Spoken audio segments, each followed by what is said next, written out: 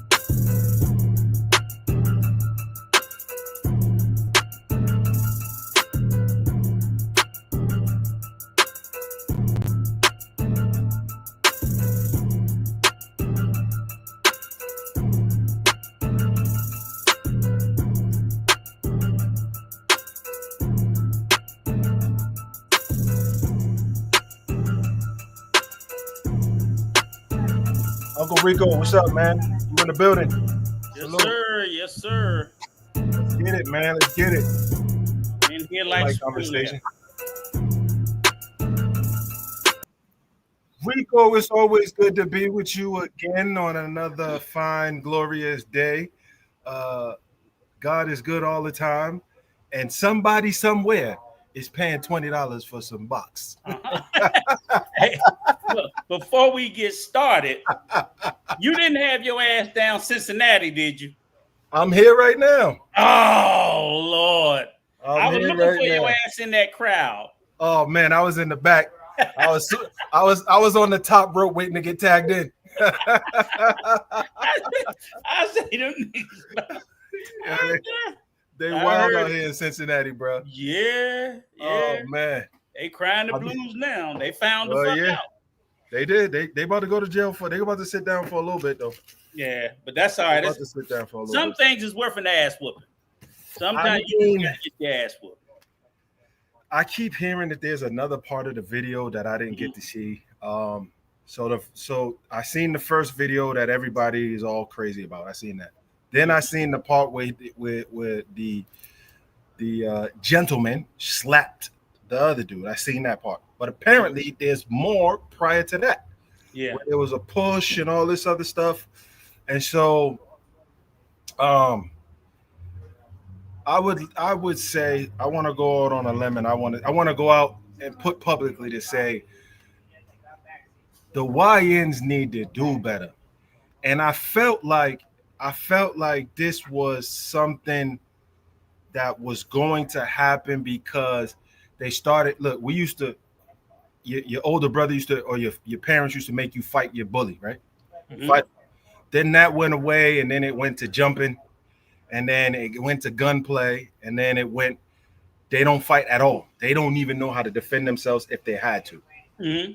And so this culture where you're jumping somebody, like, let them. He smacked that man. I'm looking like I've been in situations in my life where we walked into it, like me and my best friend, we walked into a gym. Mm-hmm. Like, Rico, I'm telling you this word for word, minute by minute. We walk into the gym. My homeboy said, "Oh, by the way, I'm about to set it off on this dude." So I'm like, I'm not even ready. I'm not even ready. So nigga, you ain't gonna let me stretch nothing? Like nothing. You know what I'm saying? I didn't even get to put my sneakers on, Vaseline up the face, none of that, right? See, but he knew. He already had it in his head. So he was ready to go. But you ready to go. He had this you ever seen that show 24 way back in the day? Yeah. there was a couple series of years that he used to carry a satchel all the time. He used to do all this action shit with the satchel. So my boy had one of them satchels. So he walk in the gym, satchel to the floor, hands flying. So my instant thing was like, all right, let me make sure nobody else jumps in. Right. So I take my eyes off my guy because I know my guy can handle himself. His son was like number 2 in the country for a while for MMA. They all train together. I know he can fight. So I put my back to him and I'm like watching people, you know, just in case anybody jump in. So his brother started coming to, you know, jump in. So I just gave him a little check jab. The guy that he jumped on. Brother. Yeah, the dude, I gave him a little check jab because apparently the backstory is the dude sucker punched my homeboy and ran up out of there. But my boy got the word that he was in the gym that I didn't know. Yeah, but nigga, you could have told me before we went. Could have told me. To this day, he just like.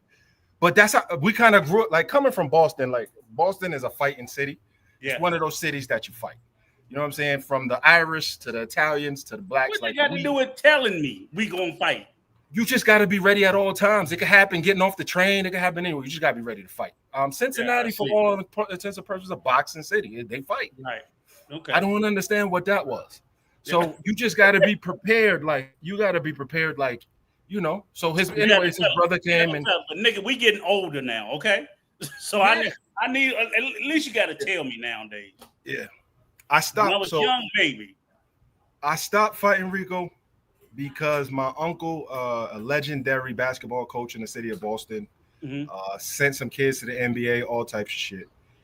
He had to sit down with me one day. This was after my father died, so my uncle kind of took that mantle. And he sat down with me. He said, man, you strong, you big. He said, people are not going to fight you. And he reminded me that one of his players got murdered. One of his players went to Cleveland State. He was projected to be drafted. He got killed. He came back home to Boston, went to a club, had to fight somebody, stabbed him. So you can't be out here. You can't be out here just fighting with anybody. But if it's a fair fight, a one-on-one, like just let them people do it. I think that's where they messed up at. There's attempted murder on that videotape where they was stomping his head. Yeah, stomping his head, attempted murder. I was surprised to hear about it. I did hear there's a lot of stuff like backstory that's saying that things are missing. I really don't know at all. Now, like you said, the stomping of somebody, like I said, even if you want to whoop a nigga ass, you ain't supposed to want to kill him. Nah. Sometimes you get caught up in the heat of the moment, and that's what you don't want to do. And because they're not gonna care, you know. Well, if you're defending yourself, if you're a one-on-one and you're defending yourself, I mean, you can. Yeah, but you still can't. You can't. Once you knock a nigga down, you can't go in there and kick him in the head. Once you kick somebody in the head, under any circumstance, whether you started, they started, they're gonna consider that attempted murder. So unless the nigga was laying on the ground with a gun, then maybe you can get away with kicking him in the head. But short of that, they're gonna be like. It's just not good. So I mean, I just thought it was a bit much. I wish the best for the brothers. And the best. I mean, I'm saying fried. Yeah, well, you know, 10 years, whatever. You know, maybe not life. The man is still alive. Thank goodness. What I hope. I mean, you don't know. I mean, the dude could have brain bleeds later right. on. But I'm saying what the way it is now. He's not dead. They didn't say anything like that. So hopefully, if he did do anything, I hope his motherfucking ass learned a lesson. Yeah, don't smack nobody. Don't put your hands on nobody. You know what I'm saying? Whoever the lesson, Rico, is whoever is in the situation, they both should handle it. Give them a fair area to fight it out. But it's culture, this young culture of but it's like they were like older white guys. I'm like, why are they putting their hand on anybody? From what the story's not complete. From what I hear, they Russians, and you know, Eastern Europeans. Now, I'm not saying they are, but if they are, I'm going to speak on if they are hypothetically. Eastern Europeans, they come from a tough type of situation where they can use hands too, but they don't understand the element and of what they're dealing with in the United States and where they at, right? And so that's what I'm saying. If nothing else, if he ain't dead, he need to learn, motherfucker. You ain't in Russia. But nor do I think. Hold on, there's another element of it, Rico. If that's the case, because I don't. If that's the case, now they're you know, knowing a couple of Russians that I know that are in nefarious activities, that ain't over. If they that type of Russian, well, if they in the family, that ain't over. But you do just got some regular Joe Blow loudmouth Russians. You know, I hope that's what that is. And but it was at the Cincinnati Jazz. It was I don't know if it was actual. The event was going on. I don't know if it was exactly there. Yeah, I've been hearing a lot of. So one time somebody was saying it was white supremacists and they was instigating the fights with anybody black. So I just know obviously it's big news because of the video. It makes it look like wilding ass niggas just jumping on white people out of control. Then you got the vice president. The vice president saying it shit about it, which is like, really, the fucking vice president? He's from here. That's why. Fuck him. He's from here. Yeah, I agree. He didn't mention what kills me about everybody is they didn't mention any of the hand. Like you smack a man in the face. That's different. Right. Smacking me is different from punching me. You feel me? You can punch me, it's cool. But you slap me, that's wild. That's wild work. You know what I'm saying? Smacking or spitting on. It's like you gotta get the hand. You got the hands just fly automatically. So that's what I'm saying. At that initial response, I can't blame them for it. For the initial. And then sometimes it's hard, you know, with the YNs to stop, you know. Well, they didn't all have to jump in and stuff like that. And I think that was crazy. There was dudes in there trying to break up. There was Caucasian guys trying to break the situation up, and they was getting punched. It's like these kids just like, yo, you have to understand. But there's nothing you could tell these kids. But when they sit down, right? When they sit down in that jail cell and serve them years, because they will get years. Then they're gonna learn, and hopefully that's a message to everybody else. There is no mob mentality. But one more thing I'm gonna say, I'm gonna turn it over to you. I see a lot of MAGA folks and mainly white folks saying they're animals, this mob mentality and all that. Isn't that the same shit that they did on January 6th? Yeah. So I mean, the only reason why I say that too, I'm glad you said like the MAGA thing, is because what I also do know is since November, we have this MAGA mentality running all throughout the country that I think prior to November, white folks wasn't so emboldened. So I can see people getting this MAGA mentality being more provocative and instigating shit. It didn't need to go to where it needed to go. But it never even had to be initiated because it didn't look like the white. Now I'm like, come on, you're an older white man. You see all them hostile YNs. Why are you standing up there like you looking for a fucking fight? What the fuck is in your head that makes you think that that's a good idea? That would be like my old ass with a bunch of goddamn redneck. Nah, I ain't trying to fight. I'm yes, sir, no, sir, because I'm just trying to get the fuck out because I can count.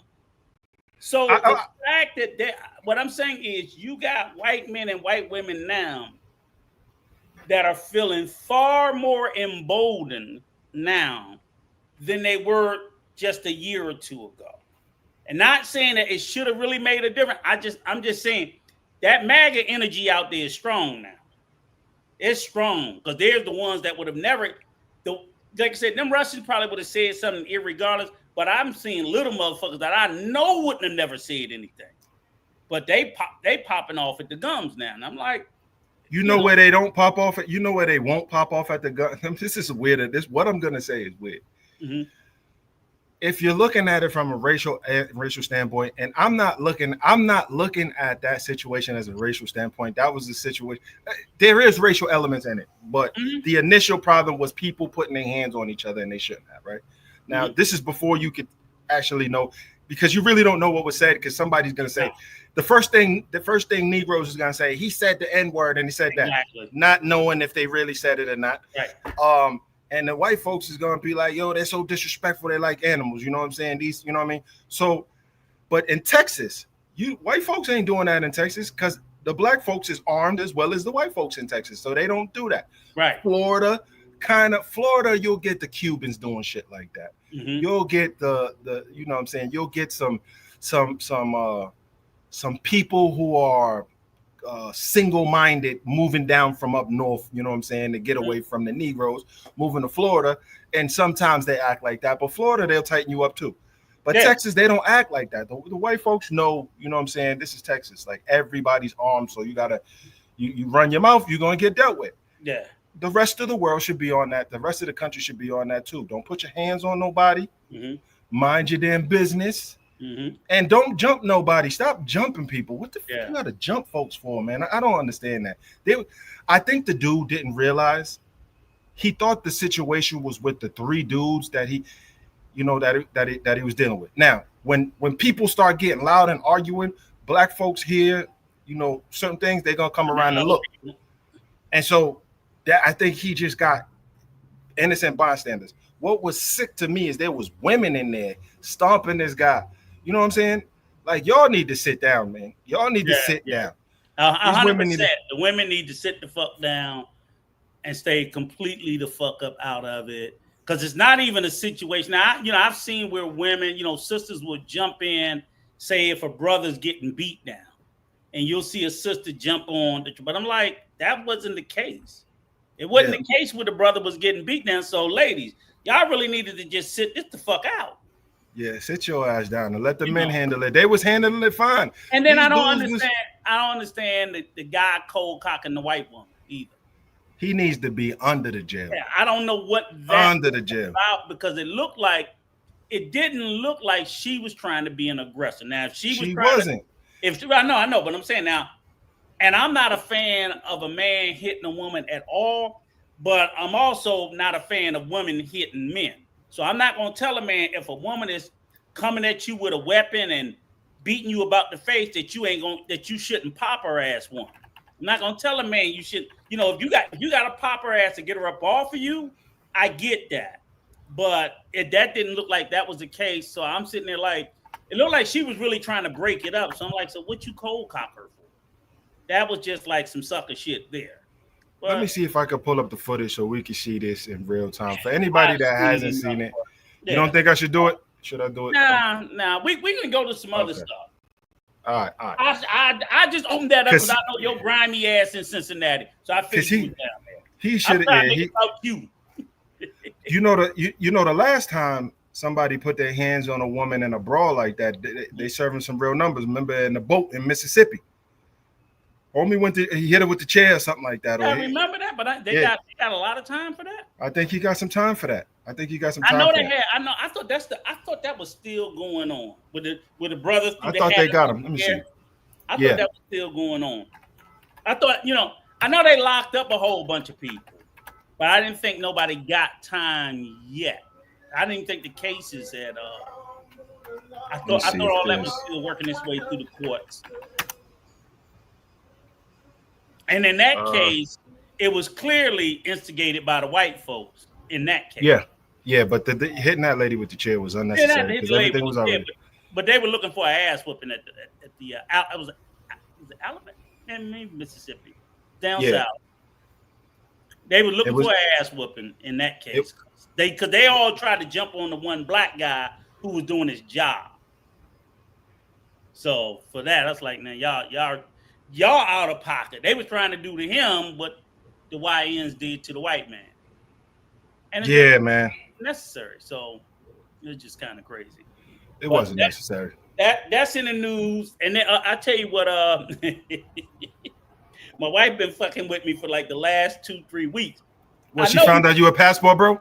Nah. Oh, all right. Get to that. We gonna get into that. But I know y'all done seen all over the internet the shit about the white boy that was cheating on his wife at the Coldplay concert. Oh, I seen that. Yeah. Man, that motherfucker lost a bag. So we can talk about that. What you mean he lost a bag? Because he was like the head of this this $1 billion company called Astronomy. He was the CEO. He got fired? Yeah. Oh, man. Yeah, they had to get rid of him. They had to get rid of the bitch, too. And she was married to a motherfucker with a bag. So they both lost a bag. Well, they together now. They can rebuild again. Because the dude's wife, she running the numbers up on him. She taking everything. She dropped the shit and said, "Yeah, I found out about it when the whole world's talking about it." So she running a bag on him. Then you got Shannon Sharp. He just got fired from ESPN today. Yeah, that shit. Your cousin's tripping. He decided he want to sit there and the chick, whatever the bag she got out of his ass, it was enough that she retired from OnlyFans. Yeah. He's tripping. He was offering her 10 mil. She said no. So I believe she got north of 10 million. So she might have got 15 to 20. And then he paid out. But she was initially saying it was great. So because he paid out, ESPN had to cut ties with him. So that's another case of a brother losing a bag. Now he's Shannon Sharp. He's good. He was eating like hell off of Club Shay, and he's gonna continue to eat off Club Shay, but he ain't getting that ESPN money no more. Nah, he's done. Hold on, let me read this comment real quick. Yeah. Street fight is stupid when you think about it. No gloves, you can hit someone in the right place, and that's life in prison. My nephew actually died because of that, getting hit in a fight. He got sucker punched and hit his head, and his brain swelled, and he died. So I know firsthand how that could go. So you're definitely right. Salute Skyrider. Big Money said, David said, you can't come to the hood with that. I am somebody that I'm somebody shit. Well, shit. I mean, they might, them dudes that was putting their hands on people, they might find out if them boys is a part of the family. I'm just telling you what it is, man. It is what it is. They got long reach, man. They got diplomatic reach, man. Them dudes hack elections, so they can Pookie Phelps, Pookie and Ray Ray, they can catch them niggas. The white man started it. Yes, that's what I heard. But what? So I seen the first video. I was told today that there's another video before that where the black fella, a black fella pushed the white guy's friend, and the white friend slapped him. So I heard that there's another story. So I'm holding judgment before I say the white man started it, because I was saying the white man started it from the videos I see, but then I heard there was another part of the video where there was kicking involved, kicking cars, all types of shit. So, but yeah, if he started it, yeah, it happens. But the jumping. The girls jumping in. There was actually a dude on the video, and I was gonna play it, that was in the back doing WWF moves. Did you see that? Nah. He was jumping on them with the elbow like this, jumping. I'm like, what is that? Like, y'all ain't even serious at this point, man. Nah. But y'all gonna go to jail for being stupid. And it's like, it's not necessary. Some people, I'm pretty sure that most of those people didn't know each other that was putting hands on those people. Probably not. And so that's the part. Like, that ain't. If I see a beef like that in the streets, because I know I'm from a city where they play with them guns, I'm not jumping in something. I don't care what. White folks got guns. Black people got guns in the city. Like, I'm not dealing with that. I don't know what you did to that man. I'm walking up and I'm going to start jumping on somebody. That ain't going to happen with me. White folks got way more guns than we do. I'm going to try to break it up. When he's on the ground, all right, pick him up. What they say in life, in the movie Life, all right, pick him up, gold mouth. Yeah. You had enough. Pick him up. That's it. Pick him up, gold mouth. He had enough. You already got him on the ground. The dude he's throwing in the towel. You know what I'm saying? Don't keep stomping him in his head. That's crazy. That's how you get that football numbers. But they're gonna have some time to think about that when they sit their ass down for a little bit. Yeah. Get a good lawyer. That's all I can tell you. Always. Yeah, man. I'm gonna watch the whole thing. I'm gonna watch the whole thing, Money. Yeah, I need to get a little bit more. Salute DD in the building. Salute Mr. Just in the building. Salute. Y'all just know that it happened. It's going down. It's in the news. Like I said, that Shannon Sharp and the situation with the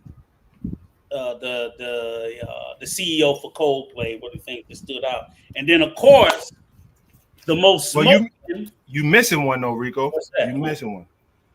There's something that happened, and this is state stuff, and I never really talk about state stuff, but I think it's interesting because it's these are part of the reason why people just get out the country, right? The kid in Florida, I think, that got punched in the face by the cop, right? Oh, yeah. Jacksonville sheriff. Yeah, that was some dirty. Now the cops had every right to break his window and get him up out of the car. Every right, because he was non-compliant. Yes. Cool. But the punching in the face, that's a lawsuit, bro. That's a lawsuit. Yeah, I want all the money. Totally homie, the kid did wrong. That his parents are so stupid and some of these people so dumb. But it was a dirty stop on the headlights because it wasn't raining. And he wasn't required to have his headlights on. The law says inclement weather. That's not what does say that. That is not what the Florida statute says. Let's look it up, Rico. The lead attorney broke it down and he pulled up the statute. It does not say inclement weather. It says all right, because you've been wrong about a couple things already. So I gotta make sure. But if you was wrong about Puff. And like I said, I'm not a crazy fan of the lead attorney. You owe us shots right now on live for the Puff thing. So go get your little gin or vodka, whatever you got. Take them shots, Rico. We're going to get to it. But the lead attorney broke down the Florida law doesn't say inclement weather. It says during rain. It says rain, smoke, or fall. And none of that occurred. So that part of it was he really didn't. And the kid had a right to question being stopped, but he should have complied. He didn't comply. Kid was, and I guess he didn't comply because he knew he had a. Of course, if you got a dirty license, you know you got a dirty license. You got weed on you too in Florida. Yeah. That's what I'm saying. That's a problem. That's what he was trying to avoid. Yeah. Didn't work out for him, but he used it from the time when they started breaking the window. The kid was sitting there like this, Baron.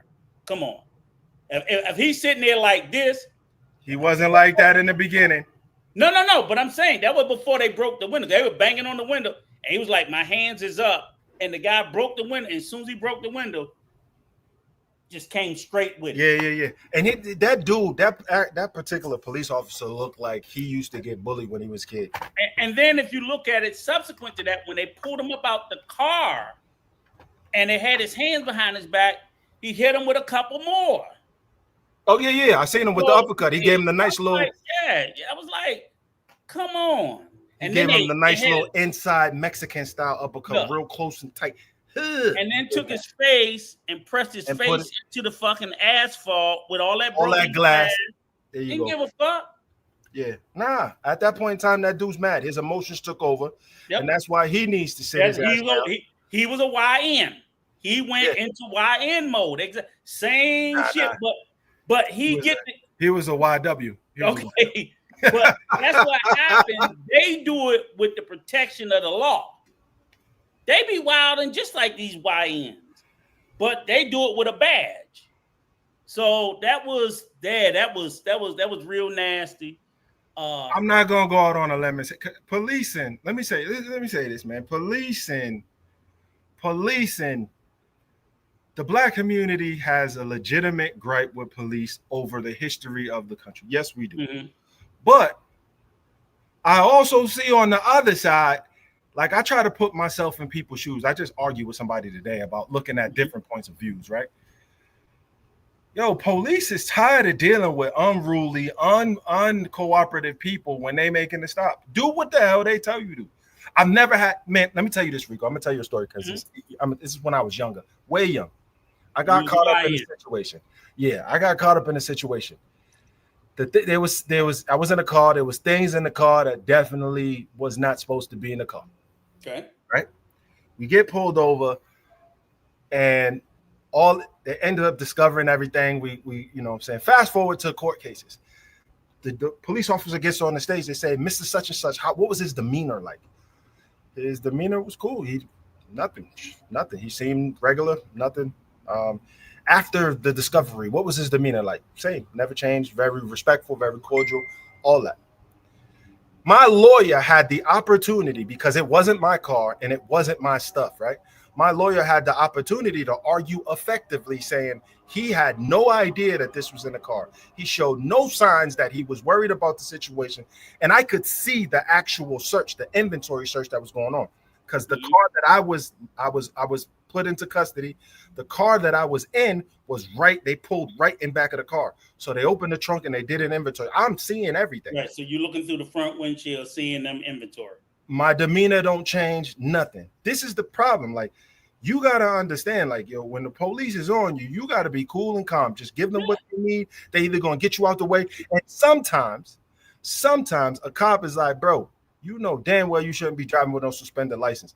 Here's what I'm going to do. I'm going to get somebody to come get this car. We're towing this car. And I don't want to see, here's the ticket and infraction. Get up out of here. He didn't even give them a chance. He didn't even give them a chance to let him to go through that process. He wanted to be defiant from the beginning. Yes. Give them what they need and get up out the way. Right, which is fine. And I agree with you there. And I could accept that position far more easily, them having a short fuse, if they had a short fuse with everybody. Did you see the tape where he asked them 7 times in a row No. I'm saying if they had a short fuse with everybody, because there's repeated instances where white people behave in the same manner, but they're not treated the same way. They're not. I disagree. I disagree. Okay. I disagree. The kid that shot up and killed those 9 people at Charleston, they took that motherfucker to Burger King. Well, hold on. I can only speak for my hood. In my hood, police be beating down on them. Yo, the Irish dudes in Boston were a menace. The FDIC, FDIC. They look at them as white niggas. We know Rico, that. Am I lying? The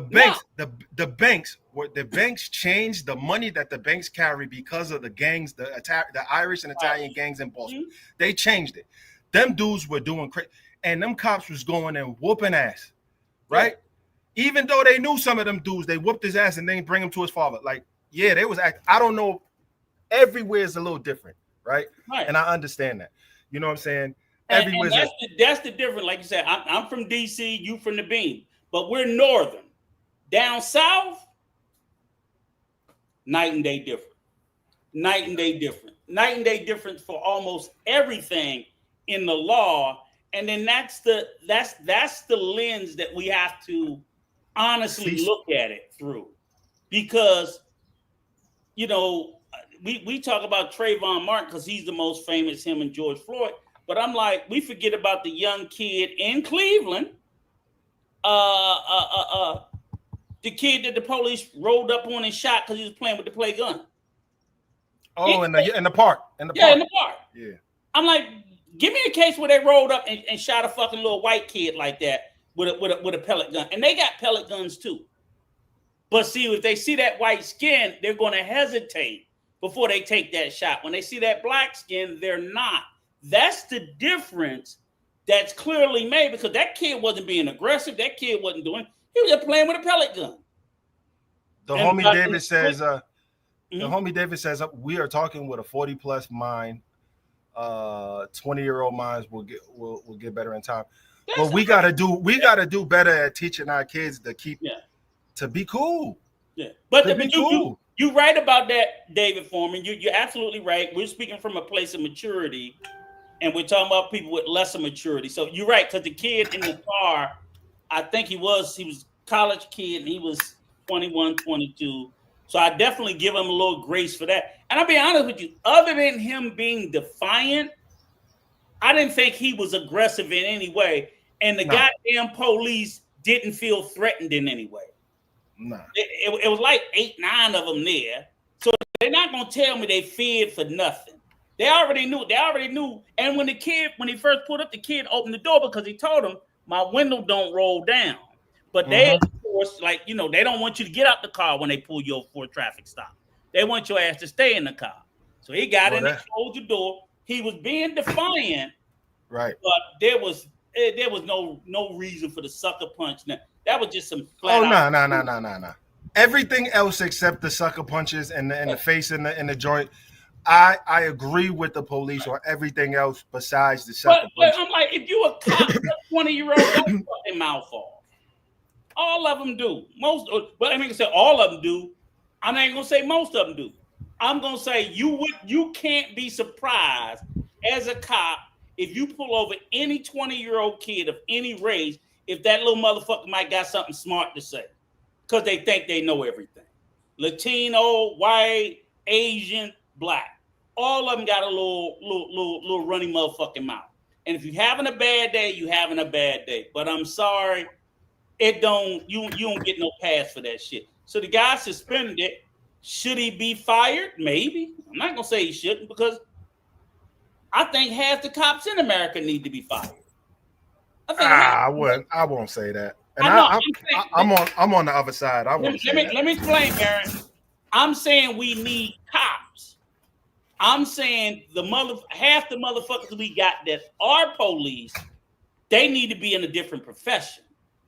I'm saying I think our qualifications to be a police officer is the bar is too low for entry into that profession. I got a nephew of mine just became a cop a couple of weeks ago.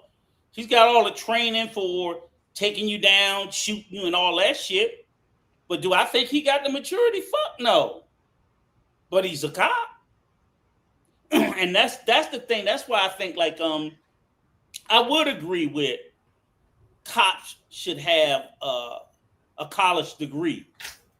I think we got too many. As a veteran, we probably got too many police officers that just came straight out the military. Yeah, and it's a good career, but I don't think I see too many police officers that I don't think have the emotional. No matter what age, motherfuckers be 35 and 40. You know for a fact, man, it's 40-year-old emotionally immature motherfuckers in this world. 50-year-old emotionally immature men, meaning that they're quick to anger, they're distant. You know what I'm saying? Different things like that. You don't need to be a fucking police officer. You know what I'm saying? Bro, it's not. I'm telling you, bro. I'll be training there like a motherfucker if I was a police officer. That's what I'm sitting there saying. So that's a profession that I say half the cops are in the profession because we needed the numbers, but they're not really qualified for it, is what I'm saying. I think it should be a higher bar, and I think it should be better training, and I think we should pay them a little better. And then I think that some of these, I think it would greatly decrease the pay them a little better. There's a police officer in LA that got $600,000 in overtime. I know one in New York. They still in overtime. I ain't talking about the thieves. Because the bitch in New York, 400, 500,000, still in overtime is something totally different. But I'm saying if they're qualified or because they have to have all this credential and go through all this training, I think the police force would be better. But we got the one that we got. And unfortunately, we're all at the mercy of it. We're at the mercy of it. But that I know you're on the other side, but I'm like, come on, bro. Don't come on. What's that fucking cop name? What the fuck is that nigga name? From where? He the one always the black police officer. The black man is always his fault. Officer.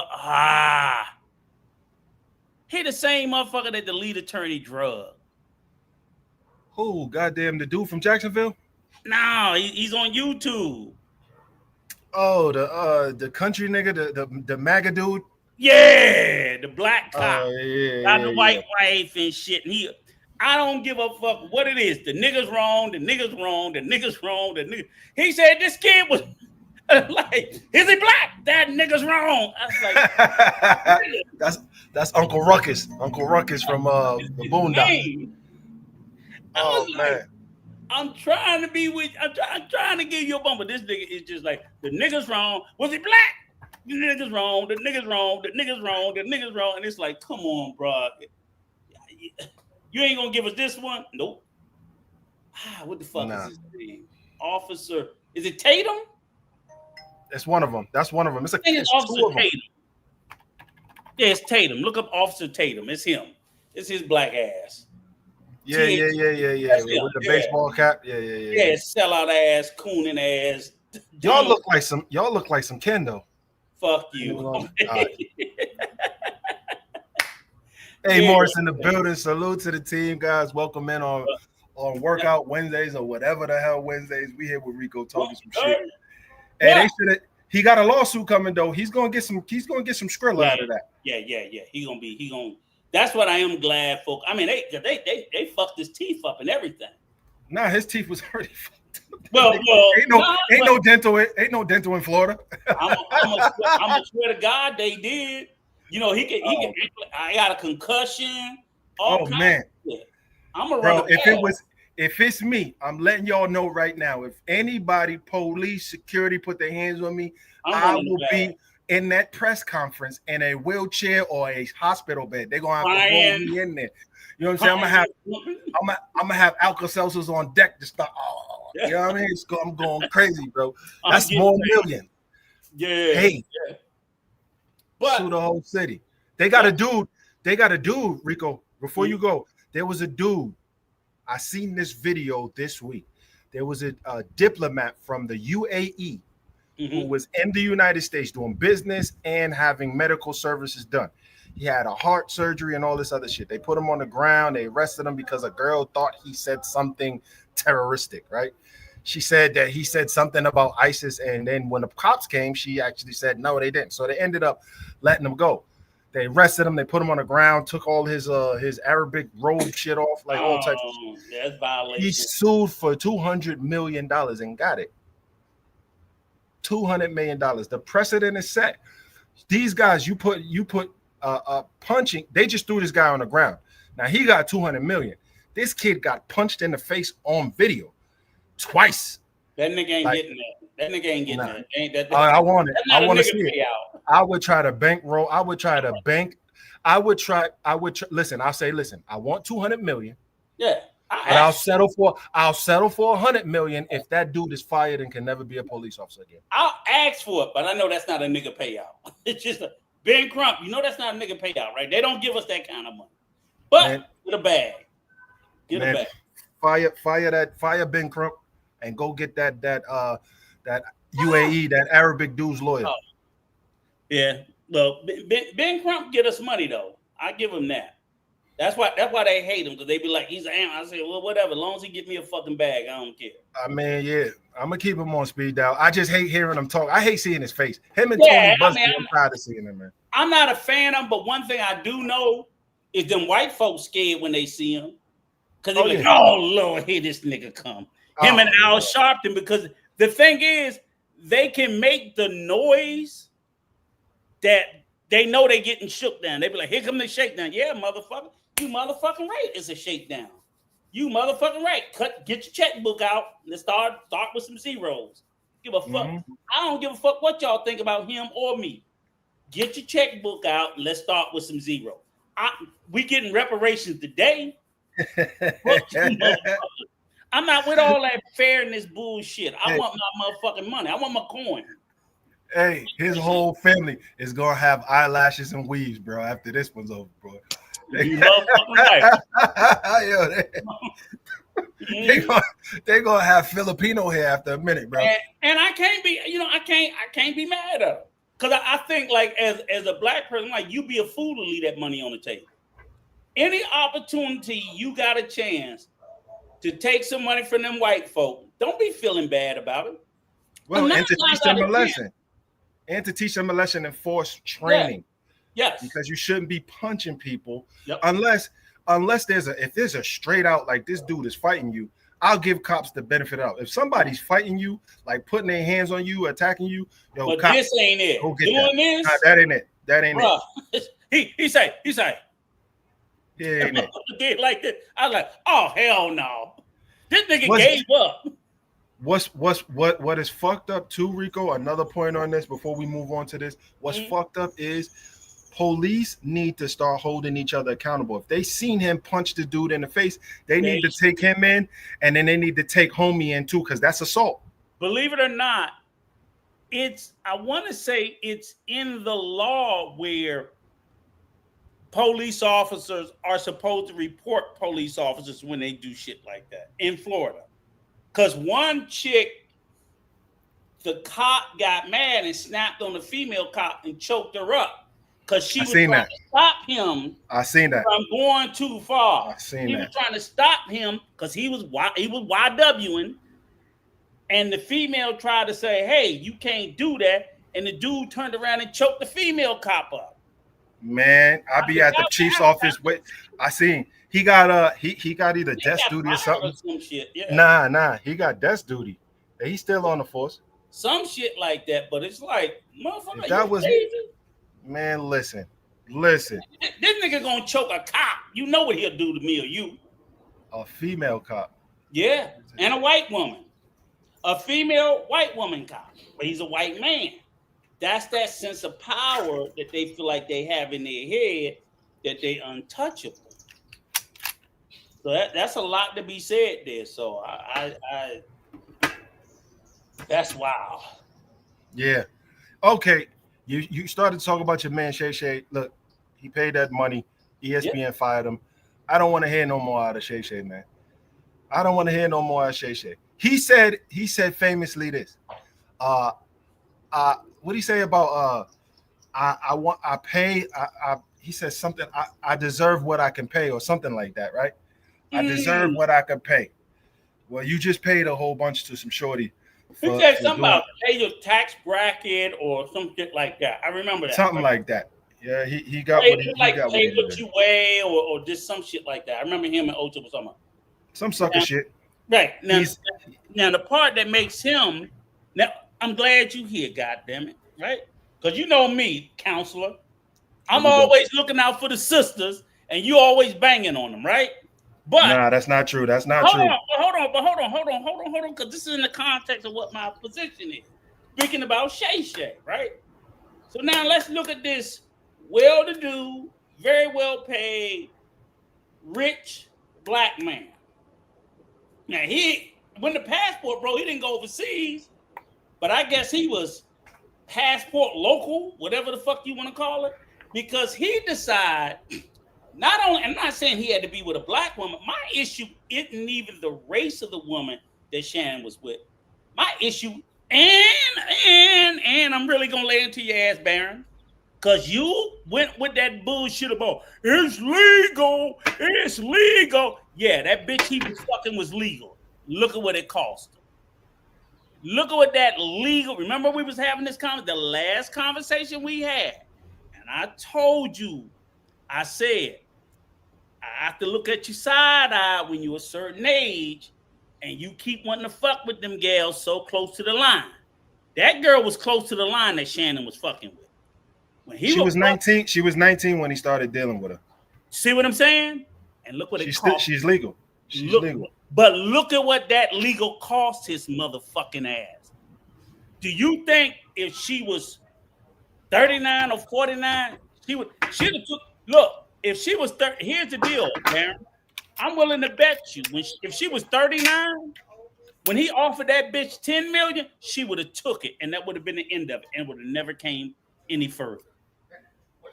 It was 19 and her getting with that motherfucker Tony Busby that sat there and he told her silly ass, you can get more. And she like, nah, fuck it. And then she went public with all her shit. And that was the beginning of the end of him. That was the beginning of the end. So all I'm saying is,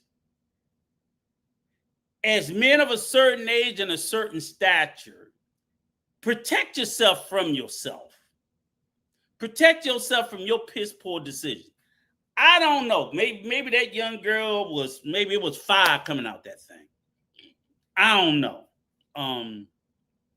I have no idea. But I can say somewhere along the line, his mind wasn't focused enough on what he had to protect. And this, I think this notion that as older men, I would say this, right? I'm a 60-year-old man. I can't tell my 20-year-old daughter what to do because she don't fucking listen to me. She's 23, right? Why the fuck I'm gonna think I'm gonna tell somebody else's 20-year-old daughter what to do because I'm paying her? Why would I want to believe? If I can't get my own 23-year-old daughter to do what the fuck I say, why am I gonna think I'm gonna tell somebody else's 23-year-old daughter to do what I say because I'm fucking them? I think we put too much belief in our money and things like that it has control. I just say, if you're a man in your 50s and above, stay the fuck away from somebody that young, because it just don't even fit you. That's what you have to. I'm not saying you have to, because I know you want to go with the. I'm saying for your own fucking common sense. Rico, he probably been through a gang of women around that age bracket and had no smoke. This girl was set like David just said. It was a setup from the start. It was a setup from the start. If I tell you this, I don't believe he been through a rack of girls that age. There's two things. If he decided he just wanted to slay her ass and be done, that was fine. Let it go. But he didn't do that. That motherfucker was in a 2-3 year relationship with this little bitch. Well, so she knew. He signed that ESPN deal during that time too, and she seen that bread. What? That ESPN deal, he signed that during that time. Yeah. But he didn't. But what mechanism did he have in place to make sure that she come on, Shannon, nigga, this is 2025. It ain't like this shit just started happening. This shit been happening for 15, 20 years. Bitches set niggas up, and you are somebody. How the fuck do you know that you are not a fucking trap waiting to get set up? If you are an entertainer, a singer, an athlete, somebody with a lot of money, how the fuck don't you take better care of protecting yourself? It ain't me or you. Ain't nobody gonna blackmail me or your broke ass. Nigga, get what? Get that lawnmower behind you? I got $10.50, Rico. Watch out, bro. Exactly. That's what I'm saying.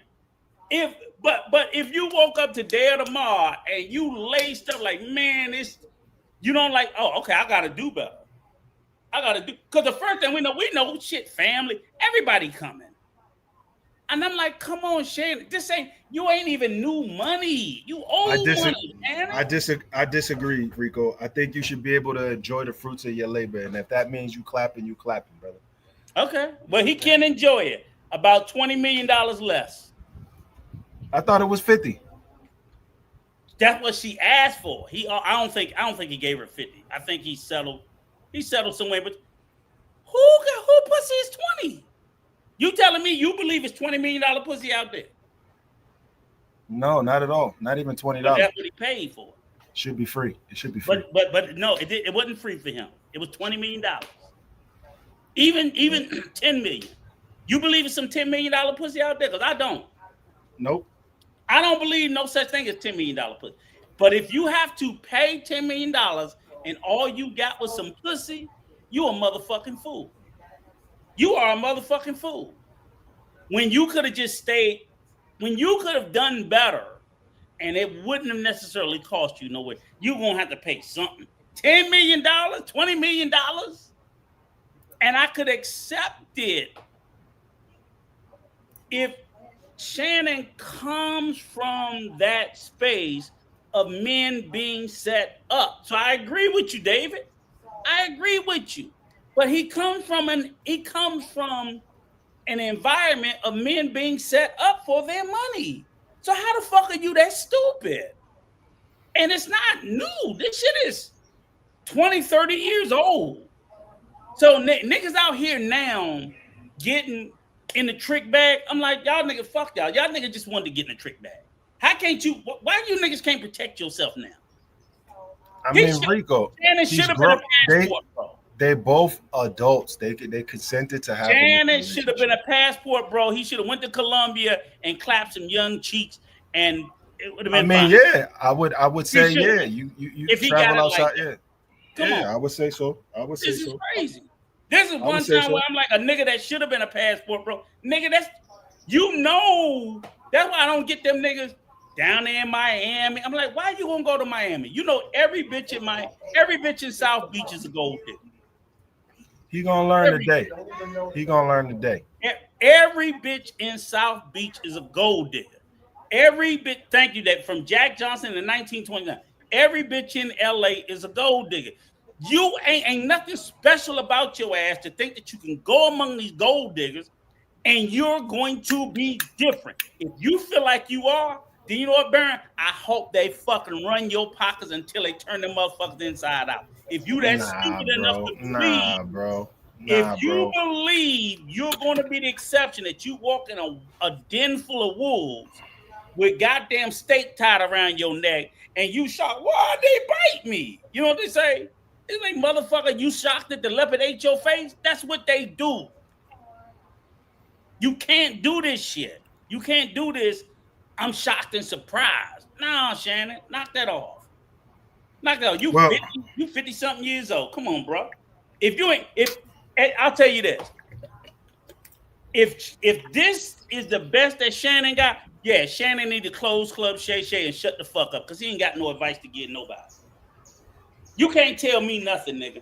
You let a 19-year-old bitch get you for $20 million. Nigga, you can't tell me nothing. There's nothing you can tell me. Nothing. I don't want to hear about, I can tell you how to make money. You can tell me how to lose it too. You can tell me how to lose it too. There's nothing you can tell me if that's the best you can do. Because that's not something that was done to you that you had no control over. Shannon, you had control over that. I'm not judging him. I'm just saying he's got to accept accountability for the fact. Oh, he did. He paid his money. He accepted it. He paid his money. Yeah, but he had control over it. So he can't. He's not a victim. He feel bad. He got caught. He didn't. Hold on a minute, Rico. Now here counselors in the building. Come on, counselor. Counselors in the building. There is nothing under God's green earth that he got caught doing. He didn't get caught doing anything. He's doing, whatever he was doing with his feet in the air, that's why I work. So what's the payday for? The payday is a rogue agent used the system to crack down on homie. They using the system. If there is any SA going on, then you should go to the police. Let me stand clear in saying this for everybody to hear me, anybody that will hear me. If you're a victim of SA, you go to the police. You don't run to a civil court because that is not believable no more. Those tricks don't play no more. They don't play no more. You said he didn't get caught. Blah, no. Blah, blah. So no, he didn't get caught. Counselor, I see you in court. A civil court or criminal court. Civil or criminal. Doesn't matter. Civil or criminal. It's civil. But the bottom line is he didn't want it to go to court. Civil. He settled. Civil or criminal? Civil.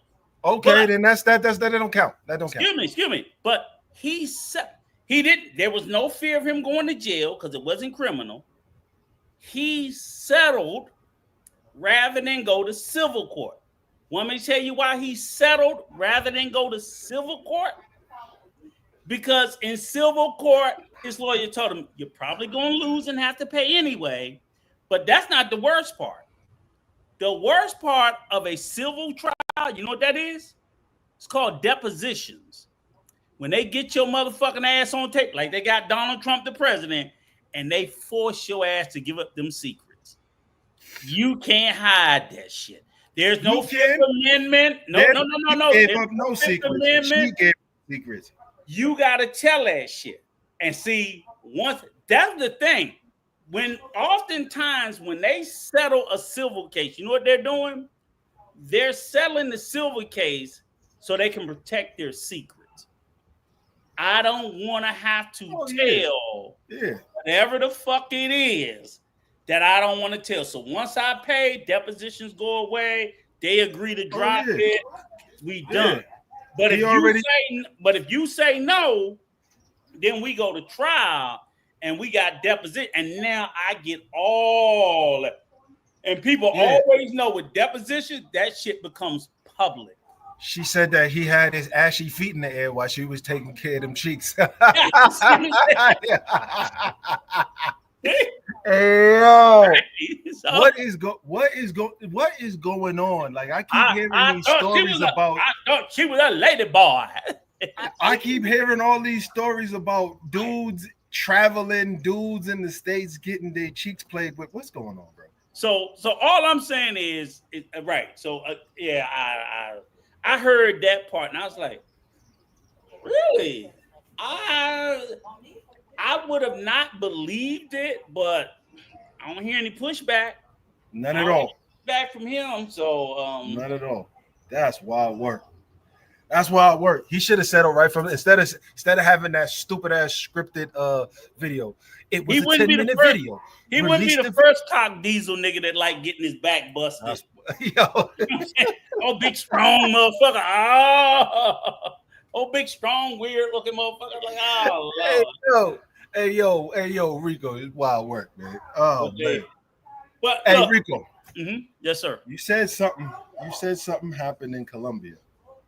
What happened in Colombia? No, what I said, look. Okay, so now let's pivot to the overall space that we from, and anybody in the chat as we go a little bit more into this conversation, we'll drop the link in a little bit. So if anybody want to join, and because now that we covered the overall popular topics, regular topics, let's get back into the travel space. So a couple of things about the travel space. I'm pretty sure everybody knows and heard about what's going down in the soup.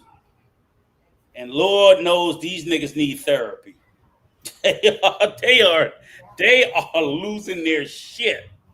And I was on a shout out to my other channel that I help my brothers, Troy that's in Punta Cana and Junior that's in Santo Domingo, called Caribbean Man Cave. Anybody want to go over there and subscribe, feel free to join us. But we usually do a stream on Sundays. And this Sunday, we had Razor Rays on there with us, Baron. And we were talking about basically Sosua and the poor stewardship of Sosua. Because everybody's all butthurt and crying about, the raids and the lockdown in Sosua. But my position and the position of my co-host is that people who have businesses and homes up in Sosua, they allowed that to occur because basically they didn't gatekeep enough. So basically, who in their right mind is surprised that shit happened? You have to be crazy to say, oh, I didn't see this coming. I'm like, well, where the fuck you been? That you can't see that, it was getting out of control. I'm not going to call them YNs. They weren't YNs.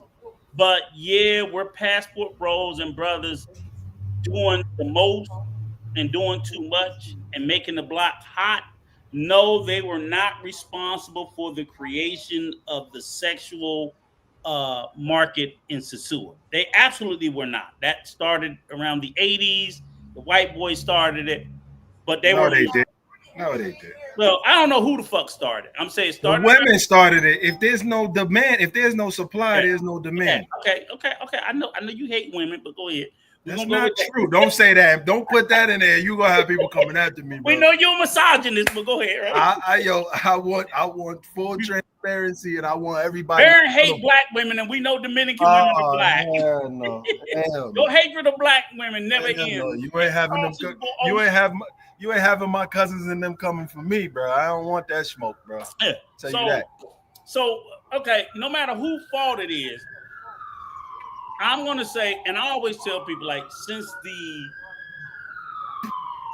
creation and proliferation of the passport bro movement, what was happening in Sosua, while it may have always been happening, and to be honest, let me be clear, this was going to happen anyway. For me, Sosua is just gentrification 101. Period. When money interests find a place of value and they see that, hey, we can make some money here, they don't care about displacing people, because if I already find a jewel and it's already shiny and it's a jewel, well, I'm not going to buy it because the value's high. But if I sit there and I see a lump of coal and I say, I think there's a diamond at the bottom of that shit, I'm going to invest in getting down to that diamond and extracting the real value of a place. That's what I think Sasua was. Sasua was this big old lump of coal with outstanding potential, and nobody was doing anything. And so ultimately, I think money interest was always going to come in. Sasua was founded by Jewish people after World War II. If you know the history of Sasua, Trujillo, back during World War II, accepted because a lot of people weren't taking Jews, even America. They were not taking Jews in because the world always been pretty anti-Semitic. And the founding of Sasua was this plot of land that Trujillo said, okay, I think he took like 5,000 Jews. And it was like, you can come and you can settle here. So a lot of those Jewish families are still there in Sasua. A lot of people don't know that. Sasua was founded. There's some sort of company that they started that still exists there today. And so when you look at it, brothers don't like obviously feeling like they're the blame for it. And I say that they are not, and they are. Not only the behavior, but the publication of the behavior. I could sell weed on the corner, and if nobody knows I'm selling it, no problem. If everybody knows I'm selling it, it's a fucking problem. That's what I think is what the Passport Bros and the brothers did with Sasua. Was they took the fun that they were having. They call it fun, but let's face it, the fun is whoremongering, exploitation. And the bottom line is, whether they like that word or not, it is exploitation. Because all exploitation. Let me tell you. Can I give you the academic definition of exploitation? Give it, but that's not what it is, bro. What is the academic exploitation? Academic definition of exploitation? Exploitation is not what this is. I'm gonna tell you that. What's the academic definition of it? Plain and simple. Because brothers don't like to hear, because the word it sounds bad. All it is an unfair advantage. That's all it is. What's the unfair advantage? You get money for doing A, B, and C. I'm going to tell you, right? That's all it is. It's not. Now, again, I think black people in America are being exploited. So I can look at black men exploiting Dominican women for pussy. Oh shit! Cincinnati round 2. Hey, you ready? You ready? Nah. There's something else out there. There's something else out there. That goddamn Natty always on go. Sit your ass down. I want to see. Make sure it ain't you. You got some Shannon Sharp going on over there? Is that some Shannon Sharp? Nope. It's a bakery over this motherfucker. Oh, okay. But look, Baron. The reason why this is what I want you to understand is, like I said, if I go by the academic definition of exploitation and why I think it fits, because I can apply that same. So give us the term.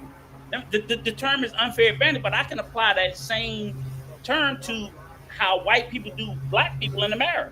So apply it to this situation. I want to hear your situation. Counsel.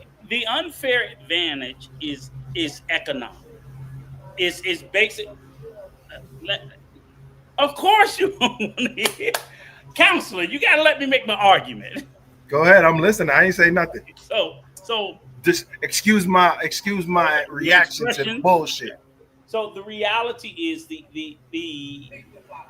and the reason why it's deemed that way is that when people from a more prosperous, more wealthier background go to an area of a place that's substantially less prosperous, right? Then what they end up doing is they end up getting services for a superior services or labor for a significant lesser price than they would pay anywhere else. So in other words, if I come from the US, right, if I would pay X amount of dollars, $10 for a service or labor, right? But I can outsource that work. It's no different than they outsource work to China or outsource labor to India. I can take the same labor that would cost me $10 an hour in the US and I can outsource it to India or Mexico or China, and I can get it for $2 an hour. That's a form of exploitation. It's a form of economic. Corporations do it all the time. Rico, So people don't like they that make definition, but it Rico is. at the numbers that they charging over there. They are making more. They're in the top 20% of earners in the country. So you got to miss me with that exploitation definition again. Because again, now you're not basing it on, again, you're looking at it what they make against someone who in their economy they can't be exploited. So in other words, a Dominican woman can't be exploited by a Dominican man because his economic situation is no greater than hers. You're exploiting the exploitation. Go ahead. But she can be exploited by an American man or a European man whose economic condition is far more superior than her. That's the reality. The reality is not what's being done, it's between the two parties. That's all I'm saying.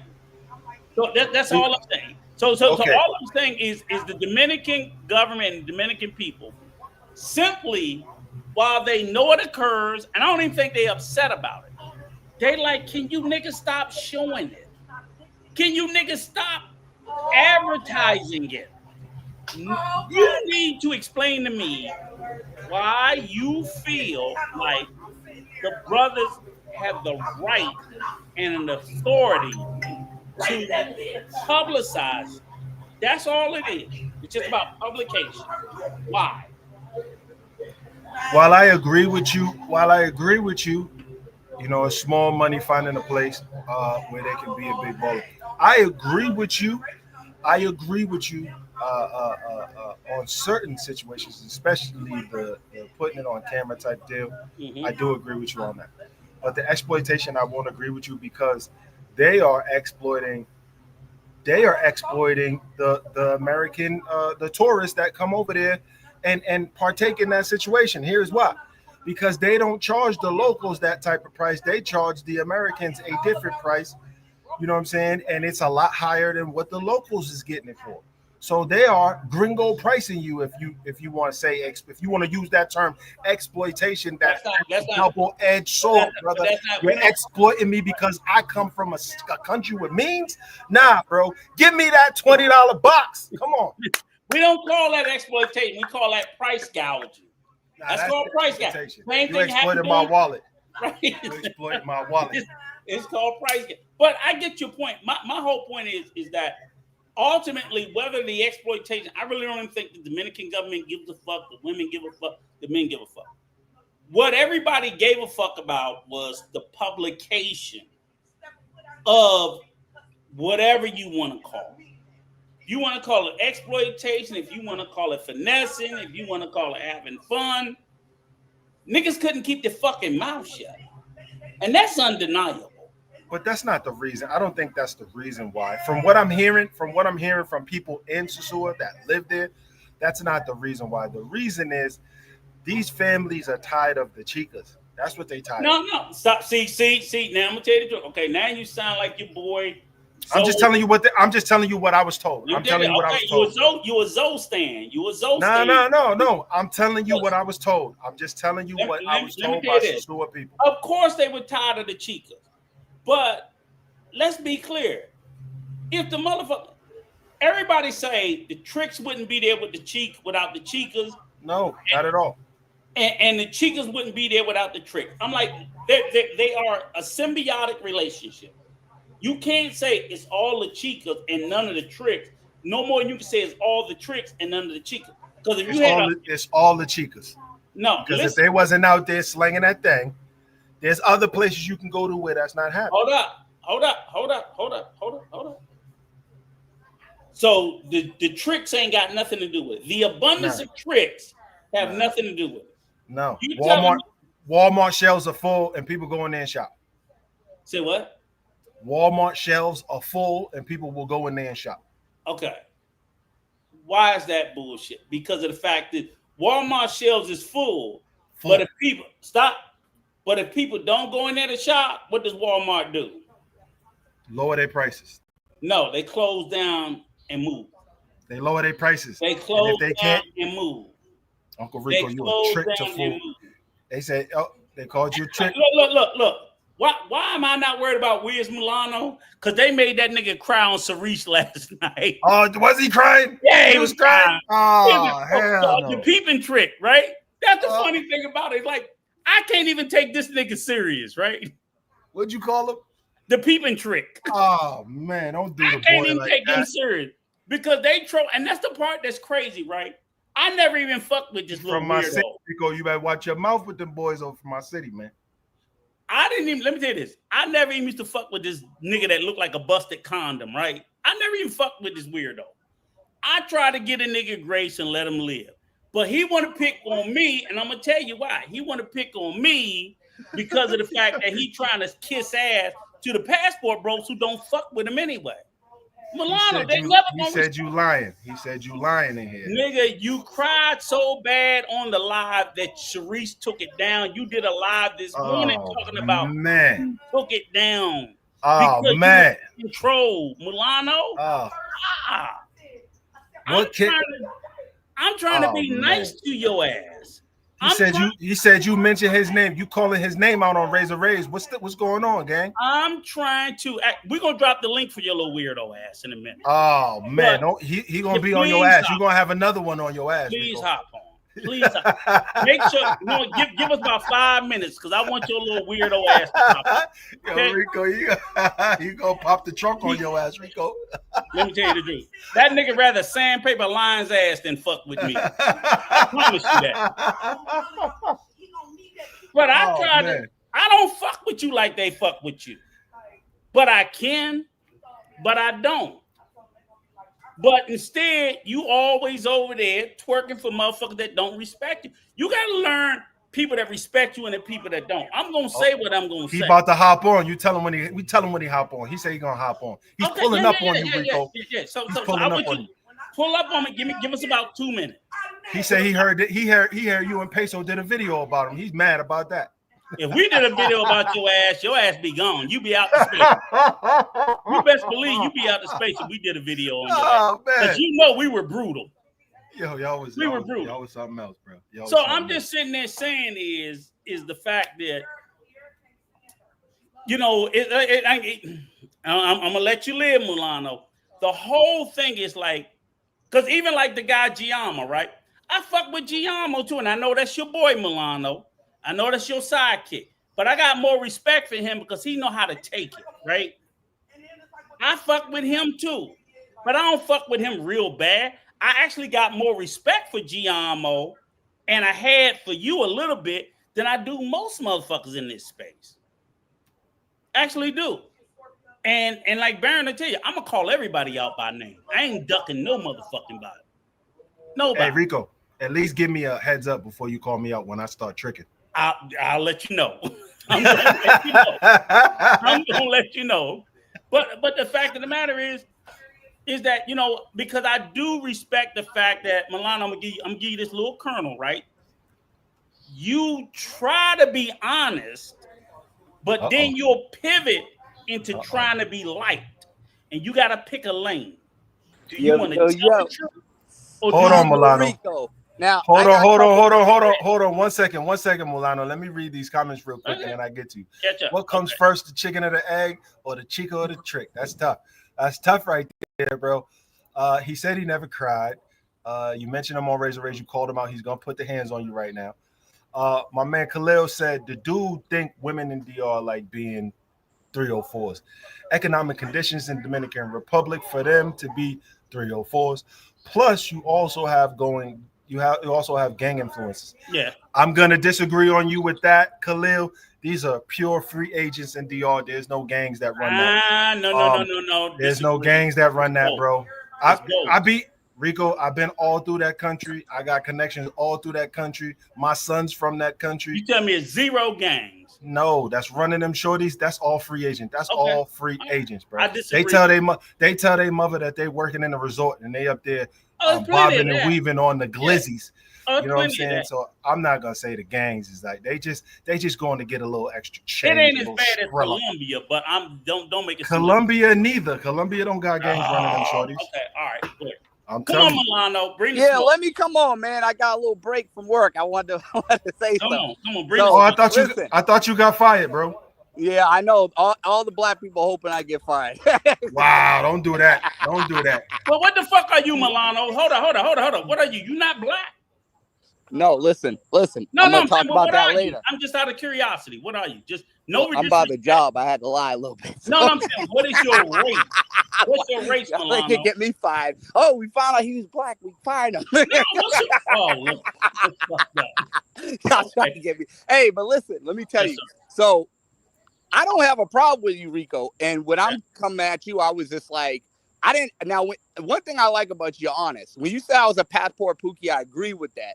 The only thing I didn't agree with, and I said it on the thing, was Sasua, I can go beyond that. I was in Brazil with Philly Dom and Fortaleza and all these other places, and I've been doing it since 2011. So if Sasua shuts down, it doesn't do nothing for me. I actually was going to Sasua with NYC The Future just to help him out. I didn't even want to go to Sasua. I was good in Puerto Plata. So that's the only gripe I had where I remember when you said that. But in another thing, Cerise took down the video. I wanted to keep her up. I wasn't even crying. People kept saying I was name dropping. I was trying to get that go viral. I wanted to ruffle some feathers so we could help her channel. But she was like, oh, no, I don't want to get you jammed up or anything. I said, I'm not talking bad about nobody, but I know how sensitive these dudes are. If I mention names, they could just run with it. And hold on, my boy's in the building. My boy's in the building. He's a Colombian dude, and he will tell you guys, shout out to Danger the Hook up in the building. He will tell you guys, ain't no gangs running these shorties, man. Them shorties is running their own big. I don't know Colombia. I ain't never been, but I that's what. Well, I'll say Rico, don't be talking like you know things, Rico. Let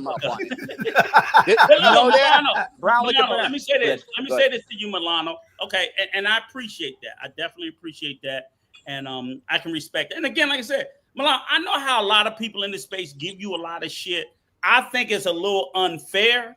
And I've always did, like I said, even with Giamma, I think I'm an older dude, right? So, I'm going to come with an old man perspective, right? Yeah. So I think a lot of you motherfuckers are weird because y'all young. You young. Yeah. So that's my perspective. It's not really, I think my own sons are fucking weird. I'm like, that's some weird. My mom calls me a weirdo, so I don't even take her anyway. so my whole point is, it's not like a lot of hate, but, what I did always like was, I did like that you and Giamma, to the best of y'all ability, I would listen more to y'all because I'm like, they'll try. Like y'all will say, okay, you gonna pay for this pussy. Yeah. A lot of motherfuckers be lying to me. Man. So I could appreciate that more so than others. But I would only say to you is that a lot of people in this space don't fuck with you like that. Yeah. What I'm saying to you is, don't feel like you need to. I like what Giamma's doing.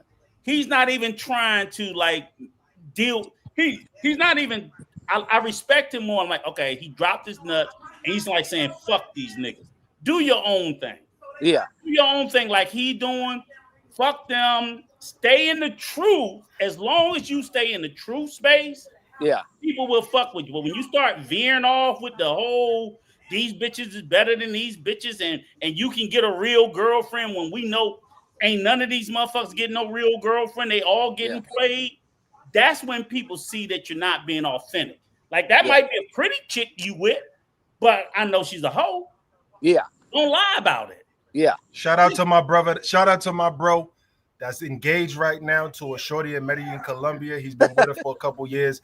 We got a live coming up in the next couple weeks. I gotta get situated where we're gonna show Rico that guys is really getting married. So I'll tell you that Milano, I'm gonna tell you Barron's boy, Travelversity, right? Yeah. Oh, hell no.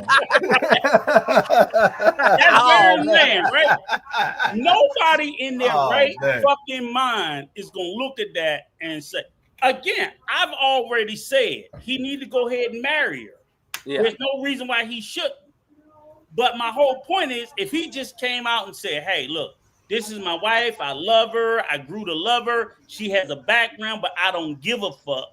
I can respect him.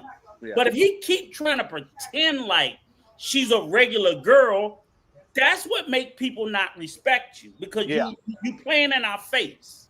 Yeah, Rico, he made her into a regular girl.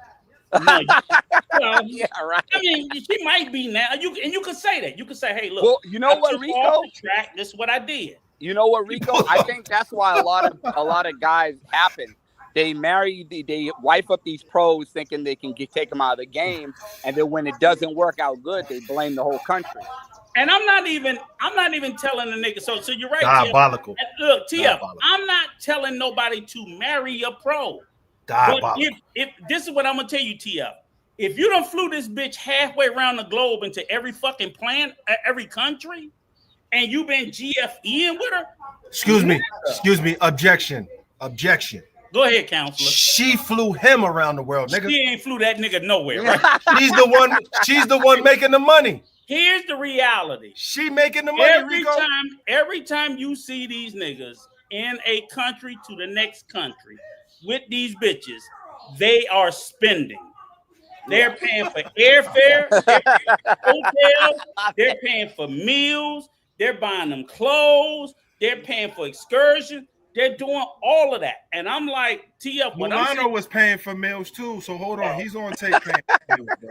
And if you're going to do that, if you're going to sit there and have that hoe kissing your mama in the mouth after y'all done ate roaches, what the fuck is left to do? What the fuck is left to do? Oh, man. Am I making this shit up? No, Rico, you're not. Wow. You know, everybody says he's making money. I'm like, you don't make money off of having your hoe kiss your mama in the mouth after eating roaches. Wow. Hey, she's part of the business. She's the business. She is the business. Family. That's family.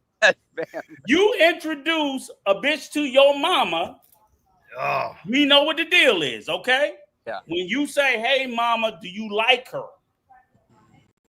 Come on, bruh. Mama didn't see that mixtape. That's what she didn't do. Somebody dropped the link. I'm saying is say I won't play it on YouTube. All I'm saying is if you're gonna go that far to play the role, then you might as well go the rest of the way. I don't suggest you do it, but all I'm sitting there saying is at a bare minimum, all these niggas need to stop playing in our faces like we don't see what we see. So like when Zoe was sitting there, oh, the bitches in Punta Cana don't look good, but then I see Junie, the little fat bitch from Thailand. I'm like, what are you talking about? And you talking about you upset you couldn't have a serious relationship with her because you wasn't around there. Why the fuck do you want to have a serious relationship with that fat ass 304? Oh man. But that's what they do. You're not gonna play in my face and tell me I don't see what I see. That's the problem. The problem isn't you doing it. The problem is that you sit here and you get on this white man's YouTube and look us in the face and say, oh, she's a regular girl. Like, nigga, since when? Mulano, your part, right? You got ownership in YouTube, fam? No. So that's it. But I ain't got no smoke with you. I really don't. But again, I'm the type of dude that I'm gonna tell it straight. I'm not gonna bite my fucking tongue. But he said make you apologize. He said make you apologize to him online. That's what he just texted. But you know what? I'm sorry. I didn't man. You know why they don't like me, Rico? Because they hate that I keep it real and they want me to hide shit. That's why they got me having this. They're like, oh, you're an informant. You're a informant. How am I an informant when I'm telling you my experience in Sasua? And I could name drop the dude that was giving me an NYC the Future a hard time, but I didn't. So I'm really not an informant, but I'm telling you what's going on. I got a real question to ask you though, and a little smoke for you too. Okay. A little smoke for you, because Baron will know that this is a sore point for me. Okay, so what's what you let me ask you this. What you think? I'm gonna say before I even say smoke, maybe not. What you think about these motherfuckers with this consultation bullshit? I think they're just trying to get money to afford their trip. So you don't think none of these motherfuckers got information to give that's worthy to include yourself that you should be charging nobody for? But see, it's different with my charge. I charge them cheap prices. I'm gonna tell you, I'm a lot of times I was charging people $20 for 20 to 30 minutes. Okay. So tell them what? To tell them what? To tell them what? If they need advice on Brazil, if they want to hook up with chicas, I've had people return, and I put them on the girls too. Go ahead, Baron. Come on, Baron. But just think about it. It's only, but Brown like a Baron. Think about it. It's only $20. You got dudes. You should not. You don't need a consultation to find some thoughts, bro. That's easy. Brown like a Baron. Listen. No. You know, when I was in Brazil, I was like Tommy. I didn't have no fucking job. Okay. It was supposed to be that I didn't want to charge people, but I needed to survive. TF is telling the truth. He cooking. Hold up, Baron. Watch me get him. Okay, Milano. You say you're justifying charging them $20. Who did you pay? Nobody. So you got the shit free. See what I'm saying? But Rico, wait a second. You gotta remember, I've been traveling since 2011. I know that's a whole bunch of experience. That's not the point. My point is, and again, I say it all, even when I give people advice about buying real estate in the DR. I tell them always, I'm never going to charge. And they say, why? I was like, because I didn't pay for it. But Rico, the only reason why I charge is because I wasn't working. If I was still working, I was doing the travel part. That's called exploitation. A lot of people, I'm giving them free consultation now because I'm back working. You see what I'm saying? I'm back working. You see what I'm saying? I'm back. So, but this is y'all why, get it for free now. But, this is why I had my exception about the consultation. Because it's a couple of things. One, I was like, okay, for me, I always tell people, okay, I got the information for free, so I don't feel right charging somebody. And then two, it's like most of the information I heard guys giving, I'm like, that's the most basic surface level shit. Why are you charging people for surface level shit? Like, oh, how do you get a hoe? Go on Tinder. Nigga, I don't need to pay you for you to Tinder. You know what I'm saying? Shit like that. They're giving you real surface level, basic, stupid shit. And then niggas is talking about like $300 an hour. I'm like, for what? Are you fucking crazy? That's what they charging. Rico, you wouldn't believe it. I had dudes pay me to hook them up with fat chicks I got off Tinder. Now listen. I'm not trying to be a scam artist, but if motherfuckers, it was like free because they paid that fee, and now they get all you gotta do is pay the chick's taxi. But dude, hold on, guys. Before we go any further, my man just drunk a Corona. Rico, I'm gonna need one of those shots right now, Rico. I need one of those shots right now. Come on, Rico. I need one of them shots. Keep talking to Milano. I'll be right back. Let me get my. Yeah, we need one. Well, hey, I'm about to head back out because I'm at work. What else you wanted to ask me, Rico? So he owes us some shots. No, that was about it. I mean, okay. No, I'm glad I had an opportunity to talk to you. It helps give me a little bit more insight into your personality. I ain't got no problem with you, Milano. I'm gonna tell you, I'm still gonna talk shit. That's who I am. That ain't gonna change, and I know you're gonna keep talking. And it's good that, and I can appreciate it now because that we've talked. I can better understand. And you got any more runs? They hate me as much as they hate you.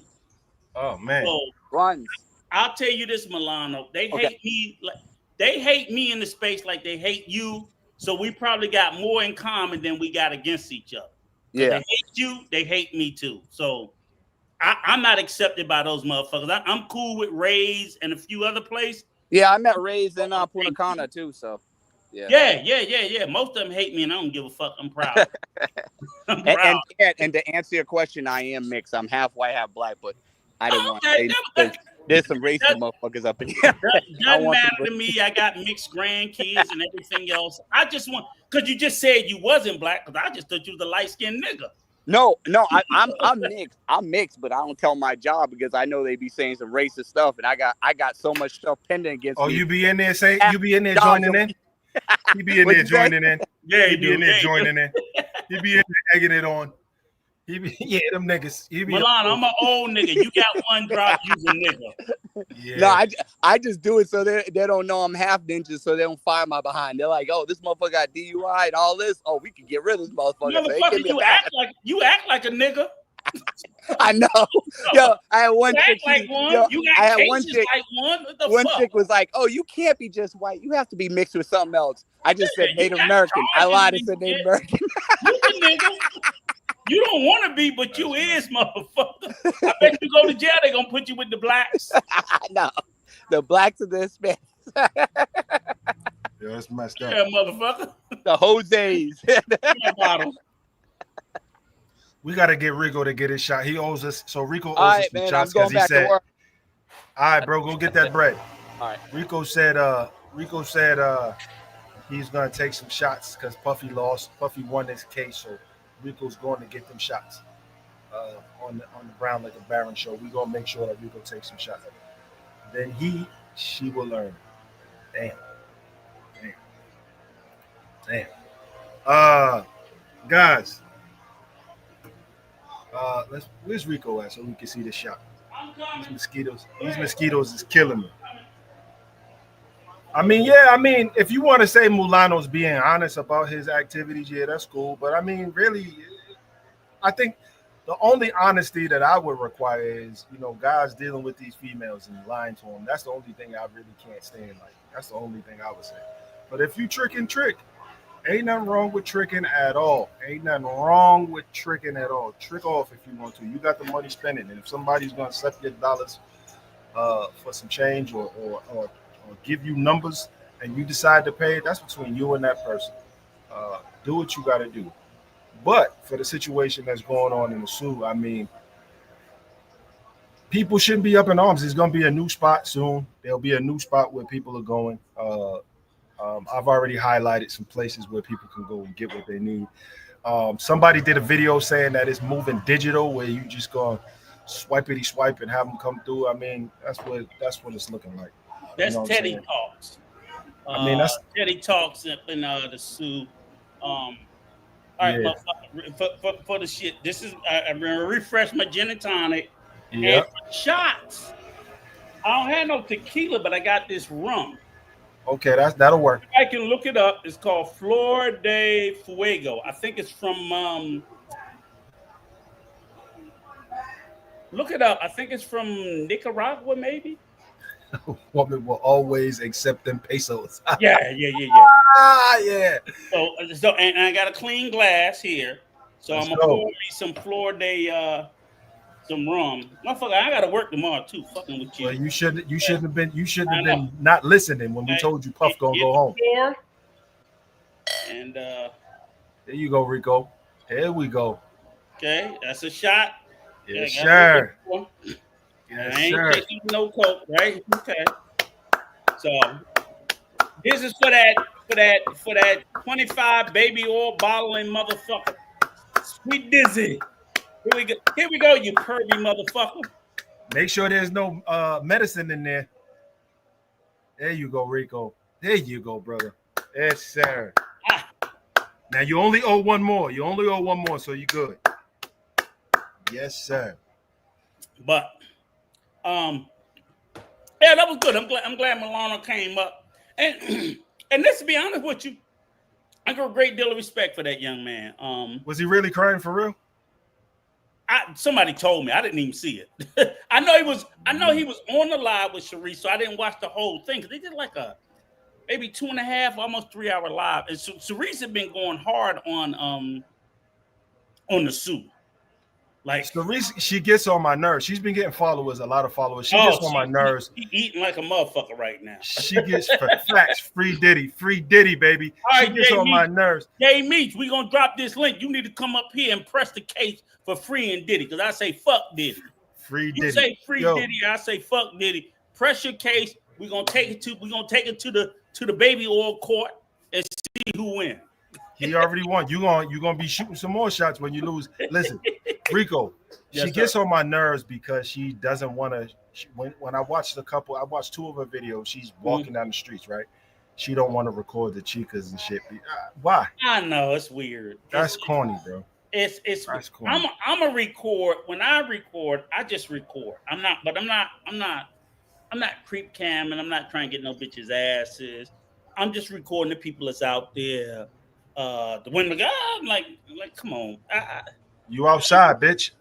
The whole, I'm not trying. I'm not used to that because I don't see that anytime.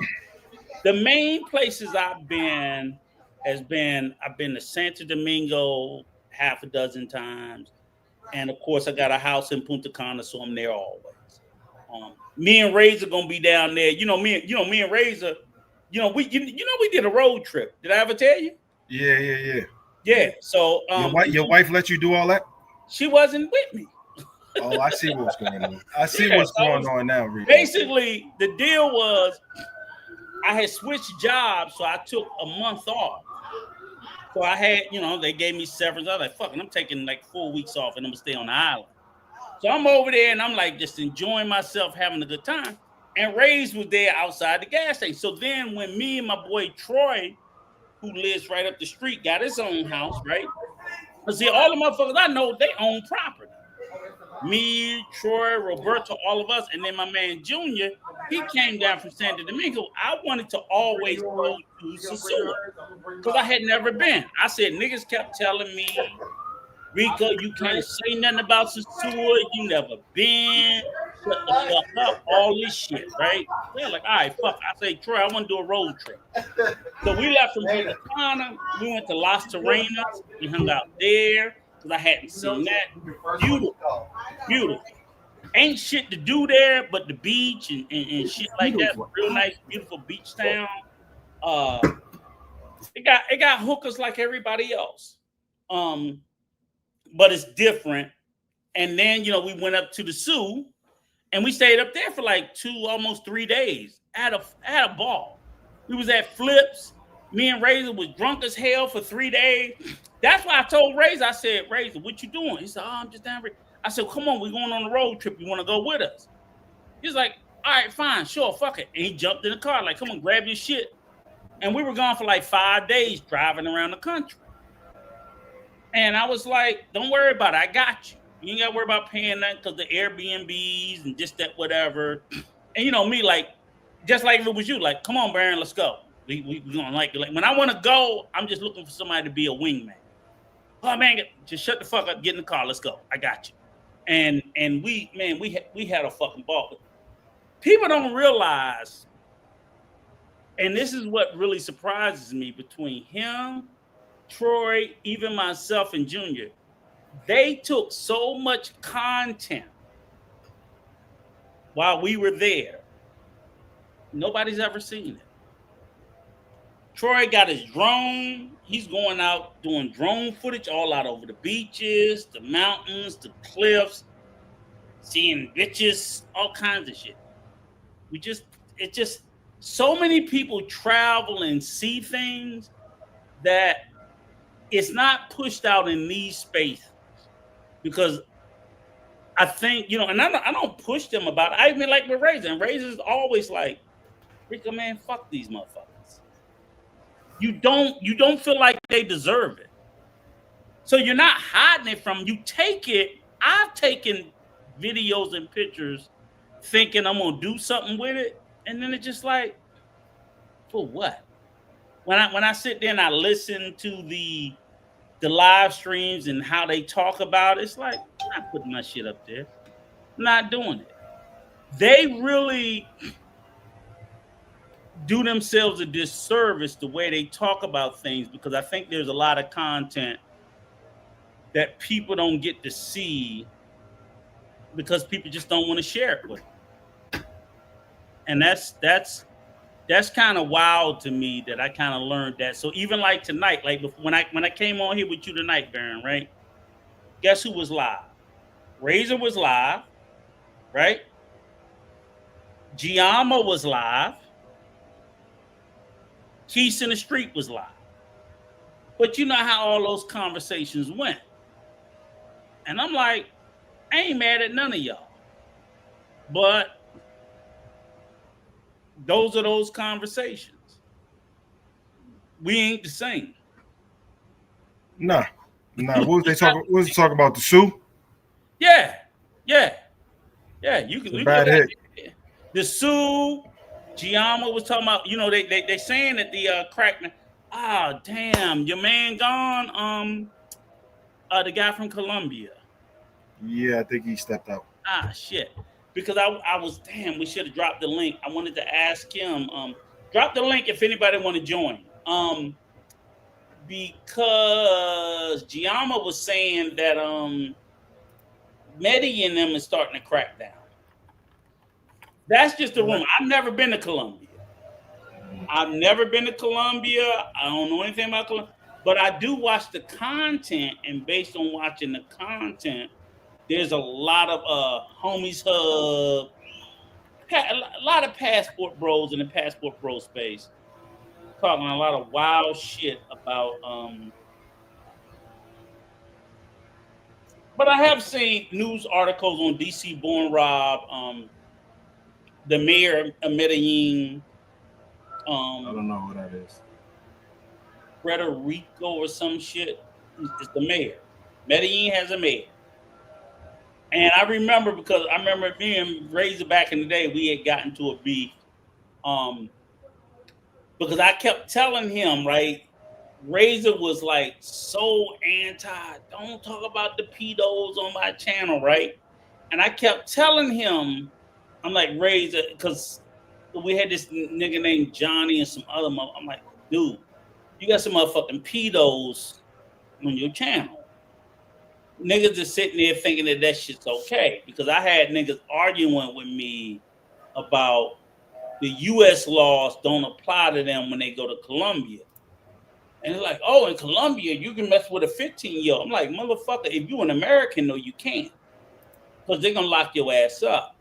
And then there was this one guy in particular from Chicago had been going back and forth to Colombia, messing with kids, having them tattoo his name. And they brought his ass back to Colombia to lock him up. Big fat. And he was a brother.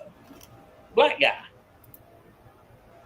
And I remember giving Razor a hard time. I was like, see, y'all don't ever want to talk about this shit. Y'all keep trying to like sweep it under the rug like it doesn't happen. And we're trying to tell you that's the same shit like the Dominican people were mad about, you know, the whole thing with Sosua. They you let them tell it.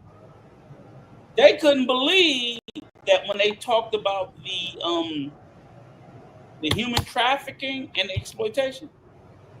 What do you mean it was 6 boys? Yeah, it was 6 boys. It was 6 boys up there getting fucked.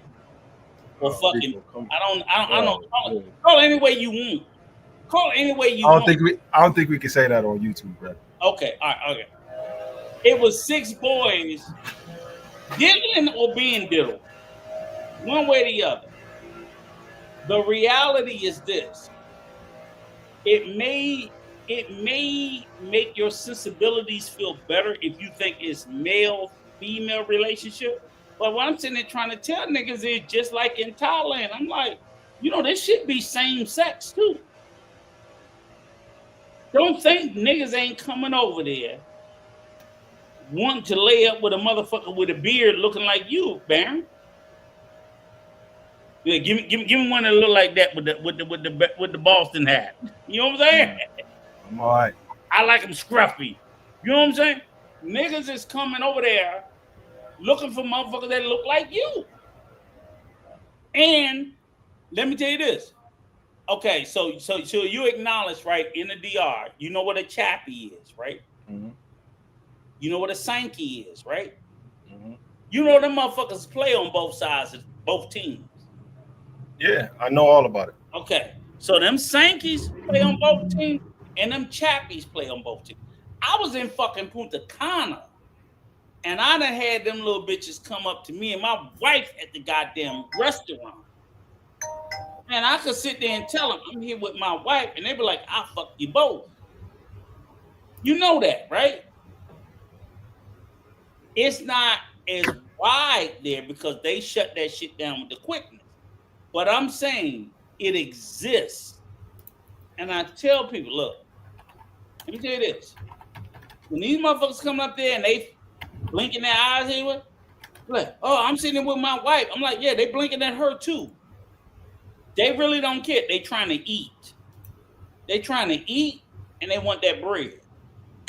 That's what they want, and that's the reality that a lot of people like to look away from and try to pretend it's not happening. And I'm like, I'm not trying to make people be freaked out about it. It's like, it's some real shit. Oh, okay. TF, put TF up there. TF, hit the link. Come share your stories with us. Because you're right. In the Sioux, Santo Domingo, Santiago, Punta Cana, everywhere. It is not just the Sioux. They are all over the island. I did. The last time I was in Shashua, I did see what you're talking about. And I was told that that person is, those two people were probably, they got dates every night. So yeah, I get what you're saying. Yeah. So and that's the same thing. So again, like this is like, absolutely. Okay, so we know Thailand is the number one place in the world for ladyboys, right? Because Thailand is widely accepted. But Thailand is not the only place that's accepted. The Philippines. Brazil. Yeah. Huge ladyboy culture. Huge. Colombia. I don't see it. I don't Bullshit. see it. I've never seen it yet. That's why I wish your man was here. I never seen it. Danger unit. That's why I wish your man was here. I haven't seen it yet. I haven't seen it. I'm not saying it don't exist. I just haven't seen it. Colombia has a huge culture, and the fucking DR has a huge. But you say you haven't been there yet. How you know? I haven't been to Colombia. I'm saying just from. Have you been to Brazil? No, I haven't been to either one of them. But I know that that's where it shit started. Oh man, the Brazilian butt lift shit. But what I'm sitting there saying is, I haven't been to. But I'm sitting there saying is, I've never been to Brazil. I've never been to Colombia. I've never been to Thailand. You been to Thailand, nigga? Nope. But you don't have no doubt that they the number one in the world. From what I hear, yes. Thank you. But you never been. And let's get back into that. I'm glad you said that. Because again, you did that punk shit that them other motherfuckers did, and I'm gonna call your punk ass out about it.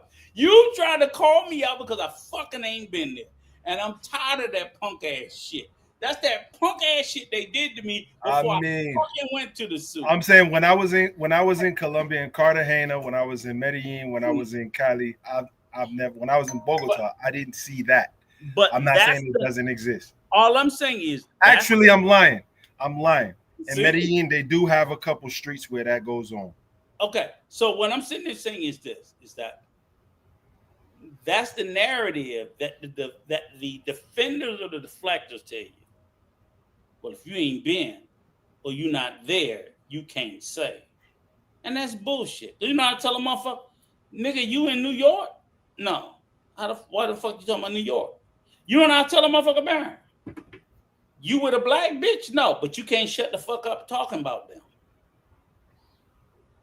Again, if I can't discount your experiences or your belief or your research, then why do you feel like you, because again, when all this shit went down with the Sioux, everybody, the Sioux protectors, oh, these niggas don't live in the Sioux. Why the fuck I gotta live in the Sioux? Because they told me I couldn't say anything about the Sioux because I had never been there. And I tell a motherfucker now, let me keep it a bean. Before I went to the Sioux, my impression of it wasn't shit. When I was in the Sioux, my impression of it wasn't shit.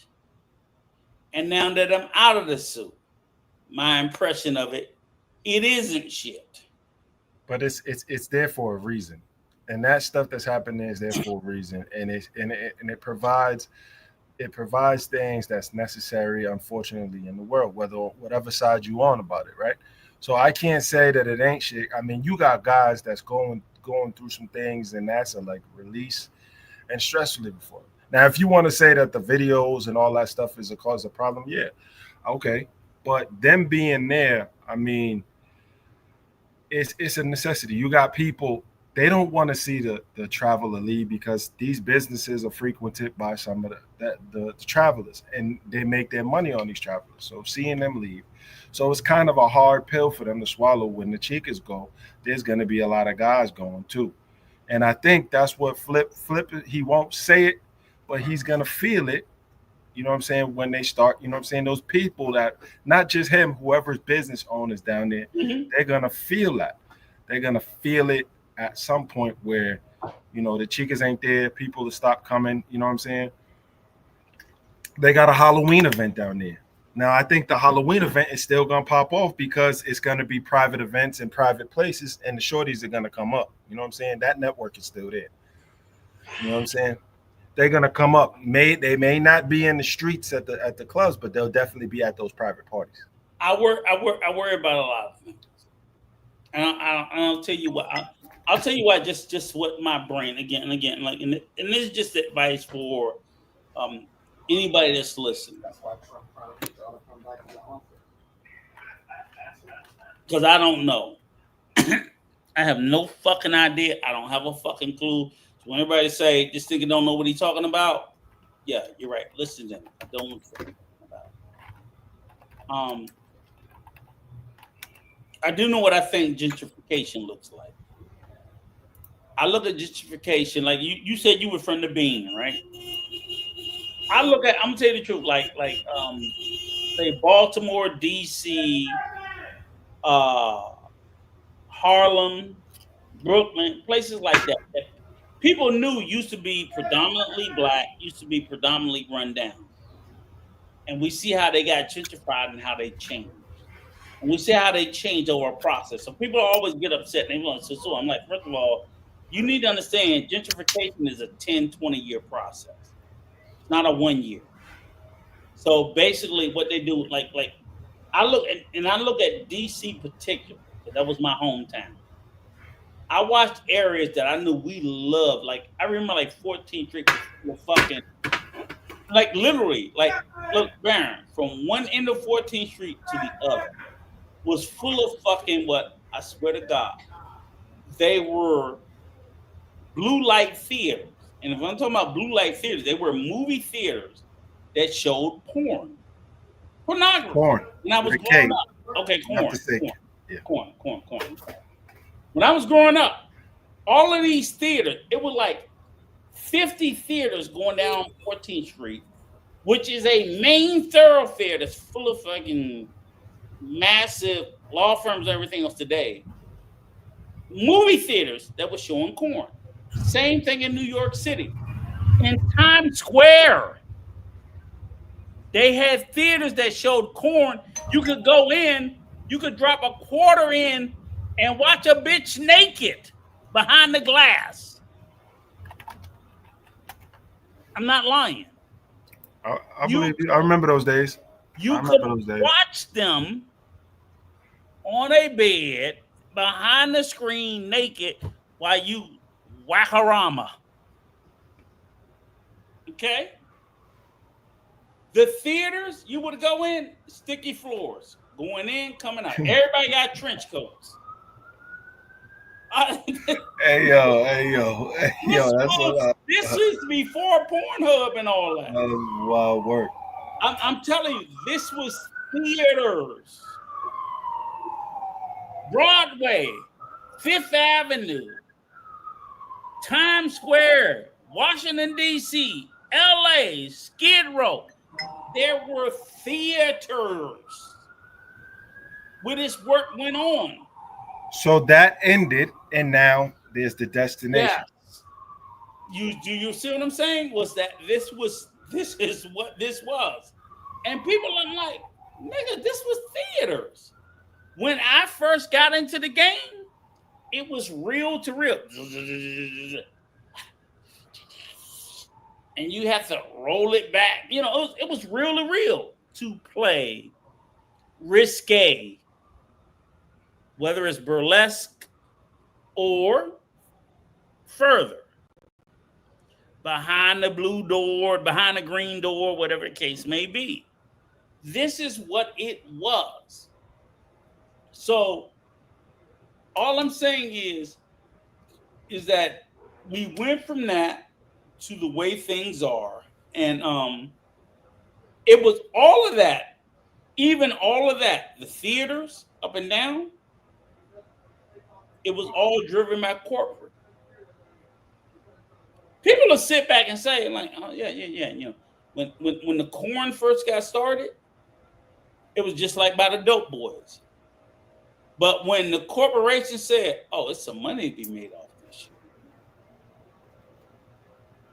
So the dope boys went to corporations, and corporations said, okay, well, you know, we get some money and you do this, you do that. So that's when you started having AVN, and you started having Vixen, and you started having, like, you know, so then they went from the theaters to DVD to CDs to internet. It's just been a gradual, and now like internet, OnlyFans, so on and so forth. Don't worry about it. All this stuff, and now once it went into, it went from the theaters, which was still the dope boys on the corner, right? Because that was still localized. But once they cut it into DVDs, it started going corporate.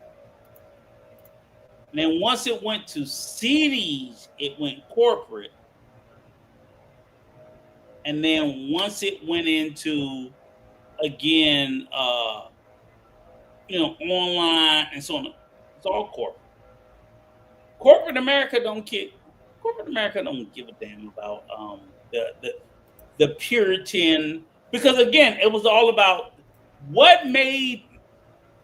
I tell you the truth, what made corn so valuable? What do you think made corn valuable? Feminism? No, you're an idiot. I'm telling you. And I'm tell you why. The same thing that made corn valuable is the same thing that made weed valuable. Why did weed become valuable? Feminism? No, but definitely corn did. Corn with a K. Why definitely. did weed become valuable? Because it was cheap. No, exclusivity. Well, that's the white stuff, man. Exclusivity. If you make shit harder to get, meaning you set barriers to it, you increase the value. So weed is if weed is in abundance and it's available for everybody, there's no value. If you criminalize it and you make it difficult to get, you increase the value. Same thing with corn. Criminalize it, make it difficult to get, increase the value when you do open it up. That's it. Corn and weed is the same thing. Easy to get, accessible to everybody, but made difficult to get. Then when you open it up, it's corporate. And we're going to make it back. Weed is corporate, corn is corporate. Which one is? Okay. But at the same time, it is a necessary evil to have this, because of where you so elegantly explain the history and what driven us into this point where it's kind of like pulling teeth to get cheeks in the States now, right? Or in these first world countries because of feminism. These places exist for that reason. Okay, so question. If in fact I accept your premises, Okay. that it's difficult to get cheeks in the States. Well, it's harder than it was before. No, I'm not disagreeing with anything. You telling me that the very thing that's, let me ask you a question, is the very thing that's difficult to get in the States I'm closing my eyes. I'm in the States. So fucking hard to get in here. How is it and where is it exponentially easier? Long term, not short term, to get it somewhere else. Because if it's short term, it doesn't count. Because if it's short term, then it's just, we know that's just straight pay to play, boom, boom, boom. But I can't get long term loving cheeks here in the States, eyes closed. What country do I go to that's the best choice for me? Not that I can get cheeks. We know we can get short-term cheeks anywhere. I can get long-term or cheeks. Where? Where am I going? I can't get cheeks here in the States. Where am I going? Close my eyes. I won't say can. I say that the price point on it is a little too. No. We're not talking about price point. We're talking about, because when you're crying about cheeks in the States, you're not crying about price point. No one's crying. You're not crying about, because no one's crying. Hear me out, Baron. A nigga will pay anything if he can get the cheeks he want in the States. If I can get a bad bitch in the States, just that whatever. Nah, bro. But this is what I'm saying. Okay, forget it. Niggas is not crying about prices. They're in the dating space. Niggas are not crying about prices. Niggas are crying about she don't want me. Let me ask you. No. I can't let you. I can't let you say that. That's not. You're telling me it's two different arguments. Is the argument is she don't want me or I can't afford her? Which one is it? Unreal expectations. No. She don't want me or I can't afford her. Which is it? Unreal expectations. That's what I'm gonna say. I'm not gonna say either one. You say you're making this shit ambiguous as fuck. You know what I'm saying? You giving the nigga out, right? So it's like, what the fuck does that mean? Unreal expectations. What the fuck does that mean, though? You know what I'm saying? It's like, we can't even say hi to people. So if you're gonna say unrealistic expectations, then I'm like, then you don't have an argument, because you don't know what your argument is. You're saying, and I can agree with you, like, this bitch is crazy. I'm like, okay, I can agree with, if I sit there and told you, right, Baron, this bitch is crazy, you'd be like, what do you mean, Rico? The bitch is crazy. Like, I don't know what the fuck is wrong with her. Meaning, I'm gonna tell you, I don't know what the fuck is wrong with her. The bitch is crazy. But I can't define it to these women don't, you know what I'm saying? Again, if your issue is these bitches is crazy, I'll give you that. But you're not saying it's financial. You're not saying it's physical. You don't know what it is. It's a combination of things that's happening. Feminism is one. Toxic feminism is one. We talked about that weeks ago. So how can you define it to that? If I ask you,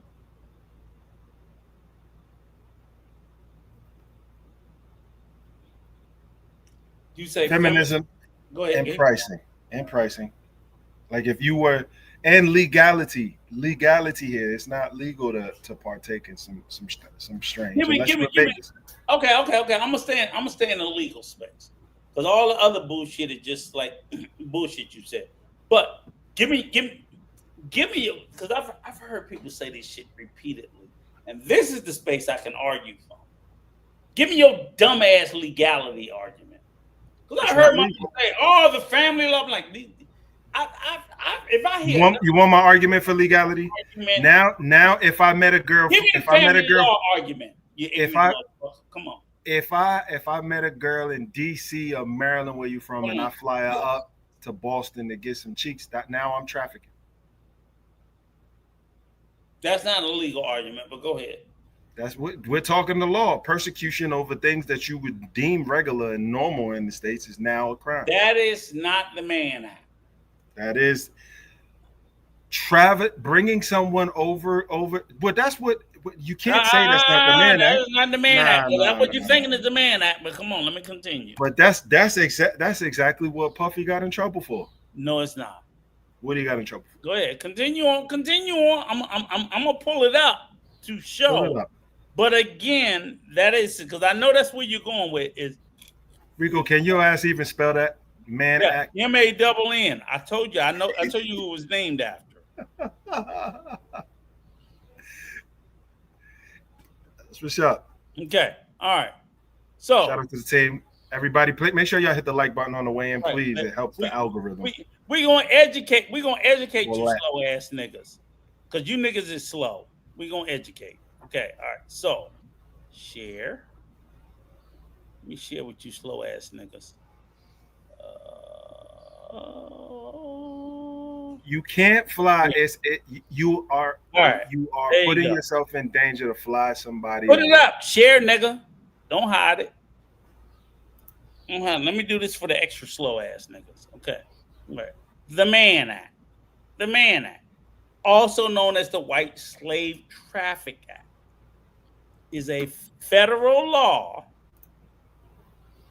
that prohibits the interstate or foreign transportation of individuals for prostitution or other sexual activities.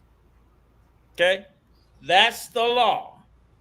It was initially aimed at combating forced prostitution, but it has been used to prosecute consensual sexual activity and interracial relationships.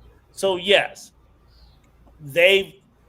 initially it was for forced prostitution. But remember, I told you, this is a law from 1920s when they were trying to lock up Jack Johnson black ass, who was the heavyweight champion because he beat the shit out the white boy. And he had a little 14-year-old white bitch he was fucking for crossing state lines. This is how they abuse the law, right? Key aspects of the act. Makes it a crime to transport, meaning you bring them across state lines or internationally for the purpose of prostitution or any sexual activity that could be charged. So what did I just say, Rico? You didn't hear what I just said. I said any. So if I fly somebody out knowing that I want to clap some cheeks, I could go to jail.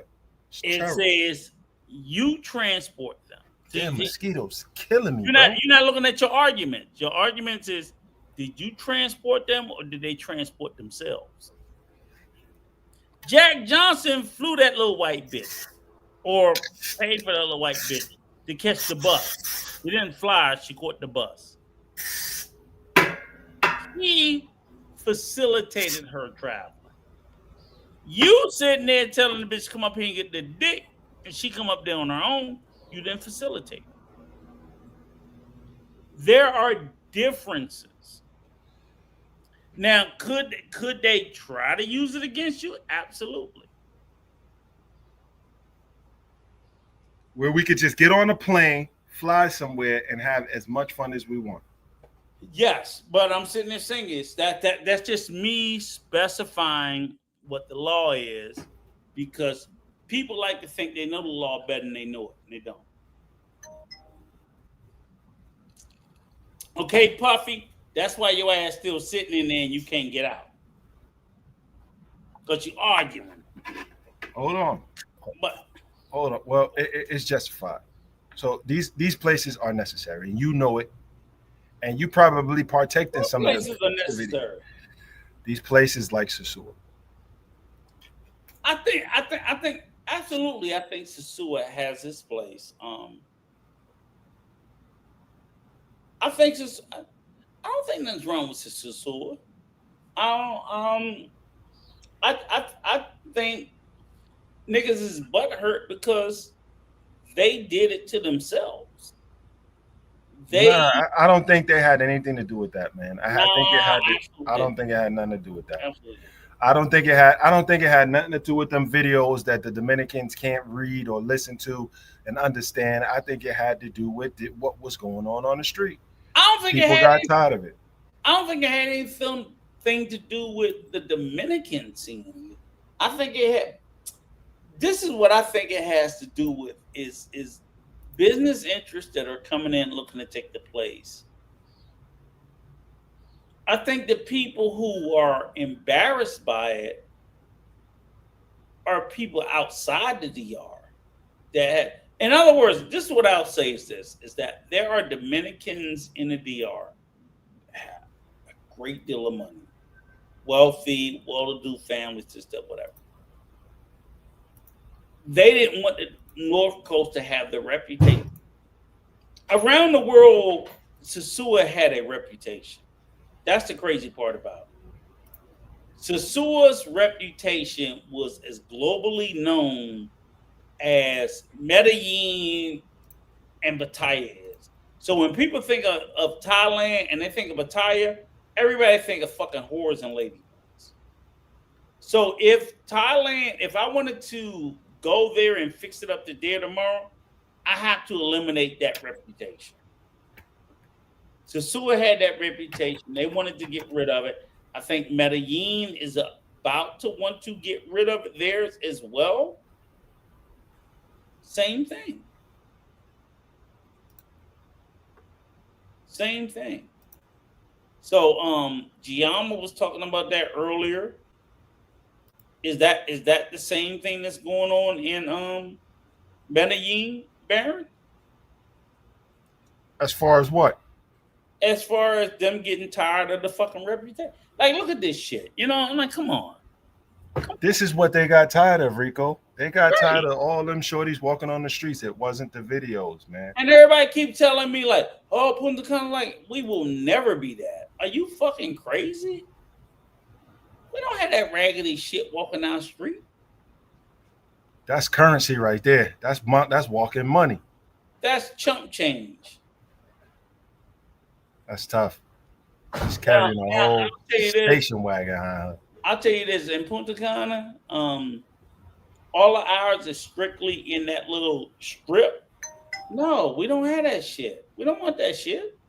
Are you crazy? Look. Let me ask you this. Stop. Go back a little bit more. Further. Right, further. Right there. Stop. Let it play. Now, wait. Stop. Okay. Stop. Right there. I'm not talking about the bitches. Oh, I wanted to see them. I'm sorry. Okay, I know, right? I'm not talking about them. I'm saying, look at the structures. Nothing wrong with you. That shit is outdated. That shit is old. There's a lot of money there. That shit gotta go.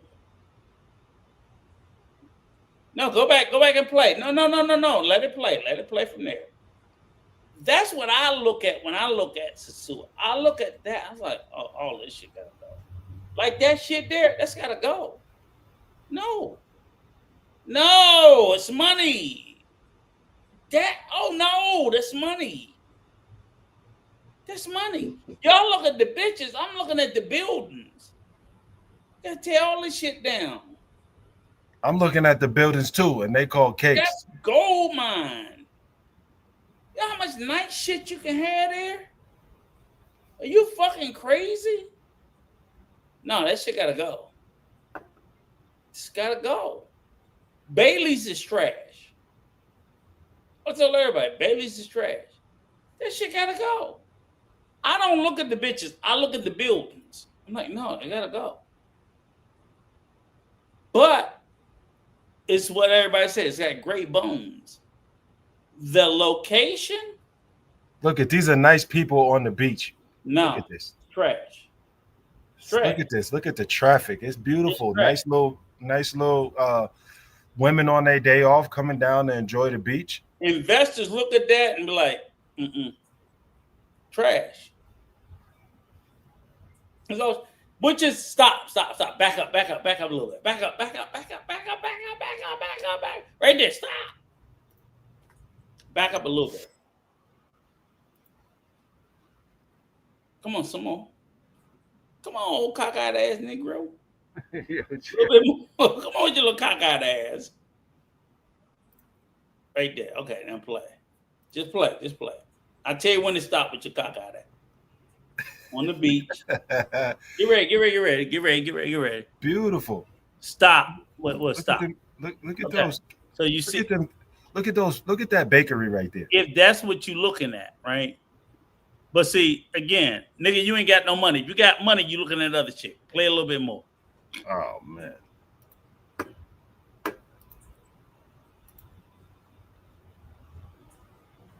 Coming up. There you go. Okay.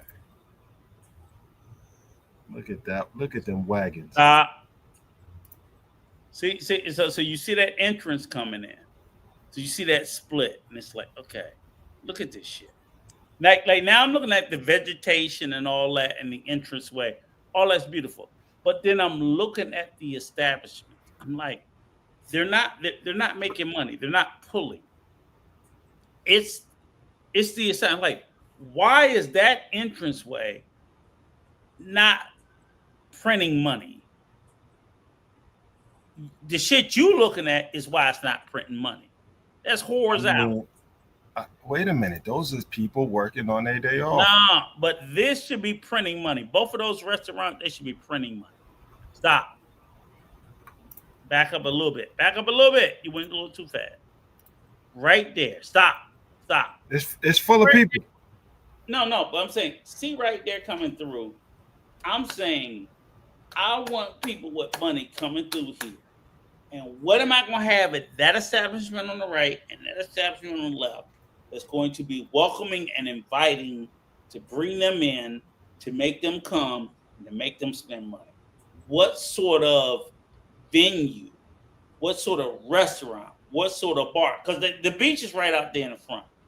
You know. So you telling me they ain't making money right now? They wasn't making money when the Chicas was there. What I'm telling you is this, Baron. Come on, Rico. See that place right there on the right? Salute JP in the building. Salute. See that place right there on the right? Me and Razor sat there for 2 days. We sat there for 2 days. I sat there for 2 days and they begged my ass to sit there.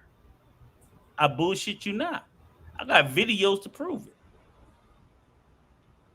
They said soon as Classicos open, they lit back again. What's going on? They begged me and Razor to sit there because there was nobody there. See, like, yeah. I sat there for 2 days. This is not how it was when I was there in March. And this was before the raid. Now, I don't know when the fuck this is.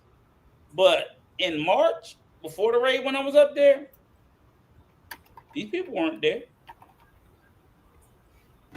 I don't know when this video was. When I was there in March of this year. No, it wasn't.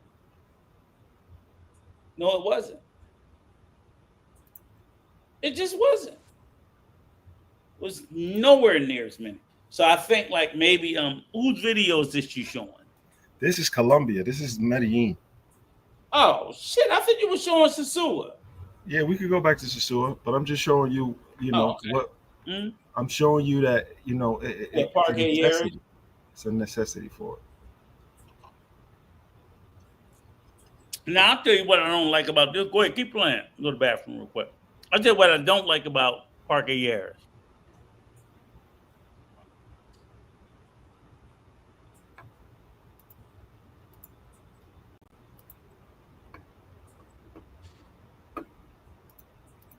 We need to catch a flight right now.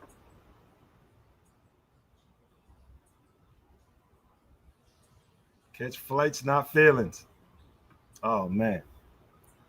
Rico just mad that guys is having fun. He's a national hater. Rico's a national hater for everybody that don't realize that. So he's a national hater. Beautiful footage. Now we switch back to the Sioux.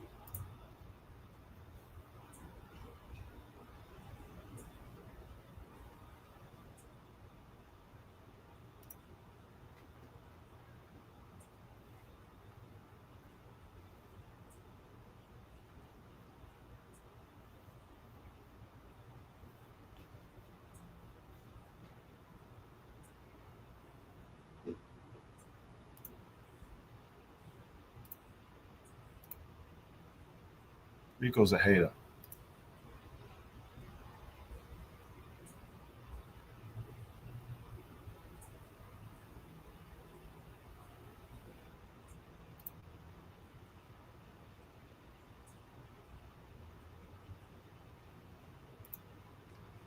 Let's see what y'all boys talking about.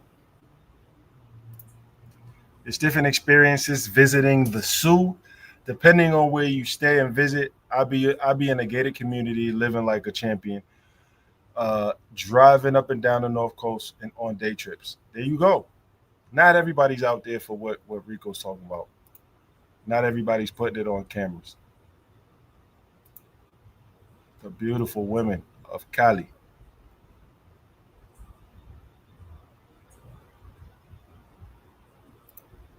Jesus.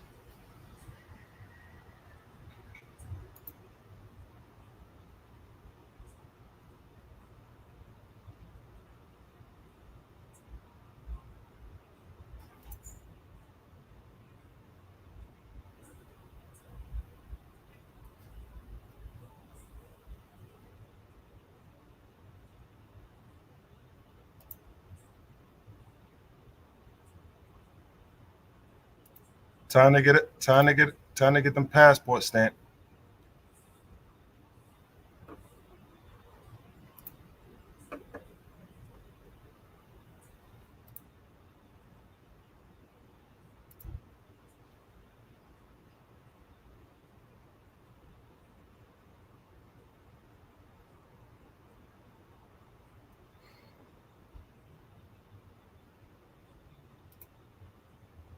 Rico, what you sitting down? Yeah, I said, what you kicked me out? God damn it! I said, what you sitting down? You sitting down using the bathroom? No, fuck it. I said, what you think gonna kick me out?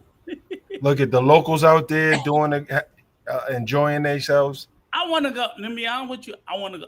I do. I want to go to Colombia so bad. I'll be honest with you. I'm tell you the truth, Baron. I'm pussy about going to Colombia. You'll be all right. Just if you ain't into any of that, you'll be all right. I'm be honest with you. Is I'm pussy about the scoping. Well, you ain't gonna be active in none of that. Yeah, and I told myself, like, my friends told me, so like, well, if you go with your wife, you ain't got to worry about it. Boom, boom, boom. So I said, okay, well, maybe I'll go with my wife. Her first language is Spanish, so blah blah blah. And or either I definitely would never go by myself, because and I definitely recommend people. I'm like, man, don't go by yourself. Just like them motherfuckers don't give a fuck about you. All this whole solo man trip. Matter of fact, Baron, Sunday, when I send you the fucking link, you better fucking hit it. We're gonna do it live, because to be honest with you, the topic Sunday is gonna be about travel cruise. You feel me?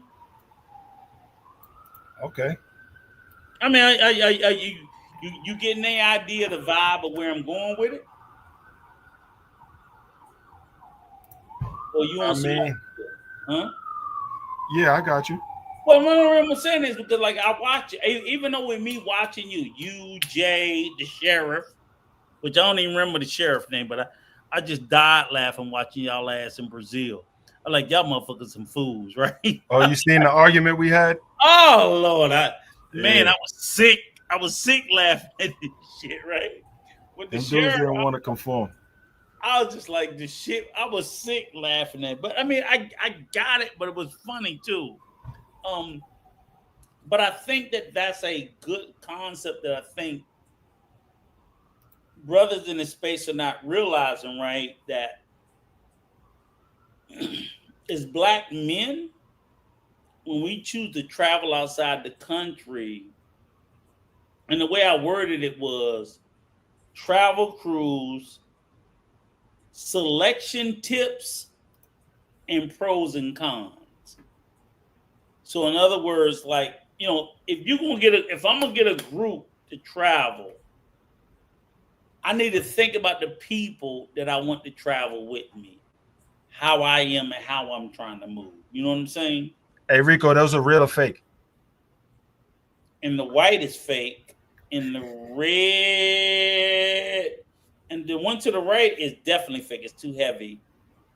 Back it up a little bit. Back it up. She toting that. Yeah, I know. She toting it, but it ain't hers. The red is real. The white is fake.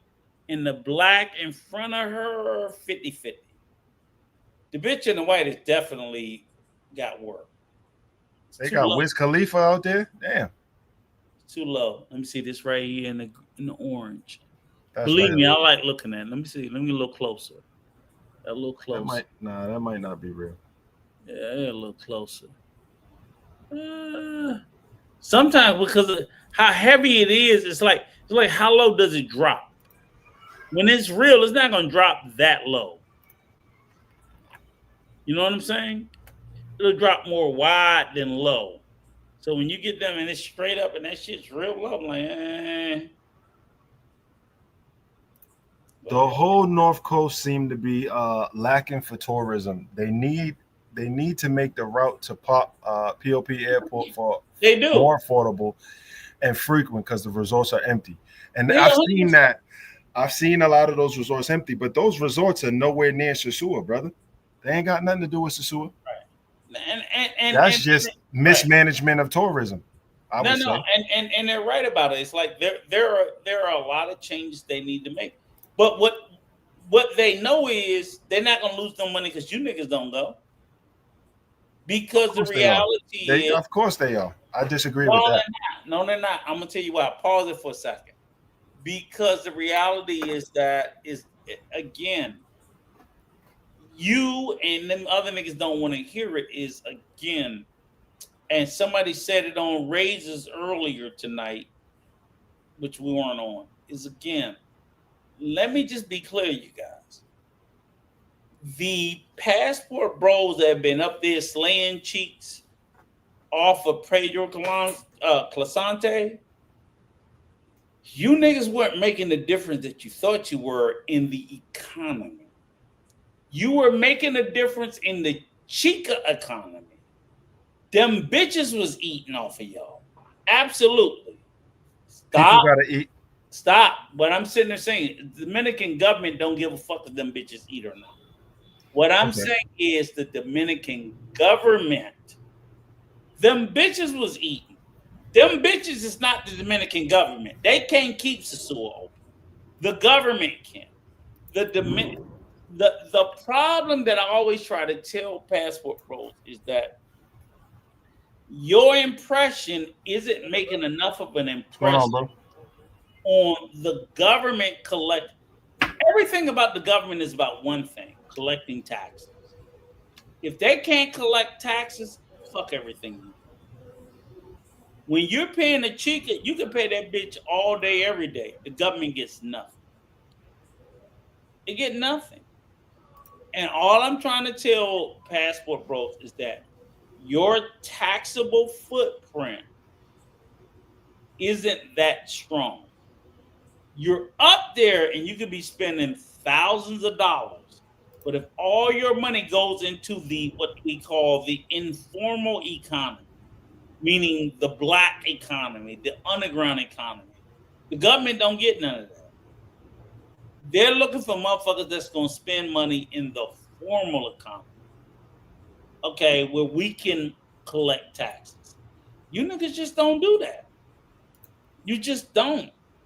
I'm sorry that it hurts your feelings. You just don't. Like Barron, that cheap motherfucker, he ain't trying to spend nothing. And that's a good thing. But what that means is shut the fuck up. We're not listening to you. That's I want that on the strength. That's what it means. You ain't spending nothing, so fuck you. Wait a minute. I spend in restaurants. I spend in hotels. Nigga, you eating off the food truck don't count because they don't pay taxes. Hold on. I go into Bailey's. I went into what is it? Bailey's Roombas or whatever it is. taxes. Bailey's is I order Uber Eats from the local restaurants. I go to the. I went to a couple of upscale restaurants over there, and they are all the places you told me. Short of them, sit down, wash your hands, got a fucking toilet seat on the toilet, decent places. They don't pay taxes. They all cheat, lie, steal, and don't pay. And because that's how you do it right there. That's how you do it right there, Rico. Okay. That's how you get it done. Back it up a little bit. That's how you get it done, Rico. Okay. Play. That's how you get it done. You politic. You walk up, you grab some shit right there, Rico. Nice. Done deal. Run that back. Certified deal. It's over with. That means the numbers was accepted. Got you. Yeah. Does it? Well, the negotiation's probably going to start at that point. I was like, does it? I don't know. Okay. Negotiations about to commence. Walk down the strip. Oh man, what is this? And you see these businesses. I just searched this for it. You see these businesses full of people. There's people all over the place. Okay. My question is this. I was there in March. Look at that. Listen. Those are waitresses. Hear me out. I was there in March. It wasn't 10% of what I'm seeing. So when the fuck is this from? Was this from last year, year before?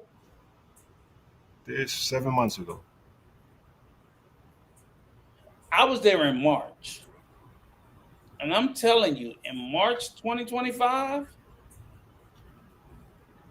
it looked nothing like that. So I'm trying to figure out. No. Go back. You said that was posted in 2020. Who channel is this? I don't know.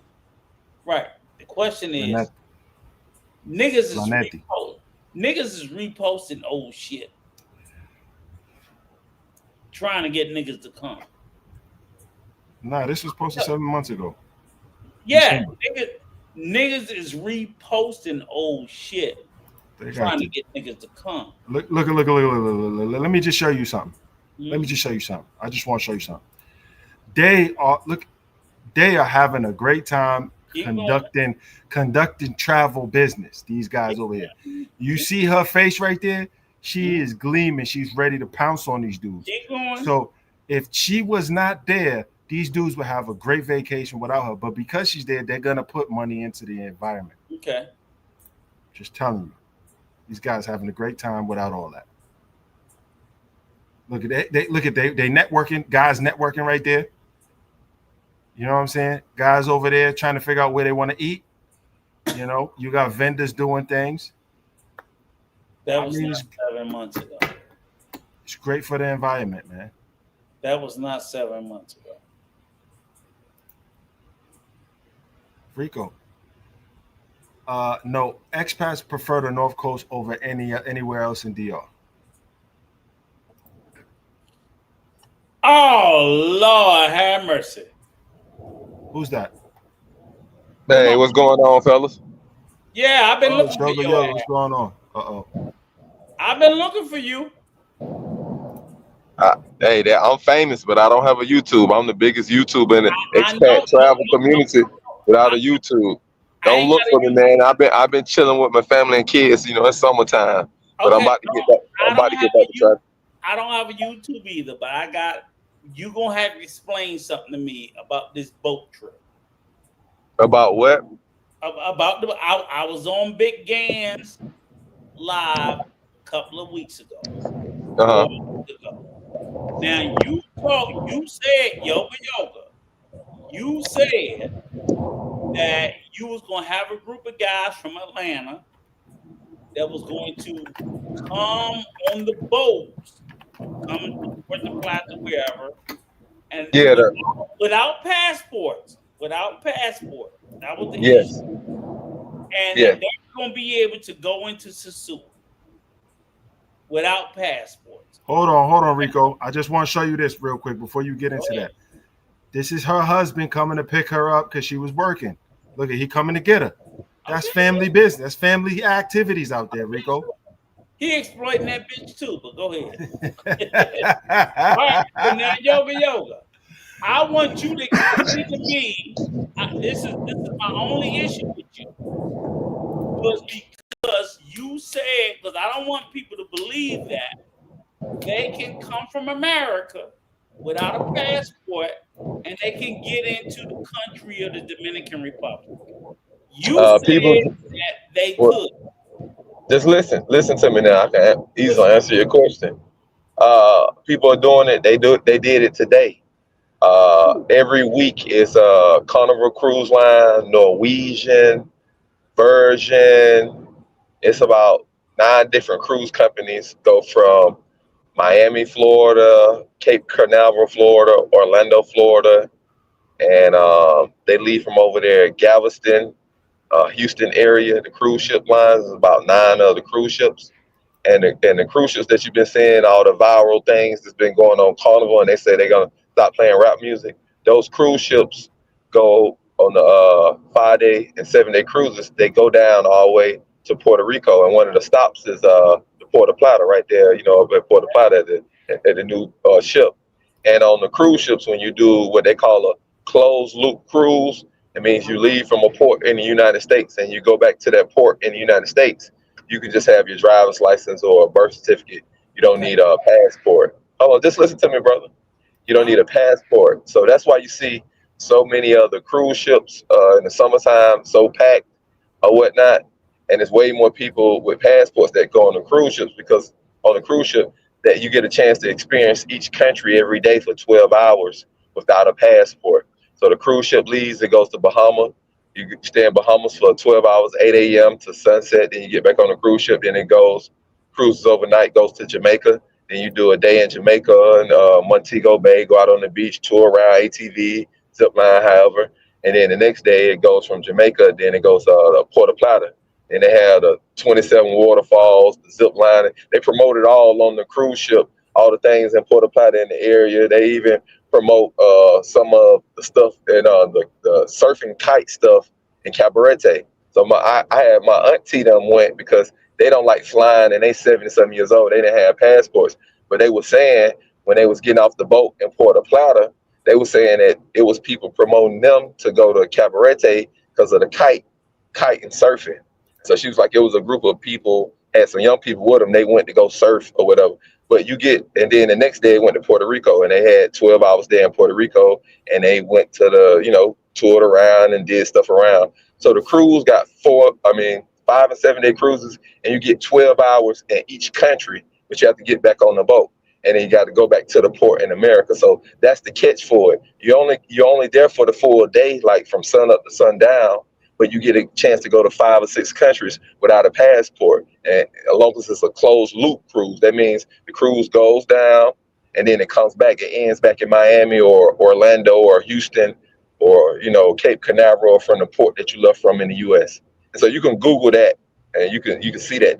They actually promote it. That's what they promoted. That's why on Carnival you see a lot of kids, because they don't need their passport and they can go experience the beach in Jamaica, go to DR, go to Puerto Rico, or go to Cozumel, Mexico. A lot of the cruises go to Mexico, Panama Canal, and so they all get a day in each country. So, but go ahead. So when you saying that I'm directing people wrong, I don't want to direct anybody wrong, but that's just facts and it's truth with travel. So guys can go and experience, go on that 4-day cruise, 5-day cruise with one of the cruise lines, and do the stop in the new Puerto Plata ship, docking port, and go ATV and go to the waterfalls and get in a taxi.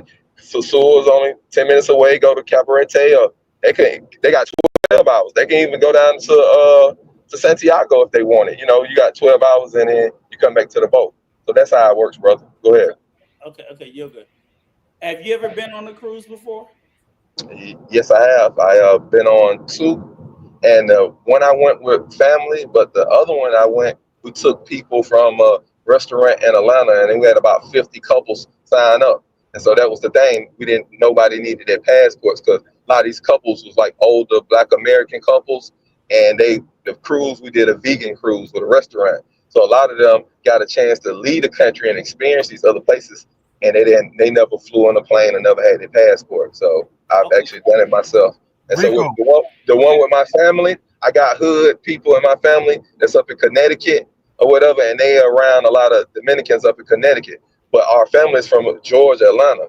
So my part of the family stay in Atlanta. But when we do the family reunion, we did a cruise, and so half my family that's from Connecticut, they was cool with going to Dominican Republic on the cruise because they're around so many Dominicans in Connecticut. I don't know if you know, it's a whole lot of Dominicans in Connecticut, like more than almost in Dominican Republic. Okay. Hold on for a second, yo. Because again, like I said, Rico, is that real? Is that real right there, Rico? it's what real. Is that real? Back it up. Yeah, that's real. That's real. That might be. Yeah, No, that's real. That was real. that might be real. Well, I'm not gonna say it don't have a little help because the bottom line is they all get a little You help. don't money to get no help, Rico. No, they all get a little help. No, they don't, brother. That food different down there. The food different, and they walking a lot, brother. They walking in heat. They exercising. They're not lazy, brother. Okay, Yoga. With all due respect, I have a house in Punta Cana. Okay, with all due respect, I got a loss in Sasua. Okay. So we both know. So I'm sitting there saying is there are some that are natural and there are some that No, we're talking about the passport. You can go get on a cruise ship and leave the country without a passport, as long as it's a closed loop cruise. But Yoga, So for the brothers that's listening, if y'all do not have y'all passport, go online, Google the cruise ships. They'll tell you don't need your passport. You Google the cruise, the tour that goes to Dominican Republic, Puerto Plata, and you'll see, book you a cabin. They got them for only $200 and $300 for a cabin inside, like on the interior of the boat. And man, book you a taxi when you get down there. Go straight over to Sasua, Puerto Plata. The strip can be closed. You can meet chicks on the beach, have you fun, and boom, at 8 o'clock, 9 o'clock, when the sun go down, get back on the boat. Couple days, you be back in Miami, Florida. There you go, without a passport. Go ahead. Let me ask you a question, Yoga, because I'm gonna forget the booties for a minute. Okay, so where's Puerto My man can pull it up. Look, my man with the cigars can pull it up right on the screen. He can go Google, do you need a passport to sail out of the country? I want to ask you a question. Where's Go ahead. Puerto Rico? You said what? Where's Puerto Rico? Next door to DR. It's east of DR. Okay, is it another country? That's a United States territory. Okay, so you don't need a fucking passport to go to Puerto Rico. Not if you fly. You don't need a passport to go to Puerto Rico. I don't give a fuck if you walk. Puerto Rico is the United States. Yeah, I'm talking about Dominican Republic, brother. No. But you emphasize Puerto Rico. Puerto Rico is the last stop in. Listen, brother. Puerto Rico is the last stop in the cruise. The cruise goes on the. Listen. The cruise goes on a Caribbean cruise from Miami. So the last island in the Caribbean, if you know, is Puerto Rico, then the Virgin Islands. So it cruises down. So it stops in the Bahamas. Then the next island down, it can't go to Cuba because Cuba and the United States has the embargo. So the next country it stops in Jamaica. Then the next country it goes sometimes to Turks and Caicos. Then it goes to DR. Then the last stop is Puerto Rico. Then it docks and the crew and stuff shifts over. The passengers stay on the same boat. Then a new crew come and then they sail back 2 nights back. And then they go back to Miami. So if you look at the cruise ships itinerary for the Caribbean, all of them stop in the country all 3 or 4 days, the first 3 or 4 days. But when they come back from Puerto Rico, all of them have two cruise days just on the sea. So that's the shipment of it. It goes from Bahamas, Turks and Caicos, Jamaica, DR, then Puerto Rico. Then the boat turns back around and come back to Miami. That's why it's only 7-day and 5-day cruises.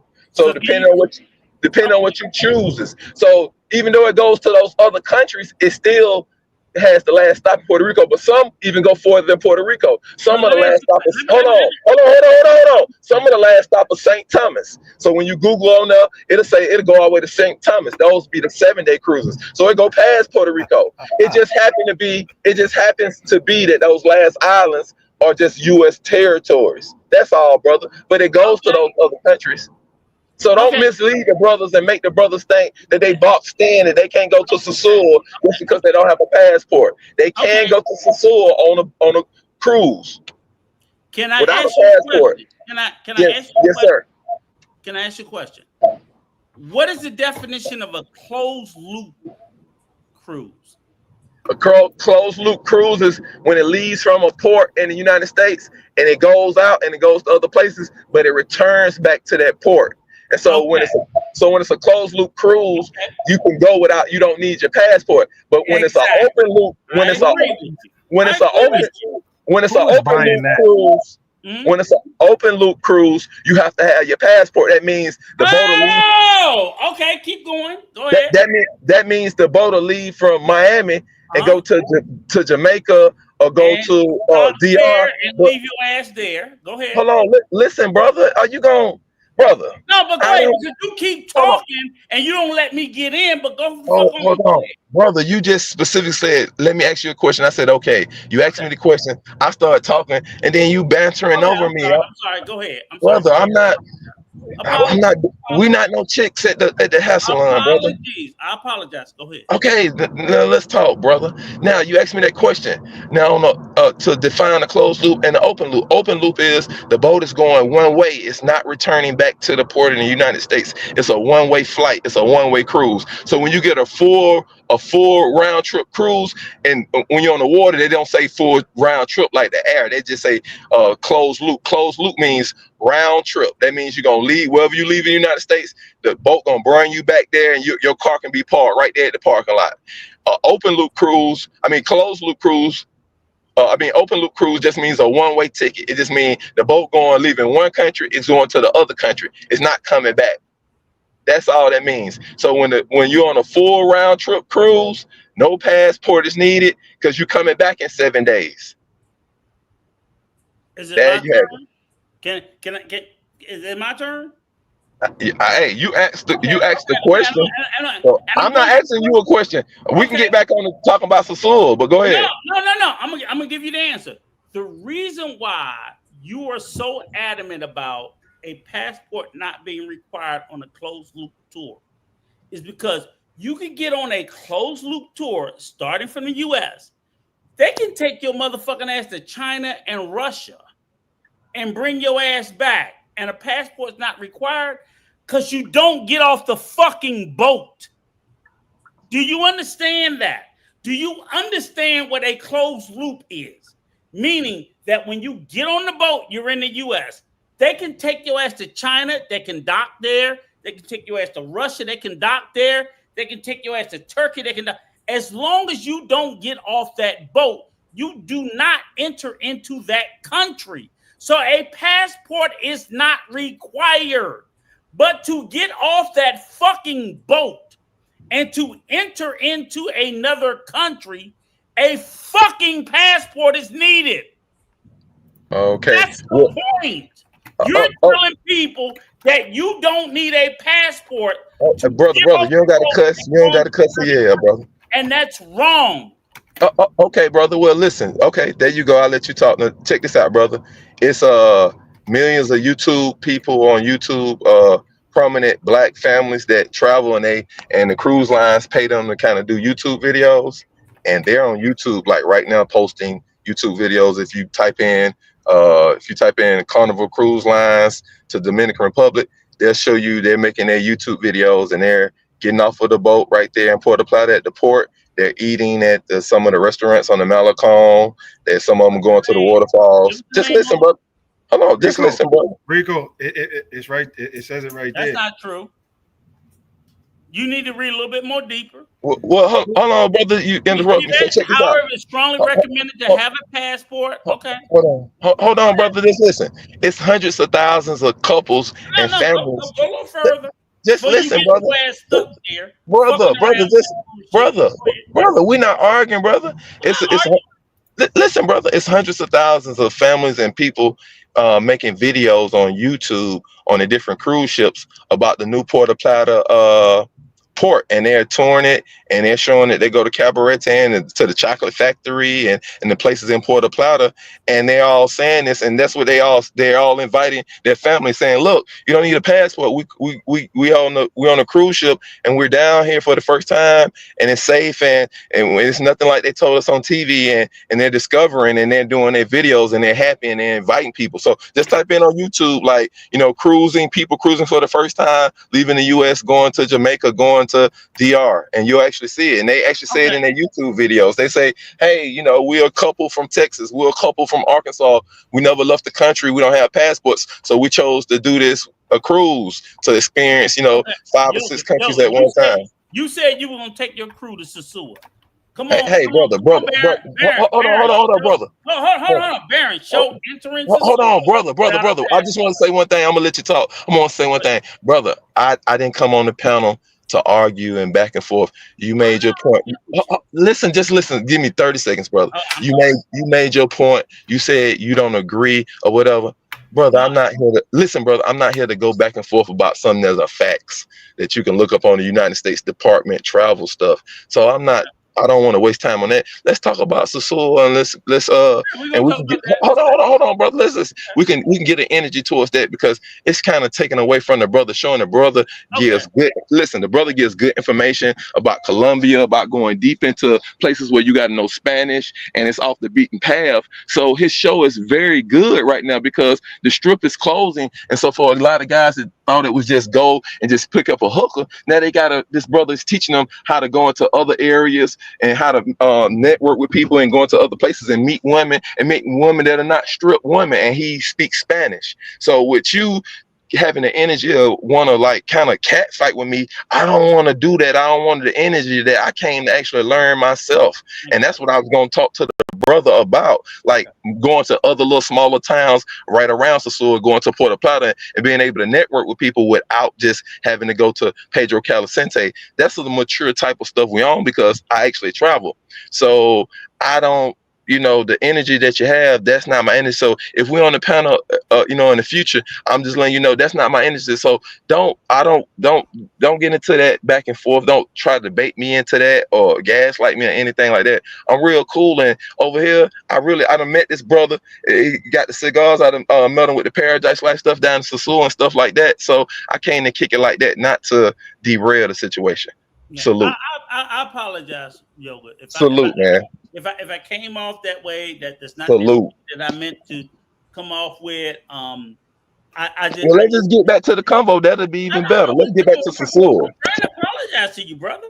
Well, what I'm saying is that's still making the show about me. Let's just drop it all. Let's get on Sasua. I'm trying to apologize, and I'm trying to pivot. Hold on. I accept it. Let's make it. I accept it. Let's move on so we can get back to the show.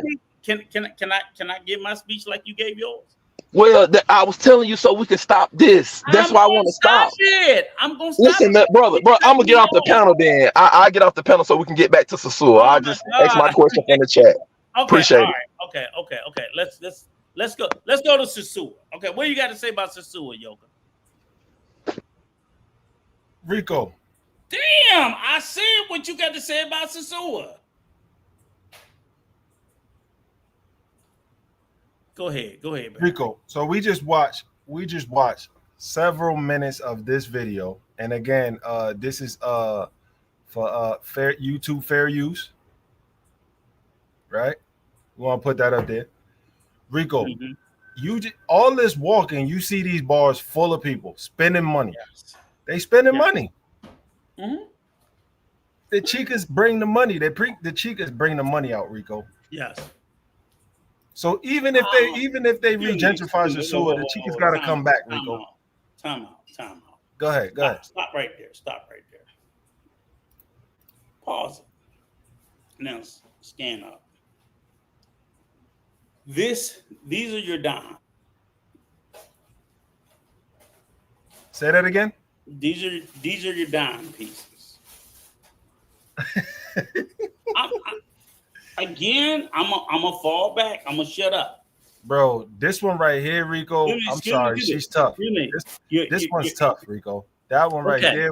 I give you that. I give you that. But again, I see Temu, Shein, Dusty Sandals. Oh man. Whatever. But it's okay. Listen.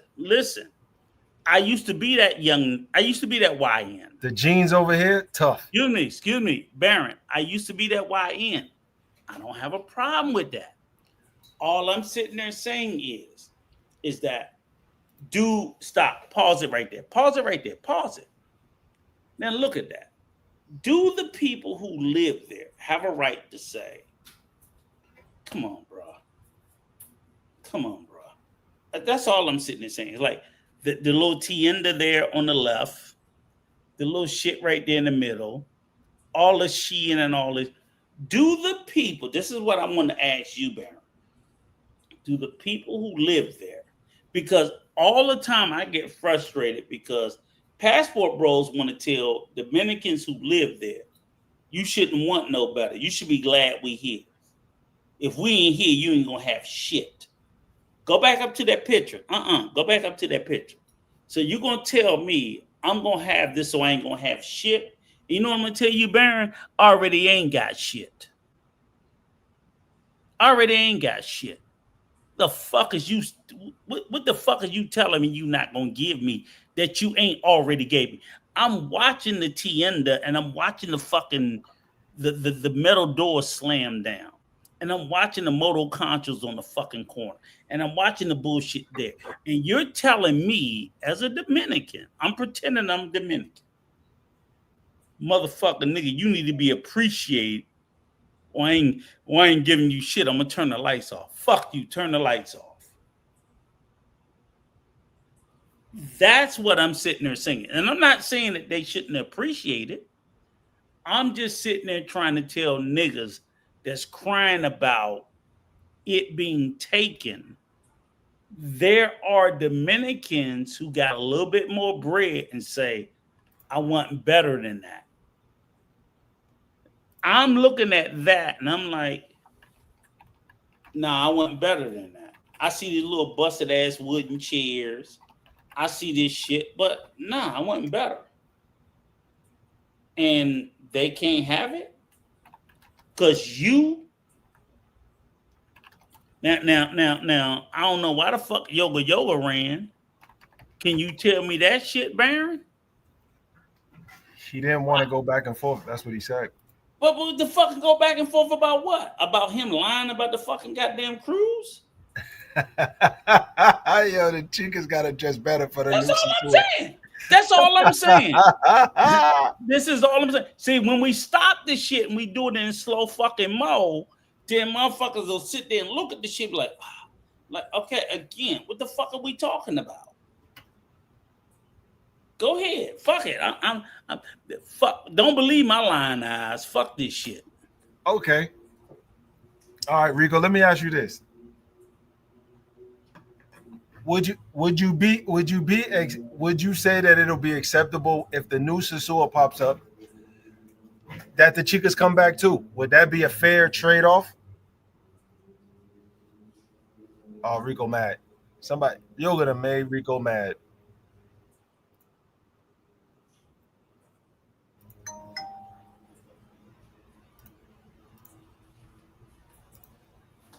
No, I had to go pee, nigga. Oh, all right. Would you be cool with it? Would you be cool with the? I'll never get mad. Fuck you, niggas. You can't never. You niggas can't make me mad. Rico, that is say it again. Give me crazy, the question. Rico. Pause it. Hold on. I'm gonna pause it. Give me a second. I'm gonna pause it. I want everybody to see exactly. That's wild work, Rico. Thank you. Look. Shout out to James Posey. Jesus. Thank you. Again, look at this. This shit is Temu, Shein, Fashion Nova, all this little $10 shit. And they're working. They dress how the Negroes like. How the people like. You know what I'm saying? Nobody's knocking it, right? 2-3 years ago, I had women that would tell me that lived up there. Oh, they in all the spandex and this. I'm like, yeah. And I started noticing and watching this shit, and I'm just like, damn, they right. What the fuck is they talking? Motherfuckers sit there and talk about weaves and lashes, and I start, excuse me. Oh, so y'all don't see all the weaves and lashes? Oh, we gonna pretend like we don't see that. We're gonna pretend like we don't see all the weaves, lashes, BBLs. We just we don't see none of that, right? We don't see none of the shit that we criticize women here for having. I'm like, you niggas are running over there for the same shit. What the fuck are y'all talking about? The fuck are you talking about? Every motherfucking thing they talk about a bitch from Boston or fucking Cincinnati from is right there in front of you. So no, it's a difference. No, it's a big difference. Okay, tell me it's a big difference. And you see, I'm talking about the conversation what y'all talking about. We're talking about girls. You see that? You see, I can have a opposing point, but I'm talking about the subject. So here's the difference, brother. Here's the difference. One, the climate, the actual physical place.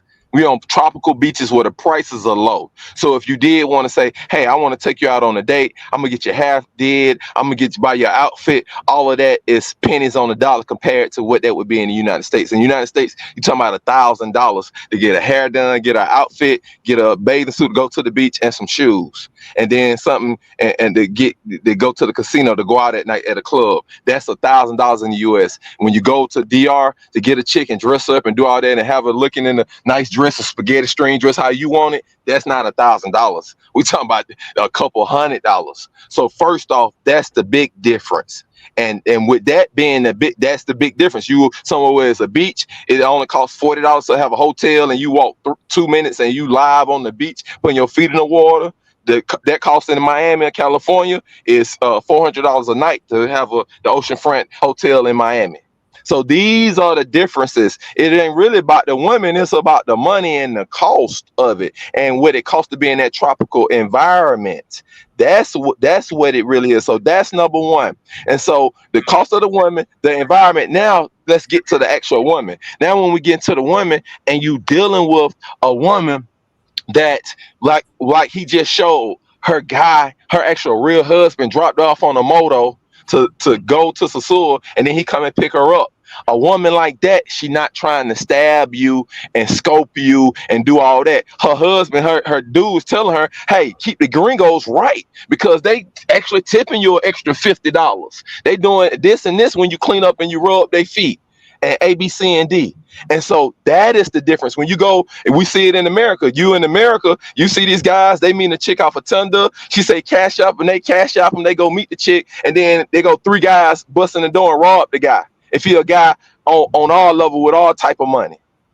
So you making it seem like it's just straight up apples and apples. No, it's apples and oranges because of the environment. If guys want to go straight up and do how they do in Sasur, they go to Atlanta, go to Magic City, or they go into Magic City and say, okay, I want to get straight to it. That's cool.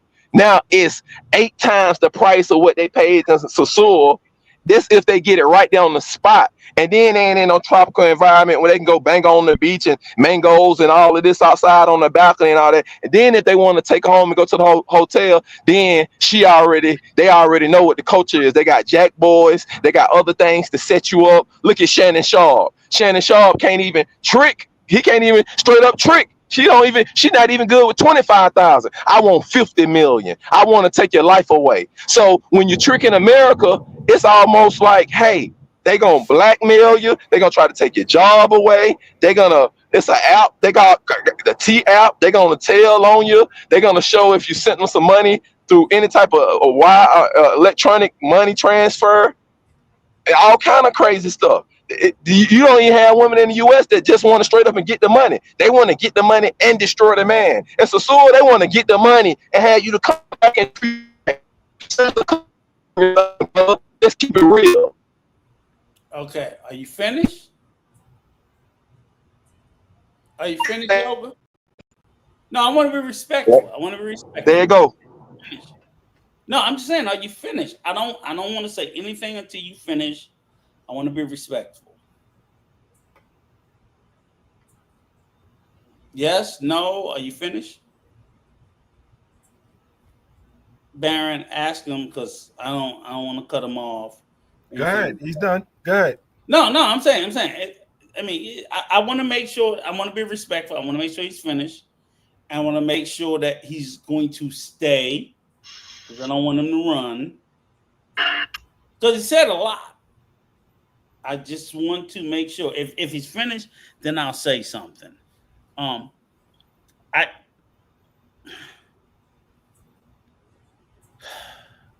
even when you started with the premise, basically the premise of what you started was is cheaper overseas, and I've never disagreed with that. I never disagreed with getting a woman's hair overseas is cheaper, getting her nails done is cheaper, buying her just doing whatever you want to do with a hoe overseas is cheaper than the States. I don't disagree with you there, but it's still the same hoe. So whether it's a hoe in the States or whether it's a hoe in DR or Colombia, well, that's what I said. I said that's the difference. The difference is the price and the environment. And then you coming back agreeing. We concur. Okay. Let me finish, Yoka. I'm not disagreeing with you. I'm not disagreeing with you. But if the issue is it's just cheaper, we're saying they're the same. It's only cheaper because of where we are. It's not that, okay, Colombian bitches are better. They're better. They're not better. They're just cheaper. Same thing with Dominican bitches are not better. They're just cheaper. Black women cost more because they're in America. If they were in Colombia or the DR, they would be cheaper. They're not in Colombia or the DR. They're in America. So it's going to cost more.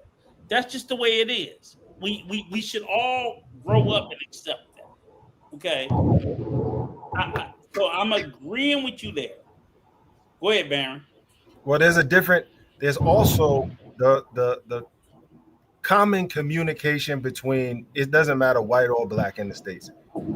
To be able to just say hello to somebody in the States is like pulling teeth, brother. Okay. Now, we already had that conversation. We exercised that, and we talked about that. This dating pool from when you was dating out there in them streets, it's a different atmosphere right now, man. All I'm addressing is what was said. Okay. And I agree with that too. Again, and I'm glad you pointed that out because it's not black women, it's white women, it's Asian women, it's everybody in the West. Western women demand certain shit because they're in the West. I accept that. I agree with you, Yoga. That's how it is. But by the notion, damn, y'all made me forget. The other aspect of it is where somehow or some belief. What was it you said about women in the DR, Yoga? I'm sorry, I can't remember. You can remind me. So again, yes, it's cheaper dating women in Colombia and the DR based on the fact. But again, that was the same thing I told Baron about the exploitation, like the economic advantage. Basically, your money here in the U.S. goes further in these other countries. I agree with you there. There's no disagreement there. What was the other part, Yoga? You don't need me to make your point. You just hold on. Well, hold on. I'm going to make a point then. It seems to me how your response to this seems like you just trying to be contrary just to have a conversation, because you don't have no conversation outside of being contrary. You lost for words. You like, hey, I'm blank. If you're not going to get somebody like in an argumentative mode, you don't have anything to really input to put. And that's what I'm glad that this kind of conversation showed. It's like you just coming to be contrary. I'm coming to build and learn something from the Baron, because I know he speaks that Spanish and he's been off the beaten path and deep into the culture in Colombia and DR. So I didn't come to be contrary. So this is what this is showing, that you're contrary. So you want to find something to go against. That's not my goal. But to the next phase for Baron, where I think Sasul is going, I think it's actually going to get better for the chicas, because I think this is going to give a situation where now they don't have to be out in the public.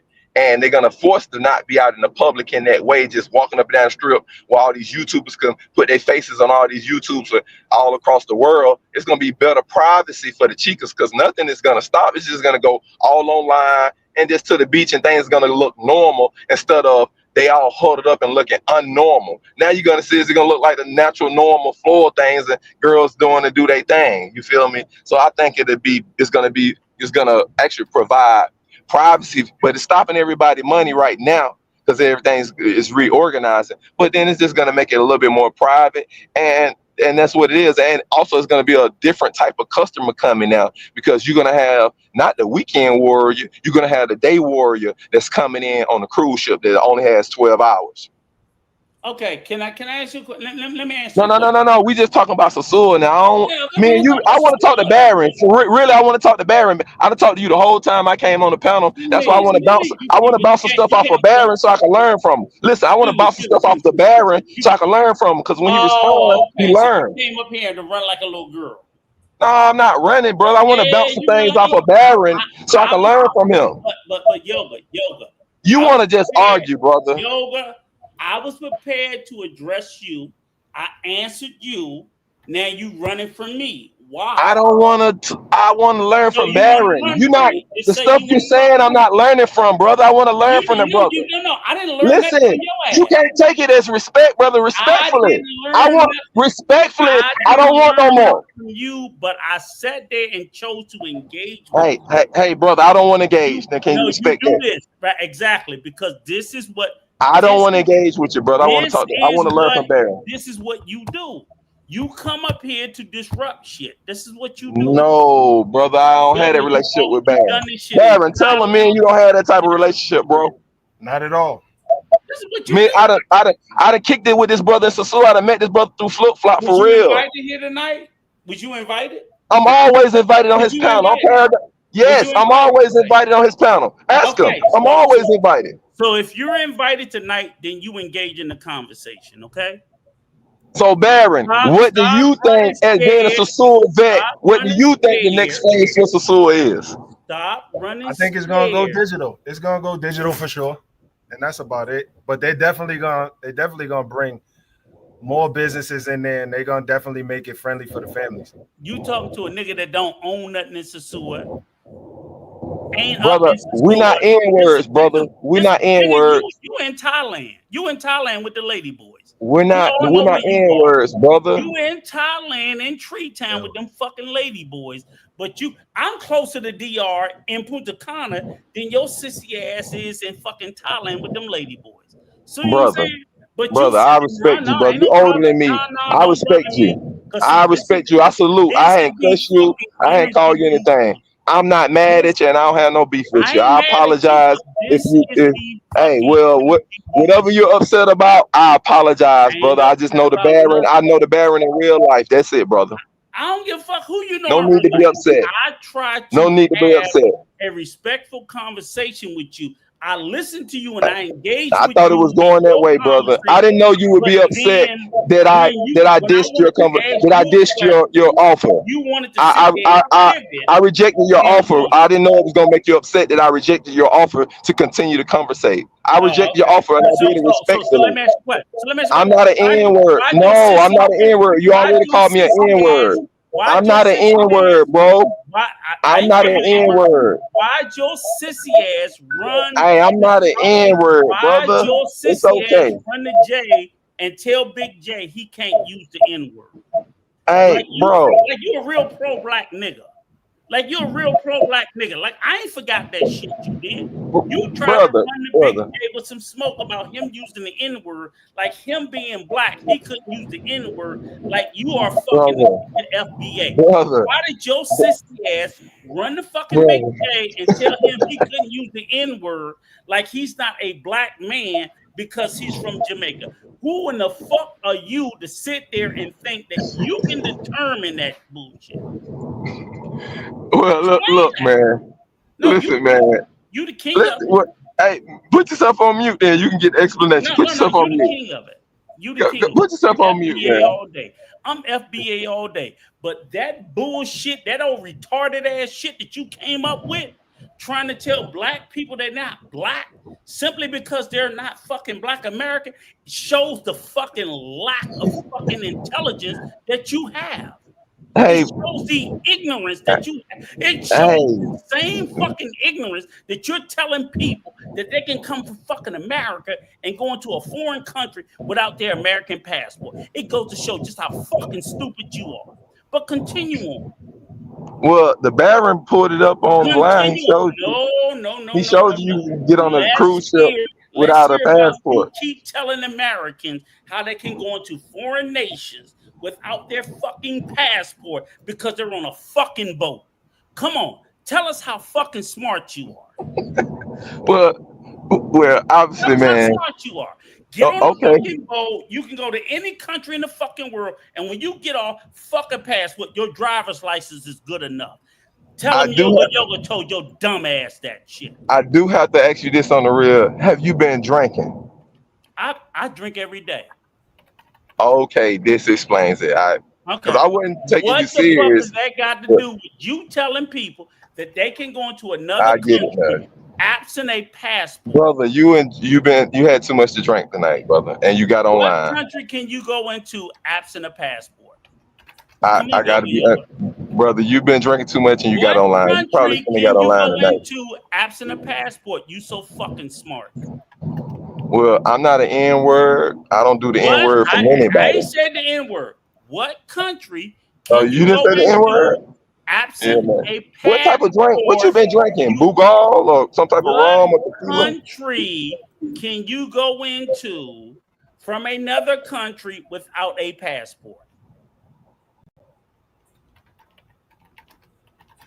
Yeah, you the definition of a male group. What country can you go into without a passport? Come on. How old are you, brother? You older than me. I'm all the shit you said. Nah, man, you something else, brother. You already said it. You embarrassing. You kind of embarrassing, man. You gonna get 50 punks from Atlanta to get on the fucking boat, and you get 50 punks to go to fucking Sasua, and they're gonna go to fucking Sasua, and they're gonna have a punk party in Sasua without fucking passports. Come on, explain it. Hey man, explain this dumb shit that you telling people. You on that alcohol, bro? No, explain the dumb shit you telling people.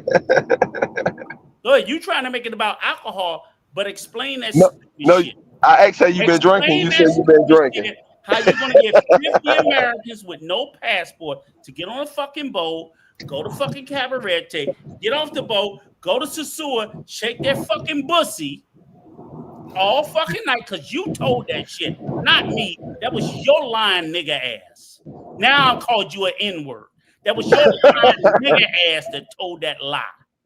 You intoxicated. You heavily drunk tonight. Your lying nigga ass that told that lie, and you mad because I'm repeating it because you think I didn't hear it. You told that fucking lie on the gangster lifestyle. Yeah, man. You told that lie. Now you sit there and explain to them fucking sissies that you gonna get from Atlanta to go shake their pussy. Why the fuck they not gonna get off that boat and fucking Sasua? You're embarrassed. Fucking lie. Hey, Baron, you might want to save your boy for himself. You might have to save him, Baron. He ain't gonna save himself. He intoxicated. He might not even remember this tomorrow. Show me the receipts, man. Show me the receipts, nigga. Show me the receipts, nigga. I can't believe you're a senior, brother. Show me the receipts, nigga. Like this. No, nigga, show me the receipts. Don't do this senior shit. Show me the receipts. Because you've been known to be a liar. Your history all through these streets is a lie. Just like you ran from Knockmeezy. You've been known to be a liar.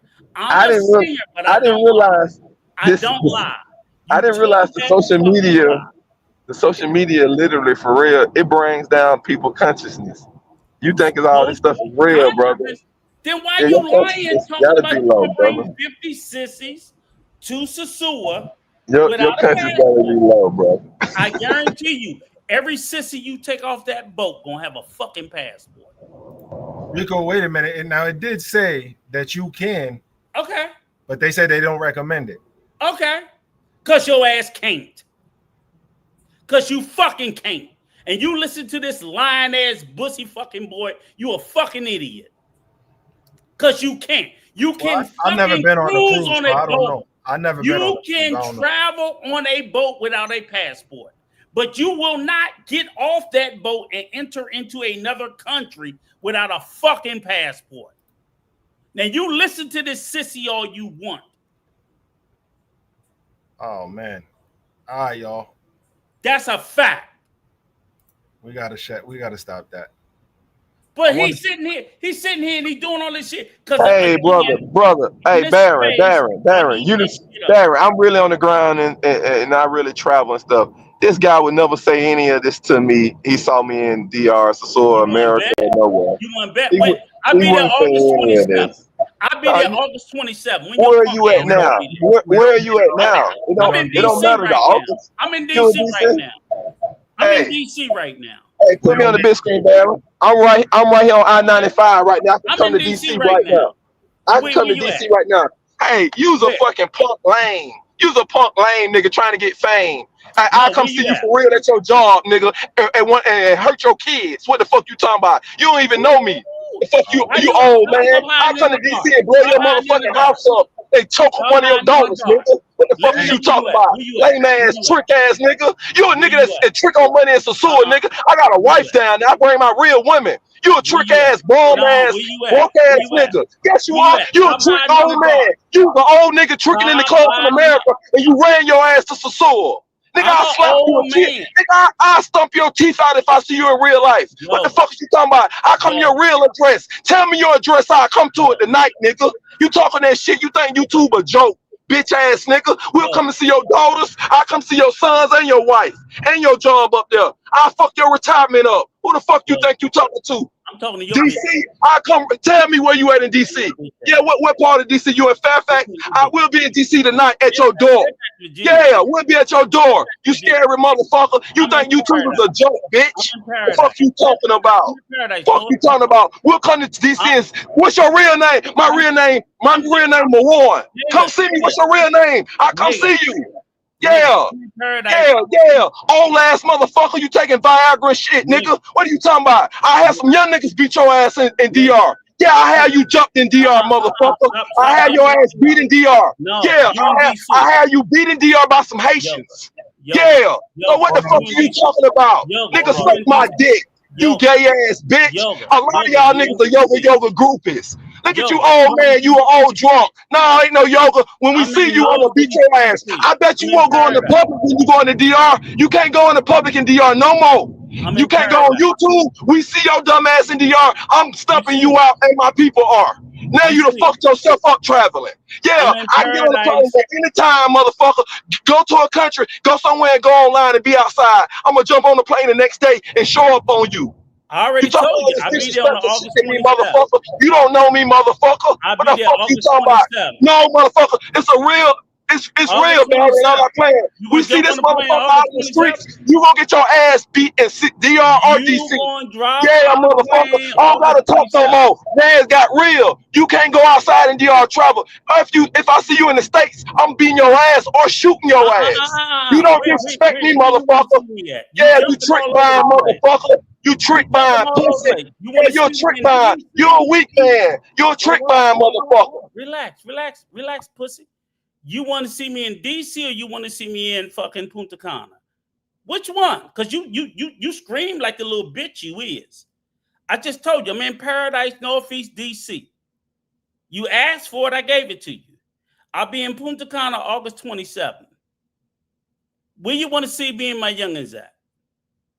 Because I am an old motherfucker, and trust me, anybody in space will beat the brakes off my ass.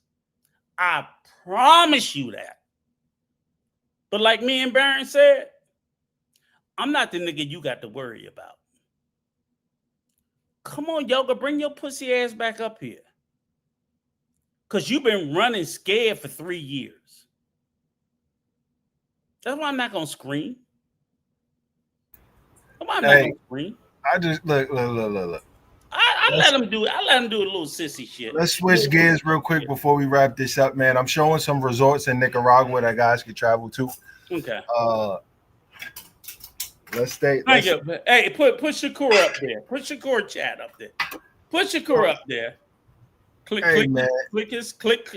Thank you. It's facts. We ain't fighting, man. No, but it's just facts. We ain't fighting. Yeah. Man. Look at these resorts, though. All I'm saying is this. Let's switch gears. Look at these resorts, Rico. Let's change. But let me just say this, Baron. Niggas want to be in this space, and they want to be somebody in the space. I ain't never wanted to be nobody in the space, Baron. You know that. Ain't never tried. But I try to speak truth to the space. I'll tell you, I'll be 61 next month. And you remember how you sitting there talking about them fucking Russians? My youngins ain't Russians. But they move like them. And you know that being from the bean, right? You ain't got to be Russian. You just got to be about that business. All I would tell anybody, and I would tell everybody, let me be crystal clear. I'm an old man. Y'all can whoop my ass. And I'll tell you this, Baron. How tall are you? Me, I'm 6'6". 6'6". How much you weigh? 290. You would probably beat my ass. Nah, I wouldn't. No. But I promise you that. When you walk away, you wish you hadn't. That's all I can promise you. I don't got no problem with nobody. I can't listen to what I'm saying. What I'm saying is, I can't promise you. I can't tell you that you wouldn't be able to do it. All I can do for the remainder of my life is make that nigga wish he hadn't. And then what I would tell you is, when you done beating my ass and killing my ass, it's just the beginning. Like you said about Cincinnati, right? Remember you was talking about Cincinnati? Cincy, yes, sir. Again, it's not about, it's like you sit there and said, and I think about that too. Like them YNs, I'm like, might be the end, it might be the beginning. And if it's the beginning, it's some whole lot of shit that comes behind that. Witness protection, blah, blah, blah, blah, blah, blah, blah. So all that bullshit that pussy ass nigga did, fuck him. All right. Now can we talk about, can we end this on the right way? Well, let's end it on the right way, okay? All right. Again, so Rico, because I didn't ask that pussy ass nigga to come up, but the thing was, the space was about us talking about the changes in the zoo, right? And it trickling into other spaces. So where's this place you talking about here? All right. So first, Skyrider said, shout out to Skyrider, shout out to Shakur, said, you may not need your passport, but you need your birth certificate to get off the ship in some of these places, right? ID, nobody's getting on shit without no ID, so I can understand that. You're not getting off in a foreign country. Now again, and Skyrider, when you sat there and said you need your birth certificate, was that Puerto Rico? Puerto Rico's the United States. So when people talk about Puerto Rico, Guam, U.S. Virgin Islands, that's the U.S. Okay. You're not required to have a passport. Those are like states. So if you're going to the U.S. Virgin Islands, if you're going to Puerto Rico, those are states. If you're going to the Dominican Republic, if you're going to Cuba, if you're going to, that's another country. When you decide to go to is a passport required for me to fly on a plane from here to Puerto Rico? No. To Guam? No. To any U.S. territory? No. To another country? Yes. Why the fuck you need a passport to go to the airport, but you don't need it at the boat? Common fucking sense. So if you don't need it to get off the fucking boat, why the fuck you need it to get off at the airport? A passport. Make it make sense, guys. All right, Rico, check this out, right? I'm thinking right now, right? Mm-hmm. that maybe Nicaragua might be underrated, bro. Oh, Nicaragua is just the shit. I'm looking at these beach resorts, fellas, and it might be No. Back up, Baron. No, back up. I'm gonna tell you what you should be looking at. Back up. Take Nicaragua out. Put Honduras. No. We got Honduras, but Nicaragua is the one that nobody really talks about. You know what I'm saying? Yeah, because niggas just no, but I want to go to Honduras, Rotan. Yeah, Check and Effect just did a video on that. Yeah, Rotan is nice, but it still didn't. You know what I'm saying? It didn't really look so like so. So back up Nicaragua. No, I'm gonna tell you who to follow. No. This shit gonna fuck you up. This gonna fuck you up. Hang on. I'm gonna tell you a bitch to follow. This place looks beautiful as hell. Look at this guy. No. Hold on. I'm gonna tell you who to follow. It's gonna fucking blow your mind. Going to blow your fucking mind. This motherfucker to follow. Oh, she's so fucking fine too. And her her fucking content is so. Salute, Earl. Salute. Hang on 1 second. I'm gonna tell you who to follow. Hold on, but while you doing that, I'm telling you right now, man. These places are these places can be places that people enjoy. The money, the travel is cheap. I've already been there. The travel is cheap in Nicaragua. You know what I'm saying? You're gonna get if you looking for ladies, you got the Hondurans, you got the Nicaraguans, and you got Costa Ricans, and you're gonna always have Venezuelans. Venezuelans is all up and through there, so you can find the shorties. That's the easy part. But finding a place that is just as beautiful, you get your peace. You know what I'm saying? Good accommodations, food's decent. I mean, Nicaragua might be low key the next spot for guys, man. I'm telling you, man. I'm gonna go out on if it ain't Honduras. Which Honduras is getting a lot of popularity. Let's be real. But if it ain't Honduras, and people are feeling that Costa Rica's a little too pricey, for like Costa Rica for me was a little too crazy.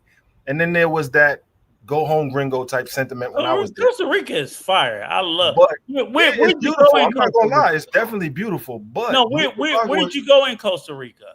I only went to the capital. That's all I was at. San Jose? Yeah, I didn't go to anywhere. The beaches, Jaco, Limon. We went to Jaco. Jaco, I love. My wife didn't like it. I got a ton of fucking footage from Jaco.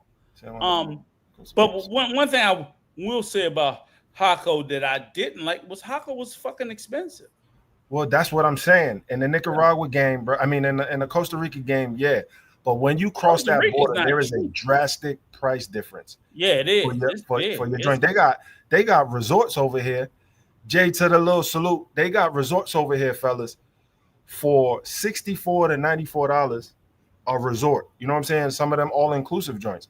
Like Nicaragua might be the spot. Yeah, Costa Rica fucked me up because I thought Costa Rica was gonna be cheap like Mexico and shit. No, Costa Rica fucked me in the ass. I was like, what the fuck? Wait a minute. We would go out to dinner. You gotta say pause, Rico. Well, I mean, okay, pause. But I'm like, we went to a beach restaurant on the beach. That shit was like $200. I was like, what the fuck? US, you know, because they do everything in their currency, which is colones. So it's like you right over there? 300,000 colones. So I was like, okay, all right, cool, 300,000 colones. And then when you do the conversion, that shit was like $200. Like, damn.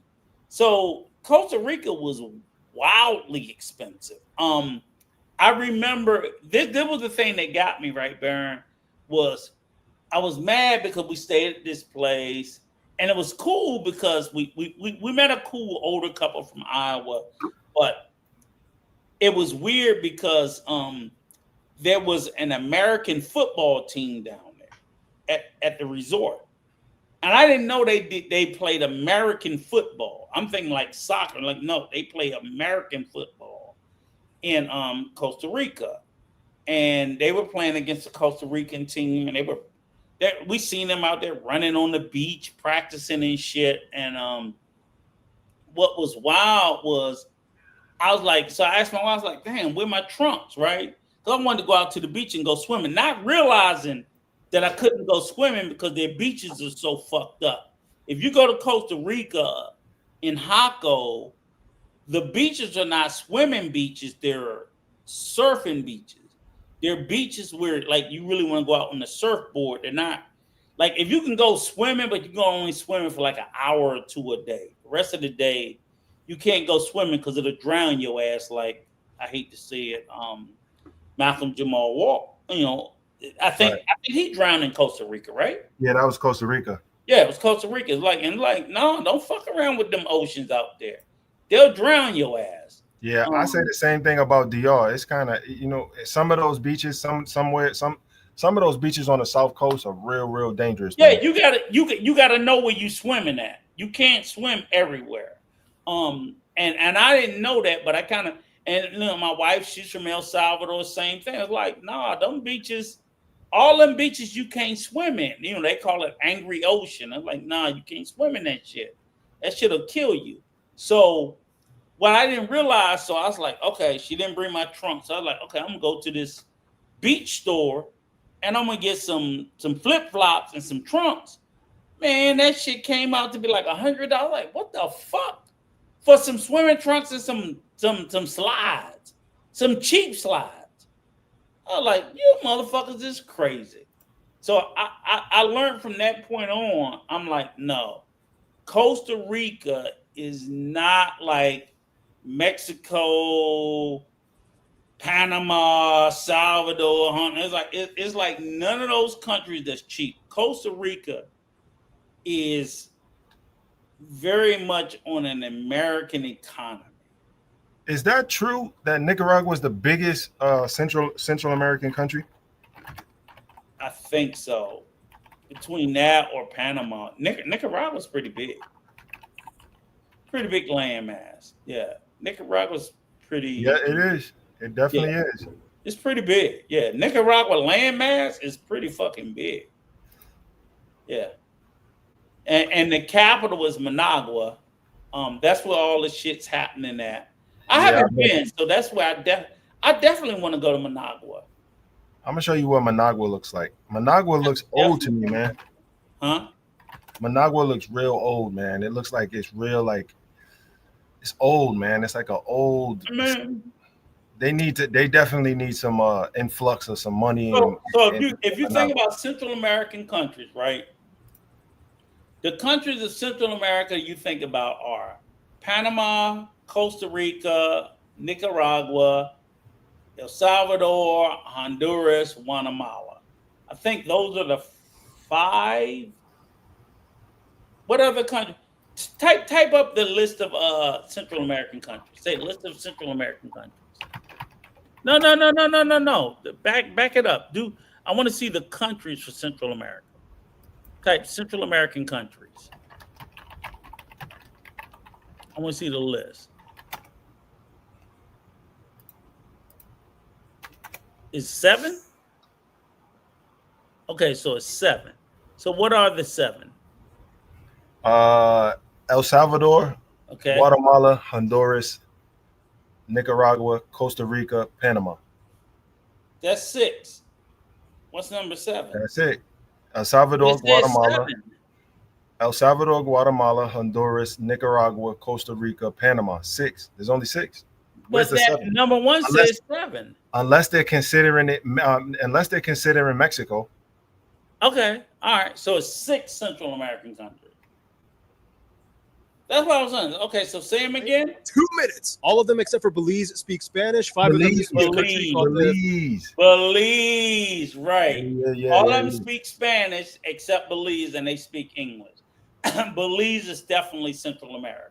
Hold on, let's hear what this brother said. Federation of Central America, and the Spanish-speaking ones all have their own nicknames. First off, Belize, the English speaker, they are a member of CARICOM, which is why they identify more as Caribbean rather than Central American. And they're famous for having the 2nd largest barrier reef in the world with some of the best diving in the world as well. Guatemalans are nicknamed Chapin. They are the most populous out of all the countries, and basically they are the heart of the Mayan territory. And many of the people here still speak the various Mayan languages. You can even find it on some of the public signage. El Salvador, or Salvadoran people, are called Guanacos, the smallest in size, yet the most most densely populated. Dude, they did a complete 180. This place used to be super sketchy and crazy, but then after some heavy political reforms, they really cleaned up. They're making a huge comeback, and in 2021, they actually made Bitcoin one of their official currencies. Hondurans are called catrachos after Belize. They have the highest proficiency in English out of all Central America. This is the weird wild card, man. They have a lot of weird stories from this place. Like they have the Lluvia de Peces where it rains fish apparently. And when I went there, oh my god, it was beautiful. But let me be honest, everybody had a pew pew. Every store, every home,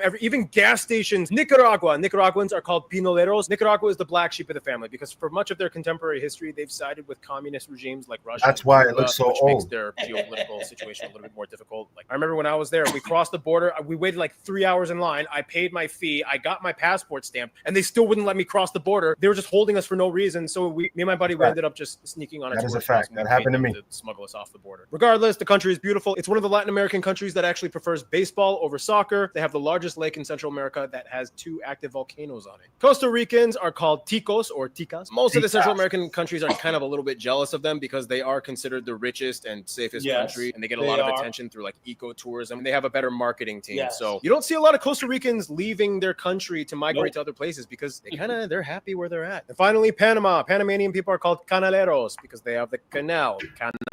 Canaleros. And today, they kind of don't really feel like they fully fit within Central America. They actually identify more with Colombia. They use the American dollar. El Salvador also uses the dollar, I forgot as well. But they have their own coins. And also, yes, although they are connected to Colombia, do not try to cross the Darien Gap. There are no roads, and it's super dangerous for a multitude of reasons. Central America, explain. That's crazy. Yeah. Right? So that's just wow. Everything he said was true. And that's the difference. That's the wildness of it. Rico. Yes, sir. All right. We're going to shut it down. I hope y'all got that out your system. And I hope that we can move forward with no problems. I think y'all need to just talk. I ain't got no problems with that young man. It's just like I've seen from experience, he's set in his ways. I'm set in my ways. I will accept that. I would just say anybody. Like I don't want anybody to. I would say is I don't want anybody to listen to my bad advice or anybody's bad advice. So if I hear somebody telling you to go to a country and drive without a driver's license, I'm gonna tell you fucking crazy. And even if Barron say, "Oh fuck Rico, you can drive in the DR without a driver's license," I'm gonna tell you fuck Barron. He don't know the fuck he talking about. You need a driver's license. Cause no, as an American, you can't just jump behind the wheel of a car in the DR and drive with no fucking license and get in an accident and think that shit's gonna be okay. It's not. Now he could tell you some bullshit. Oh, I say you don't fucking need a driver. And I'm like, fuck that dumb shit. Don't do it. I'm just gonna do that. But again, I'm not gonna fight with nobody else. If y'all wanna believe Baron dumbass, then you believe him. Me, not me. Yeah, because you know what? That's what Google said. When your ass is sitting there going to Dominican jail, be like, call that nigga, don't call me. I ain't do nothing. I mean, and that's all it is. So again, I'm sorry, I didn't mean to upset him. And if I was wrong, Yoga, I apologize. I know I wasn't wrong about nothing, but still I apologize to make you feel better. And again, if there comes out some definitive information that says that an American can go to the Dominican Republic and get off the boat and go into Sosua and chill out and never come back without a passport, I would gladly sit here on Barron's or anybody else and say, hey, I was stupid. I didn't know what the fuck I was talking about. I'm sorry. But right now, I believe I'm not. I don't give a fuck what Barron looks up. And I certainly don't believe nothing he says. I believe as required around the world, you need a passport to enter in from one country into another, whether by air, land, or sea. Because people walk across borders. If I walk from America into fucking Canada, or if I walk from America into Mexico, if I walk, not drive, if I walk, they still need to see my fucking passport. They don't let me in. They don't go, oh, well, Rico, you walking, so we gonna let you go. Fuck no. It's required. But go ahead, y'all. Let's see what you want. All right, so I'm just showing this before we get up out of there. There's a whole bunch of like beach little towns and stuff like that around the west coast of Nicaragua. Mm-hmm. I mean, shit. Let me see what's going on over here in these mountains. You need to look at Managua. I ain't going nowhere but the capital. I'm not going to the hood. Managua, boring as hell, man. Yeah, fuck you. Fuck you. You get kidnapped and killed up in the fucking mountains. Nah, right here. They won't get my pretty black ass. But you know, man, some of these beaches, man, that come off the mountain, like in DR, yeah, they got some beautiful views, man. Yeah, beautiful. But nigga, you ain't Nicaraguan, so fuck you. Nah. Definitely be careful, especially when they talk about communist history. Yeah, you got to be cool over there. So in Nicaragua, remember that's where crack cocaine came from. So when niggas want to sit there and talk about they wouldn't grease, I'm like, nigga, you know where the crack cocaine era came from? That's where we at. Wasn't that Panama? Wasn't Noriega? No, it was Nicaragua. Was it? Iran. The Iran Contras. Yeah. That's right. We were sitting there sending guns and weapons down there. They were sending dope to us. Yeah, you miss the smoke, man. You niggas got to do history. You niggas don't like to read. That's y'all problem. You niggas don't like to read. Nah, I remember it. It's just so vague. Because it's Rico, like I'm saying, brother. Not a lot of people talk about Nicaragua. No. But I get it because if they have some communistic communistic like ties and shit like that, I get that, right? Because matter of fact, I was there when I went there, I think a month or two after the United States stopped having planes go there. But you know, I tell motherfucker, you can't get no more communist than fucking Cuba. And niggas, I can't keep you niggas out of there. I mean, Cuba's trying to rectify some wrongs and things. I guess. Cuba's more communist than Nicaragua. I don't know about that. It is. I don't know about that. It is. I don't know about that. The government is kind of crazy in Nicaragua, bro. It's worse in Cuba. I mean, I haven't. But you niggas love Cubans. I can't say.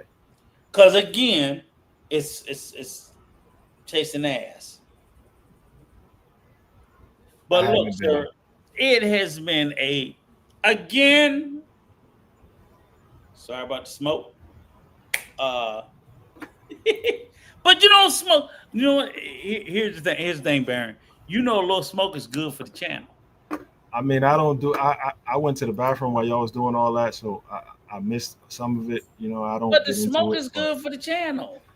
Even with at the beginning, you didn't go to the bathroom when Milano was here. Yeah, but you know, it's Milano. But you know, a little spice. Look, have your fucking ass around Sunday. All right. Because, like I said, we're gonna sit there and I'm gonna reach out with everybody asks me, like, I don't have a fucking channel. I don't do this shit to promote me.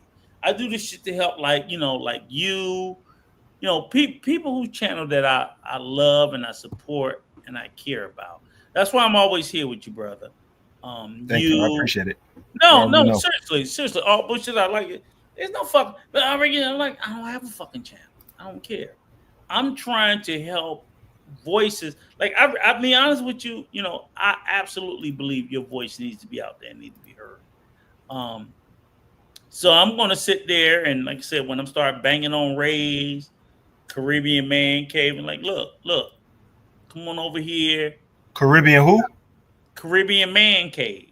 Oh, I thought you was All talking one about that word. other dude. I thought you was talking about that other dude. No. It's all one word. It's Caribbean Man Cave. Okay. One word. I don't know why the fuck they did it like that, but it makes sense. No, it's no spaces in between. No, I know. I'm just looking. Oh, okay. But we did a live on Sunday,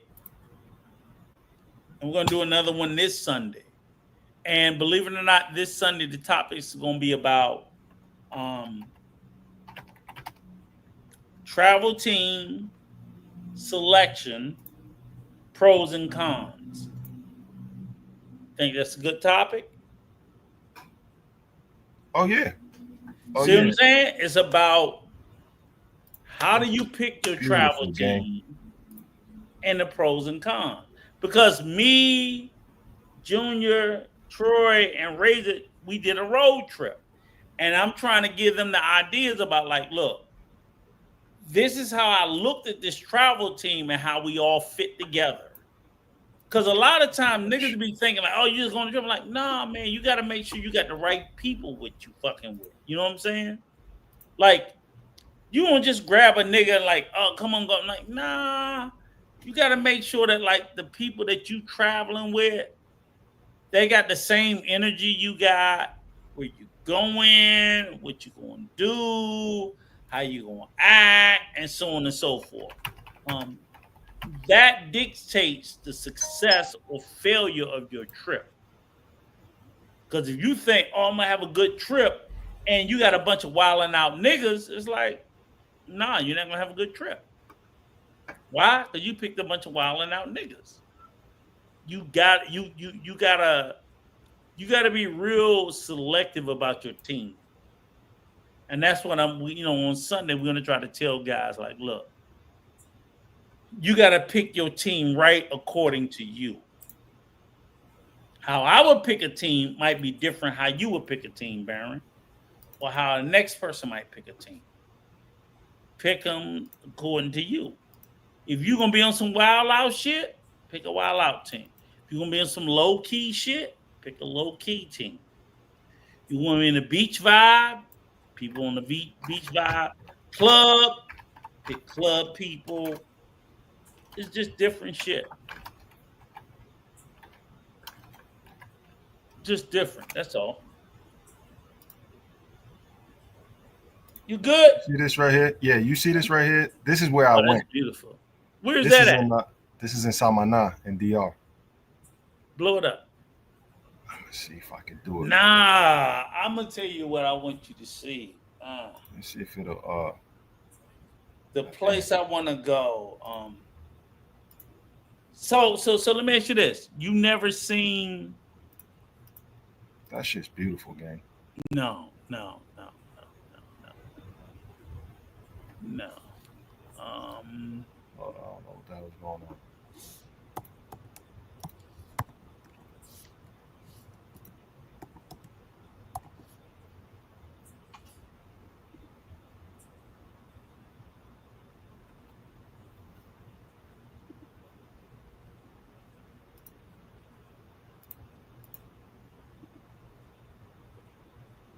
Let's go.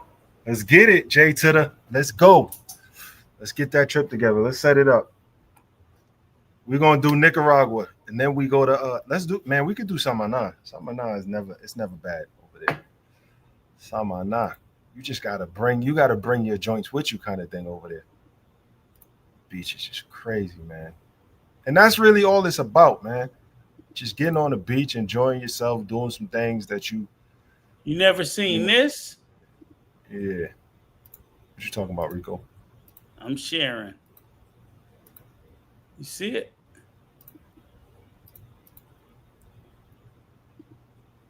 Playa Esmeralda. Let me see if I can find it. Where's that at? Miches.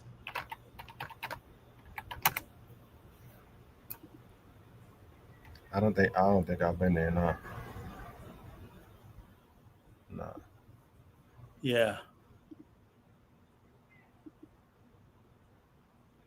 No, it looks nice. Yeah. That Yeah. looks nice. Yeah. Yeah. That's a spot. Yeah.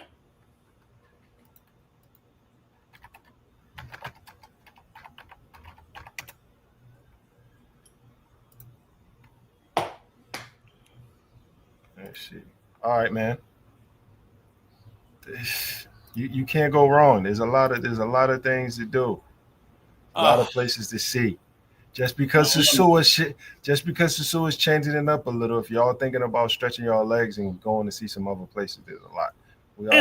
There's so many places to go see. It's ridiculous. Yeah, especially in the Caribbean, Central America, South America. There's a lot of things to do. So y'all be out. And I'm telling y'all, the Chicas is probably, guys, listen to me. If you don't listen to anything tonight, listen to this. The Chicas will be where you're at. They will be there. Maybe not in abundance like it was in Sasua, but you can find them. That's the easy part. Well, that's the frustration is like the comment that most of the people have was about, oh, the Chica gonna go to another city. I'm like, they're already in every other city. Yeah, they there. They're in Puerto Plata, they're in Santiago, they're in Punta Cana, they're in Santo Domingo. So literally, it's like the problem I think most guys have is, or belief is, they have this belief that because Sasua closed down, that some other city nearby is going to become Sasua, and I'm like, no, it won't. Because what they're not understanding is, I'm like, Sasua had a reputation, not because it had prostitutes. Prostitutes existed all over the country. It's the way that their prostitutes exhibited. So basically, all the prostitutes in Sasua would just simply be absorbed in the surrounding cities or back to Santo Domingo, wherever they were. No other city in the DR is going to say, we want to be the new Sasua. It's not going to happen. So this nonsense that, oh, Sasua going to go somewhere else and the whole, like, no. The hoes will go somewhere else. They're going to go back to Santiago. They're going to go back to Santo Domingo, where they came from. And hoes were already there. They were already there. Literally, like every time I went to Santo Domingo, I'm like, there are whores all over Santo Domingo. If you go to Mixers, if you go to Paris, if you go to all those clubs all up and down Avenida Venezuela, I'm like, they're full of whores. What are you talking about? They're just inside. That's it. There's no strip that they walk up and down. You got to go inside the club. That's just all there is to it. So when they leave from Sasua, they go back to Santiago and Santo Domingo, and they go inside. That's what Sasua wants them to do, is go inside. That's it.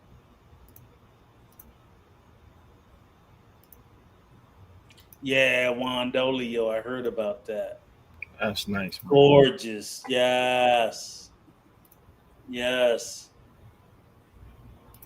You could do a resort there. Or you could just go there for the day. Yeah, right. Man. So you know there's mangoes all up and down this. So my question, absolutely. So why the fuck does Wandolio? I mean, why does Sasua not want to be like that? I mean, they're probably going in that direction. So we already beat them. It's insanity. Exactly. Go in that direction. I know. That's what I'm telling you, man. I know beyond a shadow of a doubt, there are chicas all up and down there. Absolutely. there's also the aspect which people don't really realize is a lot of guys that are traveling for the first time or not really weekend warrior guys. They do feel a little bit more comfortable being around somebody that speaks the language. You know what I'm saying? So I can't even get on them or say anything to them that if they don't speak the language because they're not there that long. You know what I'm saying? That Like, the bottom line is what I think the problem is the people here's the problem is this, Baron. The Negroes who have ate and lived off of Sicily. This is by Ahibe. This is what they don't like. They don't like the fact that they don't like the fact that they're going to have to go online because online they can't negotiate the 1,000 pesos or the 2,000 pesos online like they used to. Because here's the thing: is when they go online, the bitches ain't taking 2,000 pesos. Their floor gonna be 3,500. Yeah, well, they're gonna be on the floor. I ain't no, what I'm saying is, no, they're not gonna be on the floor because the bottom line is this, Baron. Most of them motherfuckers gonna pay it, and that sets a new floor. You talking about 3,500 pesos? Yes. So right now on the strip you could do 2,000, right? I don't know. You know better than me. Oh, nigga. Okay, let's pretend. You could argue 2,000 pesos on the strip. They go tender and they say the floor is 3,500. And if the market becomes from 2,000, if the floor becomes from 2,000 to 3,500, that it's gonna be fucked for everybody. But that's where the market's going. Because the bitch is not leaving. They're just gonna set a new floor. And that's what I told niggas. It's like, y'all just got a new floor. It's 3,500. All right, motherfucker, I'm gonna let your ass go. I'm sleepy. All right, brother. We're gonna get up out of here. Rico, thank you for stopping through. Thank y'all for all tuning in to the BLB. I hope y'all learned something today. Rico now got 3 fights. He's about to get I got Milano. Yeah, he's about to get his ass. I got Yoga. I gotta fight your ass too. No, not me. I don't want no smoke with nobody. Who the third one?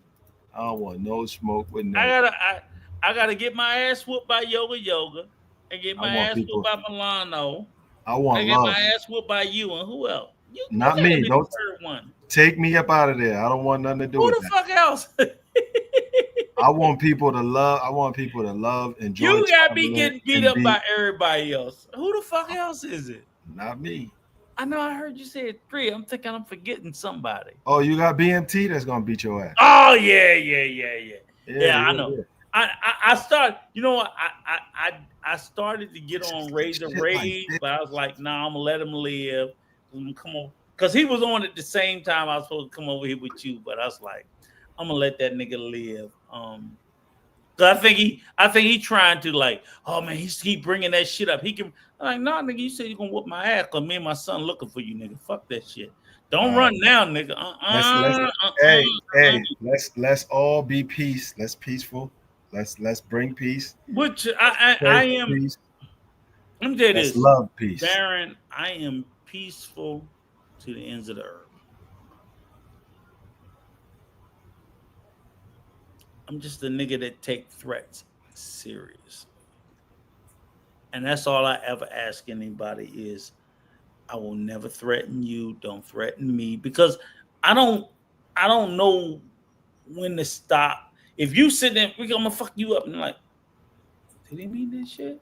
I have to carry that forever because I don't know when, like, I don't know when to go like, oh, he was just joking. No, fuck that shit. Fuck that shit. We looking for that nigga. When I see that nigga, a nigga that look like him, we tearing that ass out the frame because he threatened me. And I'm and what the threat is out of fear.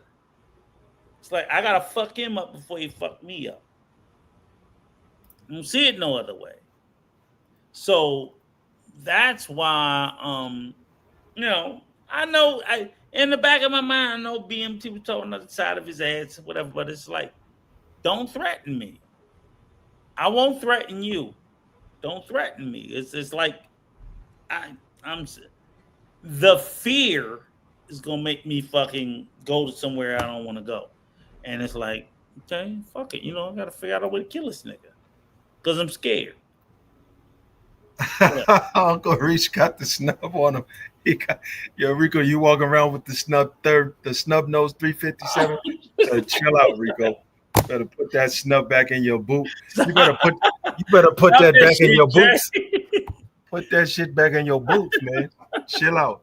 Stop that shit. All peace. I like it. Just like, fuck you, Jay. You my guy, though.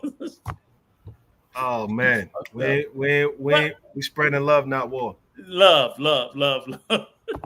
You see, it's like. All right, hold on. It's just one more thing. Fear. That's all. It's fear. It's fear based, Jay. It's fear based.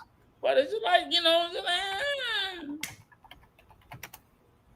But look. All bullshit aside,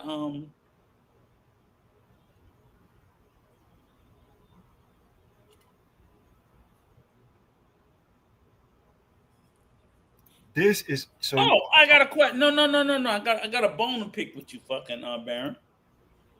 All right. When you do that, I'm gonna show these volcanoes. I want to know when your punk ass coming back to the island. To DR? Yeah. Oh no, man. Because you're youngin'. No. Hold on. Before you start showing your fucking video. Come on, go back to the big screen. Go back to the big screen. What's up? Go back to the big screen. Hold on. Okay, because this is real talk. Okay, because I know our guy Jay, that's my man.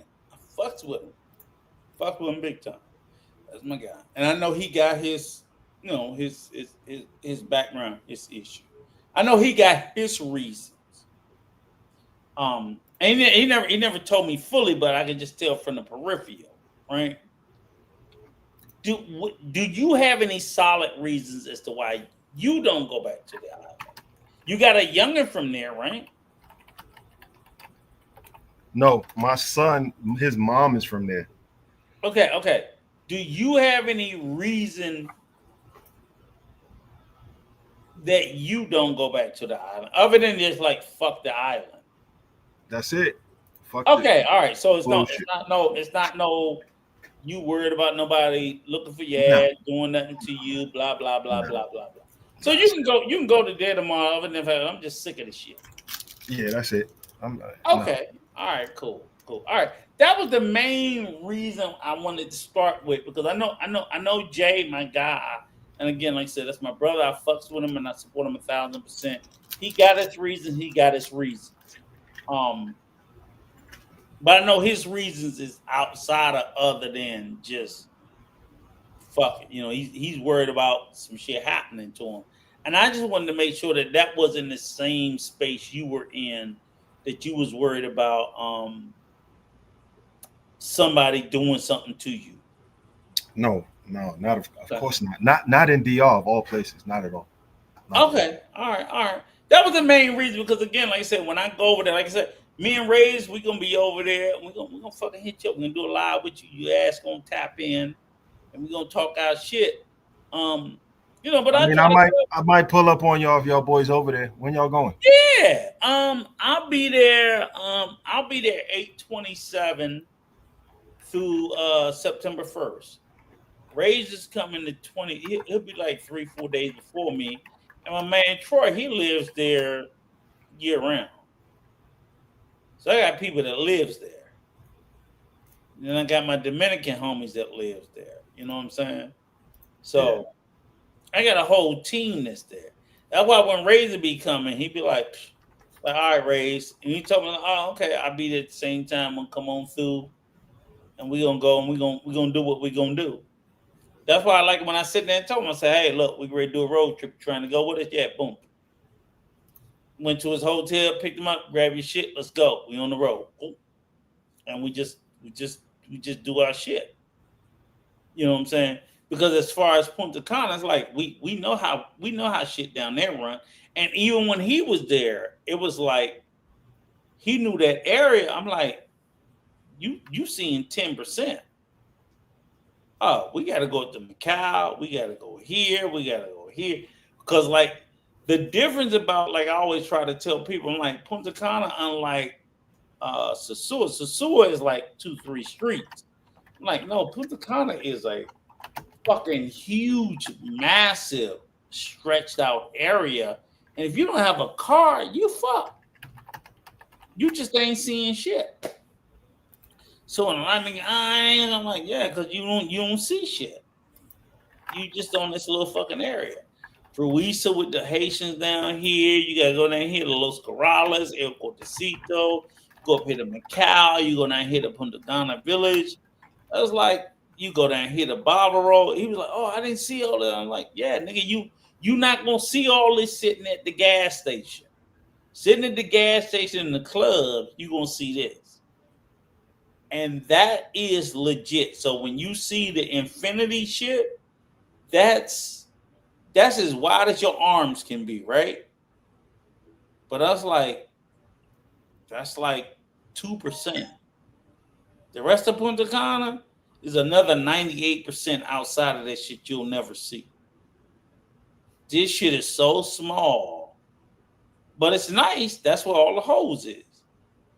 Because we keep them corralled in this one area where Infinity, Drink Point, Empire, Infinity Terraza, and then they go down to movie clubs. So we keep them in those areas. So in other words, like Sosua got Pedro Clasante and the beach, like, no, Punta Cana, we don't allow that.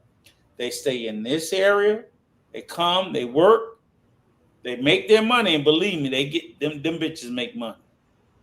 Cause niggas be coming off the resorts ready to spend bread. So, like, all right, get your simps. Boom, boom, boom, boom. And niggas are paid. And the beauty of it is this, right, Baron? We always say you can go to the parking lot, right? Every bitch that's fishing gonna catch a fish. But every bitch that don't, she hungry. So now it's 3:00 in the morning and she ain't caught no fish. Now you get that motherfucker for a good price. So now that bitch talking about $1.50. Oh shit. I can get this motherfucker for 65 now. But it's the negotiation skill and the timing. It's the way it is. I hear that. Rico, any last words for your peoples? No. Great live, always. To your people in Georgia, them old pussy ass niggas. Come on, man. We being nice. Okay. We being nice. No smoke. No smoke. No smoke. Yeah. Shout out to Milano. Shout out to Yoga. Shout out to everybody. But I will say this. My last words is, please do not get on a fucking cruise, going overseas anywhere, on a cruise, on a plane, on a boat, or walking, and don't think you need a fucking passport. That's just flat out fair. But even if they tell you you don't have to have it, do yourself a favor. Take your fucking passport with you. Don't. It's better I would suggest have it and not need it than need it and not have it. I would definitely suggest that if you don't, just bring it with you. Now, if you don't have one, you know what I'm saying? I'll say this, Rico. Dominican Republic is one of those countries you could pay your way through anything. So, you know, just if you don't have a passport and you're trying to get on, you might with your ID or your birth certificate, you might need to grease some palms. But I don't know. I'm not a cruiser yet. I haven't cruised yet. I'm hoping to get one checked off the bucket list at some point, but I don't know. So from what Yoga was saying and what we looked up, it says that it's permissible. So just better, like you said, Rico, better to have it than not to have it. And if you need it, you need it. If you don't need it, you don't. And I will say this to you as an American: what two countries are connected to us that's the closest? Mexico and Canada. Okay. Good luck getting into either one of those motherfuckers by air, road, or boat without a passport. I think you can get in. Into where? I think you can. Which of those countries? I think in Canada without a passport. I think you can get in with your passport, but you're gonna have to go through some more shit. Which of those two countries? Canada. Without a passport? I think so. No, you can't. Let me see.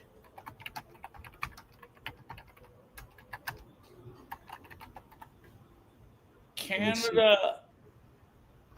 Yes, U.S. citizens can enter Canada without a passport when traveling by land or sea. However, they will need a valid passport or the equivalent travel documents to return to the U.S. So I remember when I used to travel to Canada all the time, there was some issues. Do Mexico. There was some issues. Let me see. Mexico. No, you can't. All right. And I already said you might be right about Canada because I went to Canada for my job, and it was funny. I didn't have my passport, but I was a global citizen. They knew I had a passport. It says yes. Sometimes you can enter Mexico without a traditional passport book, but it depends on the method of travel. Right. Here, look. Here's the difference. When I flew into Canada, and I flew into Canada without a passport, I don't know what the fuck it was. They knew because that global shit also worked coming back. Well, I swear, I think. Do you think that sometimes, Rico, it depends on the agent that you get? Maybe. I think Canada. No, I think Canada. I know your ass can't. I think Canada and Mexico, maybe because they border with us.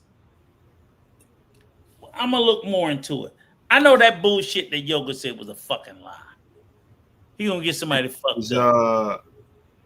Passport requirements, and this is the US.gov. Passport requirements for Mexico air travel. You need a passport book to enter Mexico. You can't use US passport to road. But for land travel, you can get into Mexico without a passport. Okay, Dominican Republic. And that's the same thing. DR says by okay. Dominican Republic, they said that you don't need it for getting off of a boat, but traveling by air, obviously you need it.